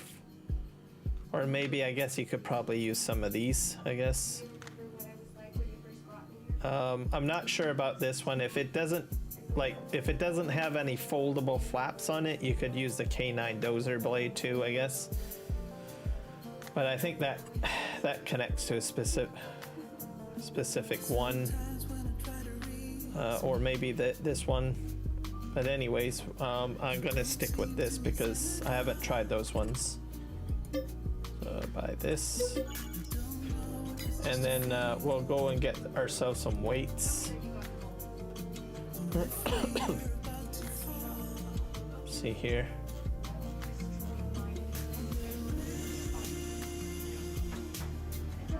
Probably put a weight on the back, I think.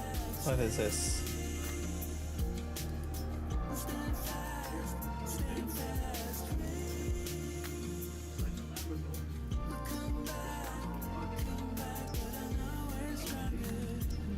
I think we'll go with this one. We'll make it yellow.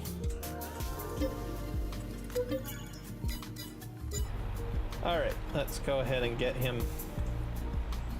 I don't know what happened to the weight. I'll put this on the front.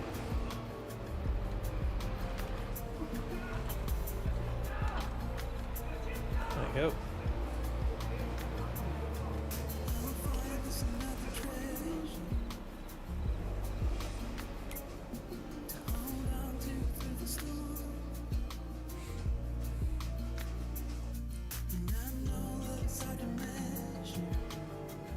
Saving.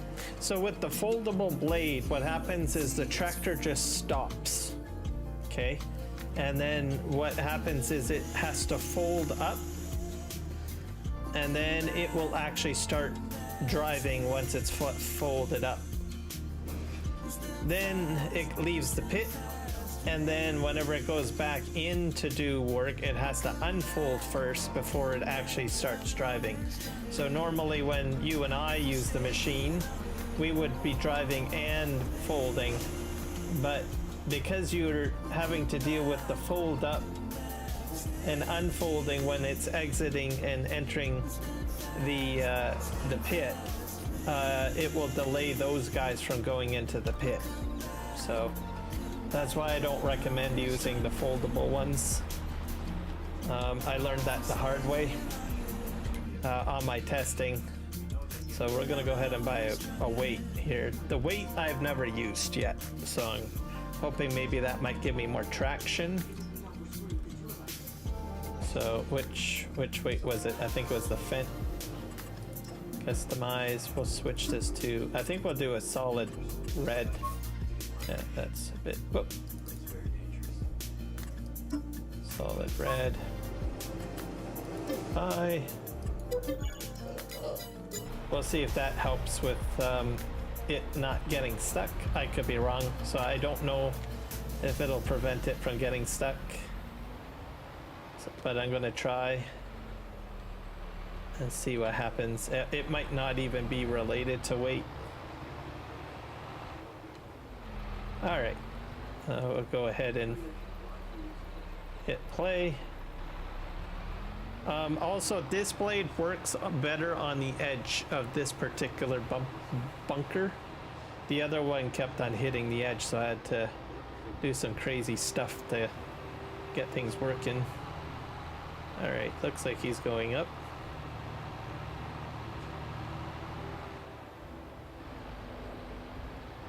Yep, a lot of wasted time, and then it causes a backlog on work. So yeah, don't get foldable blades. You can get as large a blade as you want. Just make sure it doesn't fold. Because you want to get them in and out.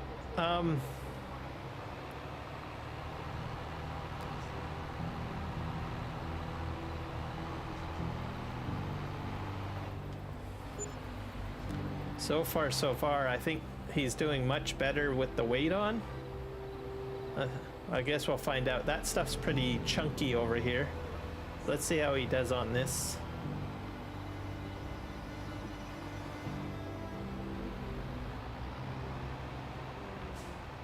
Because I think this is pretty steep.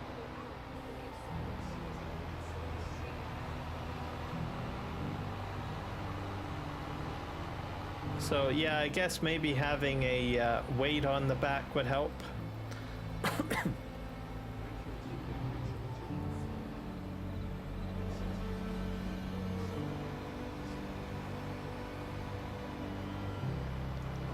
So we'll just watch him a little bit and see if he gets stuck at all on any of this. So my video doesn't cover adding a weight, and then my video doesn't talk about the foldable blade. So, but I'm mentioning it now. So I imagine he will make improvements to this down the road. So probably in the next video, I will probably mention something. Yeah, quite a bit. Yeah. Oh. Oh dear. So maybe not 100% invincible.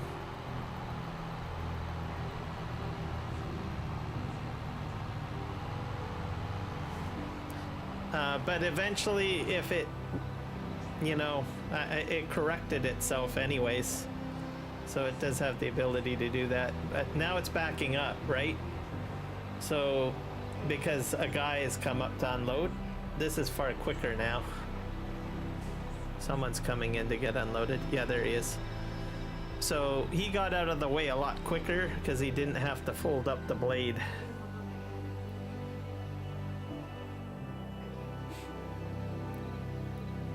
But I don't think he's going into empty in there. I think he's moving on to something else. Who would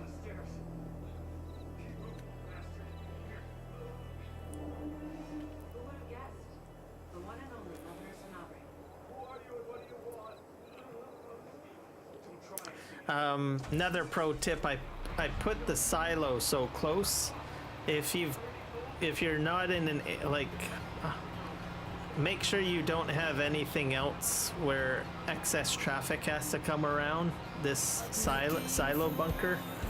Like for my testing, I put that silo over there, and that's why this guy pulled out, right? Because it detects a far radius, so you might want to be careful with your design of your farm where you put the bunker. You don't want other traffic on your farm to affect the performance of your silage bunker guy here. Another pro tip.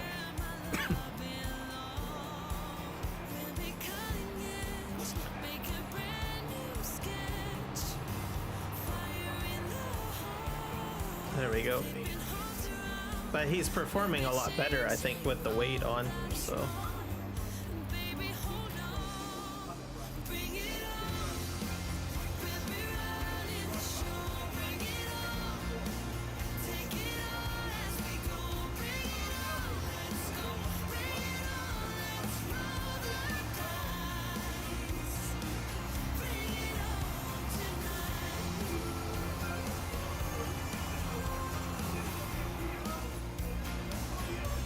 Yep. You're getting free tips, by the way, Kenshin, because most of this stuff I've I've gotten after the fact I did the video.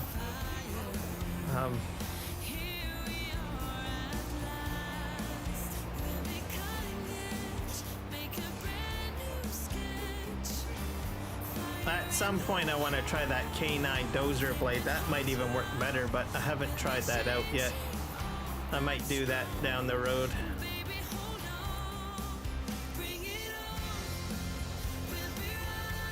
But I think that mounts onto a specific piece of equipment. Like, you can't just throw it on this thing. You have to throw it on, I think, a specific tractor, if I'm not mistaken.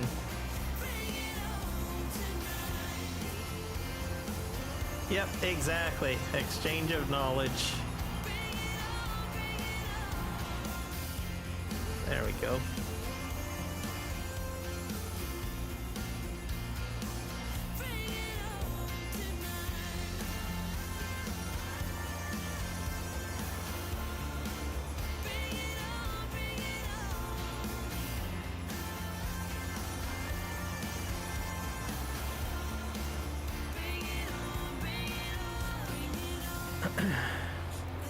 But one thing I will say about the silo management feature of Courseplay, just make sure you keep an eye on them from time to time. Just check on them. Like, I've seen some weird stuff happen where he'll just drive off into middle of nowhere for no apparent reason.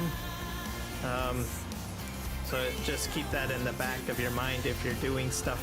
You know, just check on him from time to time. Make sure he's still doing what he's supposed to.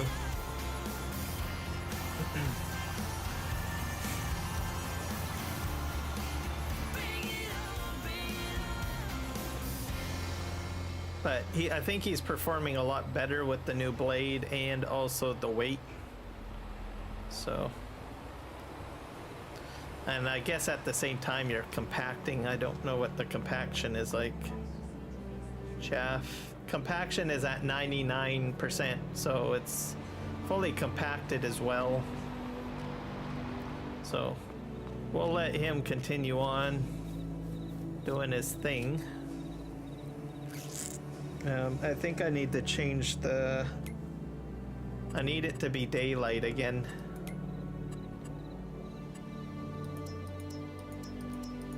So we'll just set this to like, what, 10. And we'll... There we go. Everybody's happy, everybody's still driving. It's good. He's still doing his thing. Good.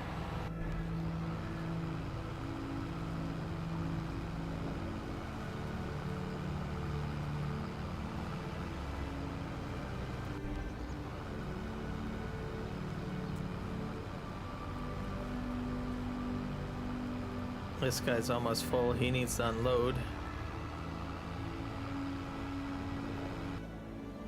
So this is going to be a part of my slurry or digestate series. Well, it's all part of the farm series, really.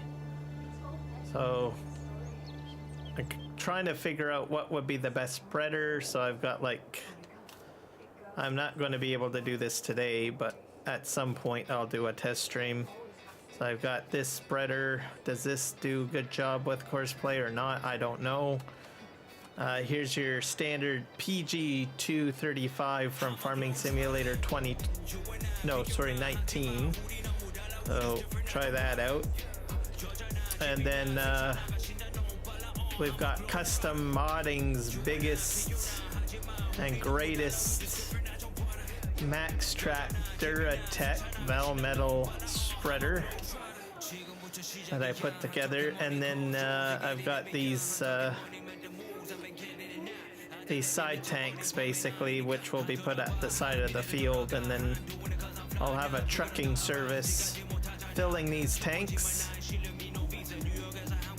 and then we'll have the spreaders going up to the tanks and filling up whenever they do their work. And I'm only going to have 2 trucks running, I think. So I got 2 trucks amongst 3 tanks, and they'll alternate between the tanks. So if you have like a small fleet, right, maybe you want just 1 truck managing all 3 tanks, you can do that. But I think because of the size of my map, I'm going to probably need at least 2 tanks to manage the 3. So, and then of course, like I said, I'll test that to see what would be the best spreader, because I'm not sure. I don't do a lot of liquid spreading.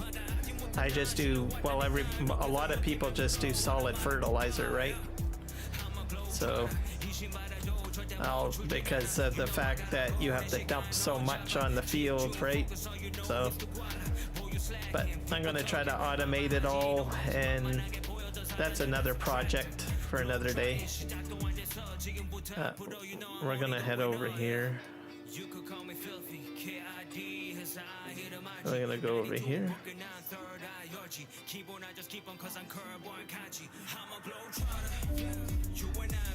Probably this one. There we go. This area is all done, so I guess I can move this out of the way.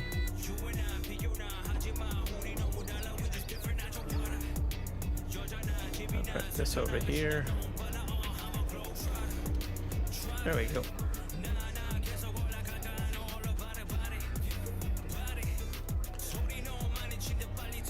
All right, Rocket. We'll see you later. Thanks for dropping in. Hi, bye.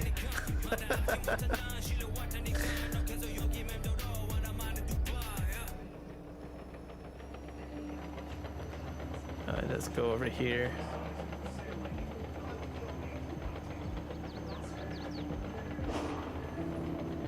I'm gonna park this dozer next to this one, and then we're gonna put down some stuff first. There we go. I have to go into the build mode. Construction.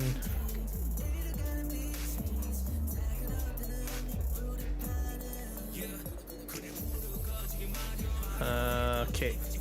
I'm not sure what I want to put down for productions.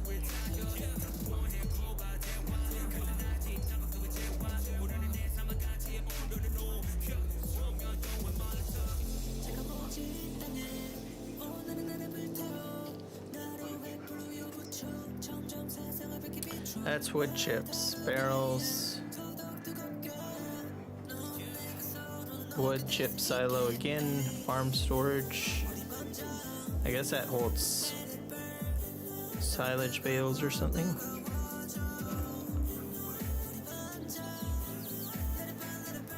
That's interesting. Pleasant Valley General Store. Nope, don't want that down. Mining silo. Oh, that's kind of interesting. That puts all sorts of stuff down. Nope, not using that though. Too big.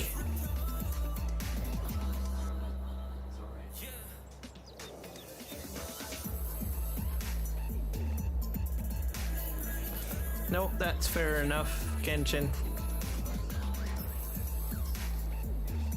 What time is it? It's at 6:40. Oh, I probably might end the stream in 20 minutes, I think. I got quite a bit of stuff done anyways.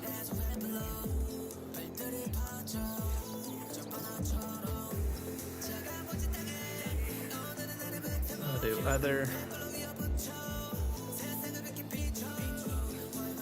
Next test stream I'll probably end up... Oh, it's snowing. Oh, great.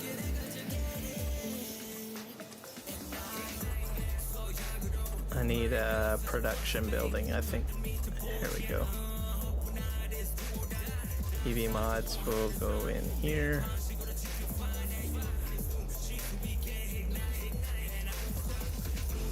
Bee farms, hive production, composter, that's one of them.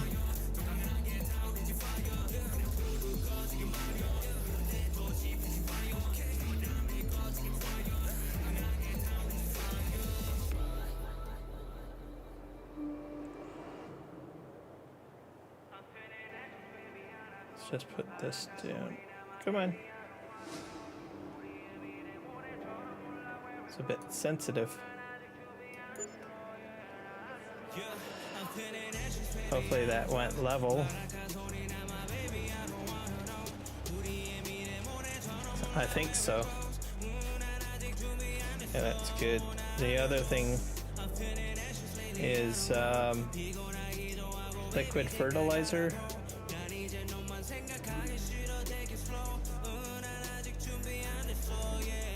I don't think the liquid, it's not the liquid, there's a solid fertilizer maker.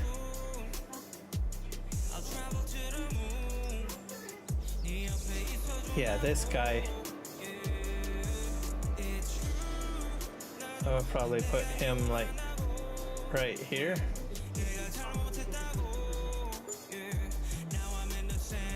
Go. So basically inputs to take the manure and stuff like that. Yeah, for sure, Kenshin. We'll see you in the next one. Thanks for joining me, and it's always a welcomed exchange of knowledge back and forth. Always stimulates my mind when you're in here.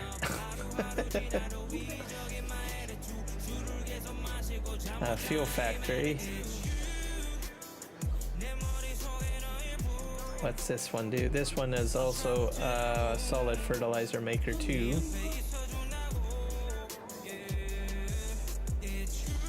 I'm gonna put this one like, probably like,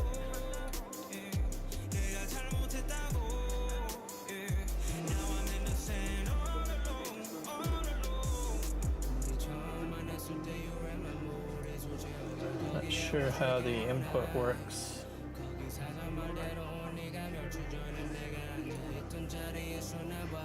I think I'll probably put that one there.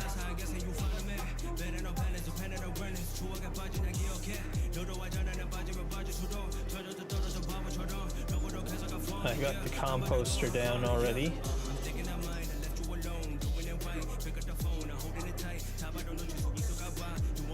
Morgue, bakery.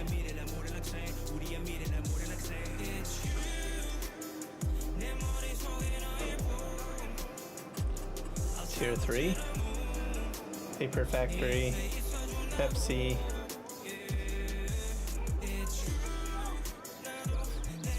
I think that might do it for now. And then we'll have animal buildings.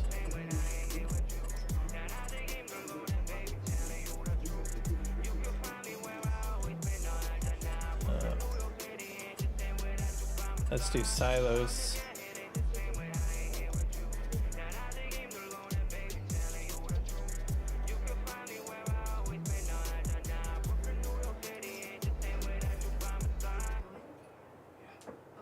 Liquid manure, I guess. I'm not sure if there's a input output. Yeah, there is. So you can do storages like that for liquid.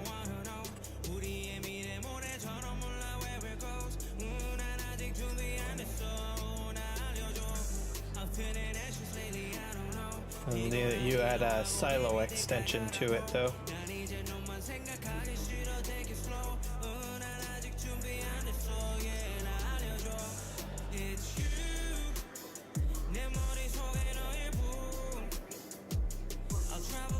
I think this will work.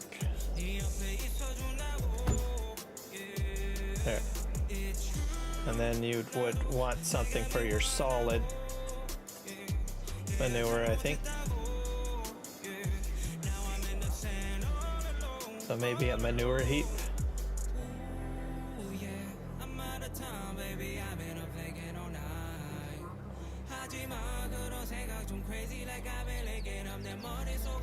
You could probably put in a BGA if you want to. And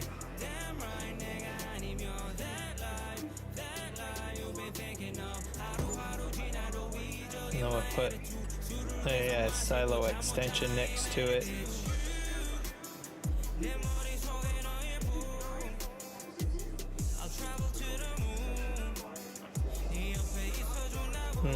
I don't think I'll put a manure heap in. I'll delete that. There we go. Maybe a BGA.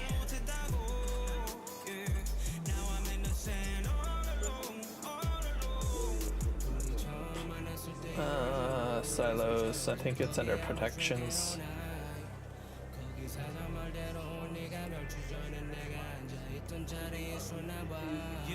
I don't think I'll build my own. I'll just put in a regular.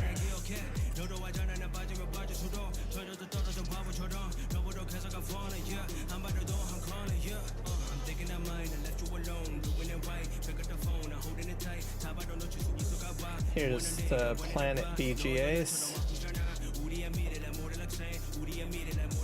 I'll probably put in a small one.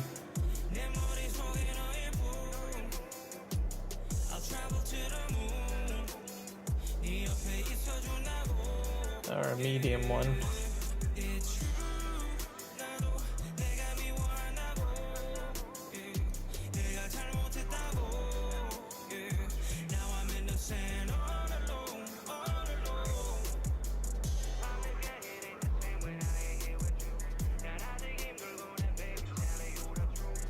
Or can I do the large one? You'll probably do the large one. Yeah, I can do the large one. I'll put that like that, I guess. There. So I think that's fairly good. I'll probably have to do some more landscaping. Let's see. It's snowing at the moment, so.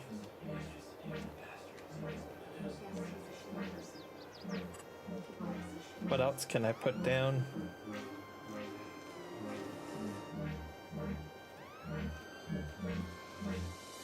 Think it's true. I ain't never I think that'll be good for now on putting in productions and stuff. So what the big grand scheme of it, so my other videos which I shared with Kenjin covers basically automation of these 3 cow barns over here, and then removing a milk to the dairy, straw given to the cows, TMR to the cows. The problem I have now is that my manure bunker, all of them are getting full, all 3. So I want 1 tractor to remove manure from all 3 of these manure heaps and take them somewhere. So I have 1 tractor doing that. Plus I got a slurry problem. There's slurry there, and there's 1 other barn around here. Anyways, 1 tractor removing the slurry and taking it to one of those locations. So that's the next step. And then once that's completed, I'll have a fully automated farm with a total of 5 tractors operating. So with standard, like if you use the traditional auto drive, you could probably end up with 1, 2, 3. So I think so. There's 3 here. So that's 3, 6, 9 tractors, and then you add 12, 15 tractors to automate this farm with a traditional way of using auto drive. 15 tractors. I mean, you can have a whole fleet of 15 tractors if you want. Doing it the regular way of doing auto drive, but with my series you can use a limited number of tractors doing multiple tasks. So you want manure removal, you can have 1 tractor handle manure removal from all of your barns without having to stop the tractor, set up a course or whatnot. You can get it all automated and set and forget it, right? So you can limit your fleet size, and you can limit the amount of babysitting and setup for auto drive once you get it all set up. And that's basically what multi pickup and delivery does for you. So anyways, you can check it all out. Let me just see who's live streaming.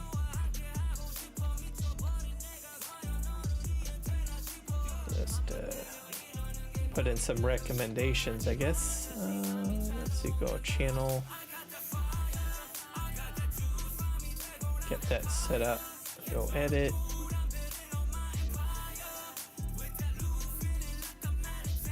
Overall, I think it was a good live stream. Got quite a few things done. Let's see who's live streaming.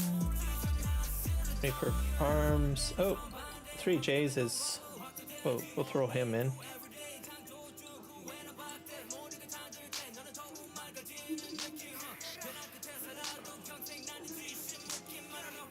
Jump over here. I'll edit this one.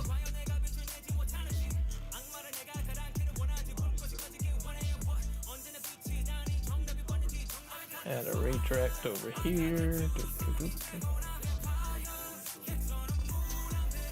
So we'll set the redirect to the 3Js.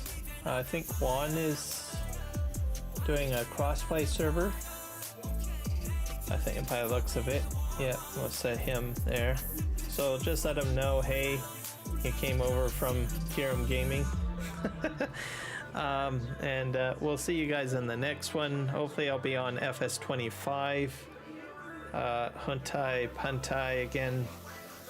I've done quite a bit of FS22 content, I think, the last couple of days, so we'll jump over to do some Puntai on the next stream. So have a great night, or morning or whatever day it is, time of day it is for you. And peace out and happy farming. Bye, guys.